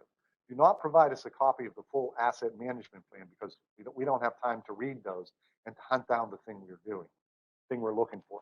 Instead, you have to explain how you address your having an inventory and assessment of the status of all of your assets. Another one of the requirements is having a capital improvement plan itself. Things that go wrong are that the asset management plan has not been implemented, or there's a defect in the CIP, which again is only one component of the asset management plan. Sometimes the asset management plan only covers some of the assets, like, for example, it might not address the lines, but is only for the water treatment plant. That would not earn the priority points. Or the asset management plan may be older, the capital improvement plan may have been adopted more than 2 years before the application deadline, because as we go to capital improvement plans, which I remember better, the most important thing is that you have a capital improvement plan, that it cover a 10-year period, that it be no older than 2 years old, thus having more than 8 or more years to go at the time of the application. To earn the capital improvement plan points, therefore, to earn the asset management plan point, the project that you are applying for has to appear in that capital improvement plan. And if it's not like priority number 1 for that utility, you should explain why that's the one you're applying for now. So the your narrative and capital improvement plan must make it clear what years are covered. First 5 years, it has to show both projects and their cost. For the next 5 years, you can list projects And you have to forecast the total amount of money. You can't say we're going to do these projects, but have no estimate of the money. But you don't have to have it broken down into the item. You have to show that in years 6 through 10, there will be some sort of expenditure. Finally, you have to show that you adopted a capital improvement plan. And the language of these adaptation resolutions varies so much that we need to see the actual resolution or the minutes of the meeting or whatever it is your instrument by which the governing board adopted this. A certification by the town clerk saying that it was adopted is not adequate. Most common errors are too old, it's too short, it's not documented that it's adopted. We can't find the project in the capital improvement plan. If your project is $3 million and your capital improvement plan cost was 2.95, that's a pretty good match. If your application is for $3 million and a project with a similar name was $1 million on a capital improvement plan, even in today's market, that's too much of a difference. You better explain how that project is the same as what you're applying for. Sometimes a capital improvement plan has one project, the thing you're applying for, and then forecasting O&M at the water treatment plant for the next 9 years. That's not a real capital improvement plan. That's cheap, guys. Again, if there's a large cost difference or the names don't match at all, one says north side and the other says south side, but you're saying that that's this project in the capital improvement plan, so that failure to match. Again, we expect that you're applying for something that's a very high priority in your capital improvement plan, and if it's not, that needs to be explained. And finally, there may be no narrative at all. That would not be likely to earn the point. System operating ratio, I'm going to pass over to, you want to do this one? I know you like to. Okay, I'm going to stage a coup d'etat. This is simply your revenues over your expenses, your debt, your interest. So the formula is in the guidance. It's pretty much what Matthew talked about earlier today, so I'm not going to belabor it. And Vince, I'm going to go ahead and do a coup d'etat. Okay. Voluntary source water protection plan. Vince is trying to come over. I'm not going to belabor it. We don't see a lot of these. I can tell you that. The big thing that we do not see when someone claims these points is they don't have a letter from the person who is listed in the guidance. So please make sure that you put that letter in there. Water conservation and incentive rate structure. We don't get a lot of these, do we, Vince? Yeah, Vince says we don't get a lot, maybe 4 or 5 around. But again, that's just, we want to make sure that if someone has a water rate structure that they are encouraging conservation by making it more costly when folks use more water. So again, how to do that is in the guidance. And that is it for category 3. And Vince wanted me to do category 4. So I will carry us to the end of the day. I'm not going to belabor this either because Matthew went over a lot of these. Essentially, if you've been around our program for a while, you know this. We look at population first, and we do that with service connections, then your LGU indicators. If you have 3 of 5 worse than the benchmark, you move on. We look at your existing revenues, which is essentially a future operating ratio. The formula is in, I can't remember if it's the application or the guidance. Please use that. It's also in the affordability calculator. And then we look at your monthly combined bill. And that is a new thing. If you weren't with us last round, it is new. But that's all, again, it's in the affordability calculator. So you should be able to go through that and use the Excel sheet that's online now. You can certainly calculate it by hand if you want, but I think the vast majority of people use the actual calculator itself.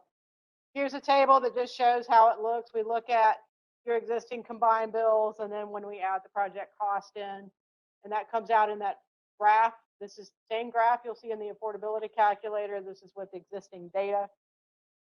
And then so when you actually get to the priority points, essentially the smaller you are, the more points you get. You can only claim 1 in 4A. So that should be pretty much intuitive. Same thing with rates. The more expensive, the more points you can claim. Make sure that you have your rate sheets. We talked about that before, Matthew did. Look at both rates, water and sewer. So we want to see that in section 2 on that application. If you're a single water or a single wastewater system, we do have that factor that you see here. That's calculated in the affordability calculator. Make sure you use your in-town rate. That's something that we do ask, essentially the lowest rate.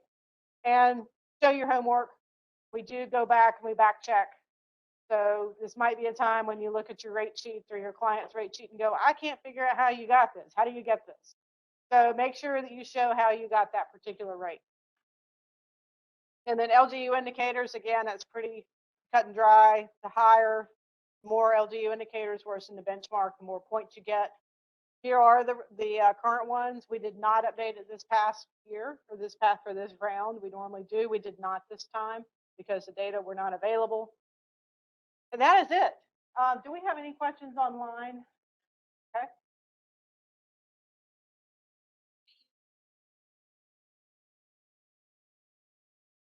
I would say the answer would be yes. Yes. Yep. So the question was, can ARPA be used for meter replacement? Yes, absolutely. It's SRF eligible. So that's the most important thing. Okay.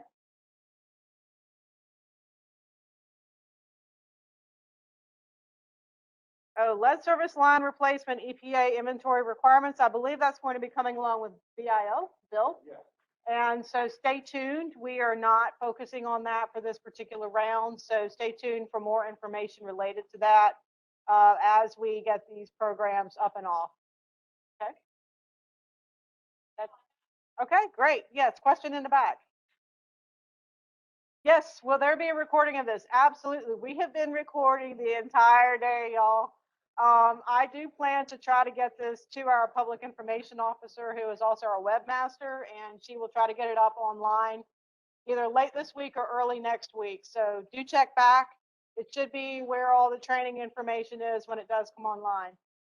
Any other questions? All right, so for my WebExers, thank you for joining us. For those in class, we have an evaluation form. Please fill it out. I will put a box top lid there. Thank you for coming and hanging with us all day. And if you do have questions, call us, come sit down with us. We'll gladly take a look at your applications with you before the deadline. We're always open to that. And the contact information is in your handout. Give us a call if you have questions, and I know you will. So we look forward to hearing from you. So thank you.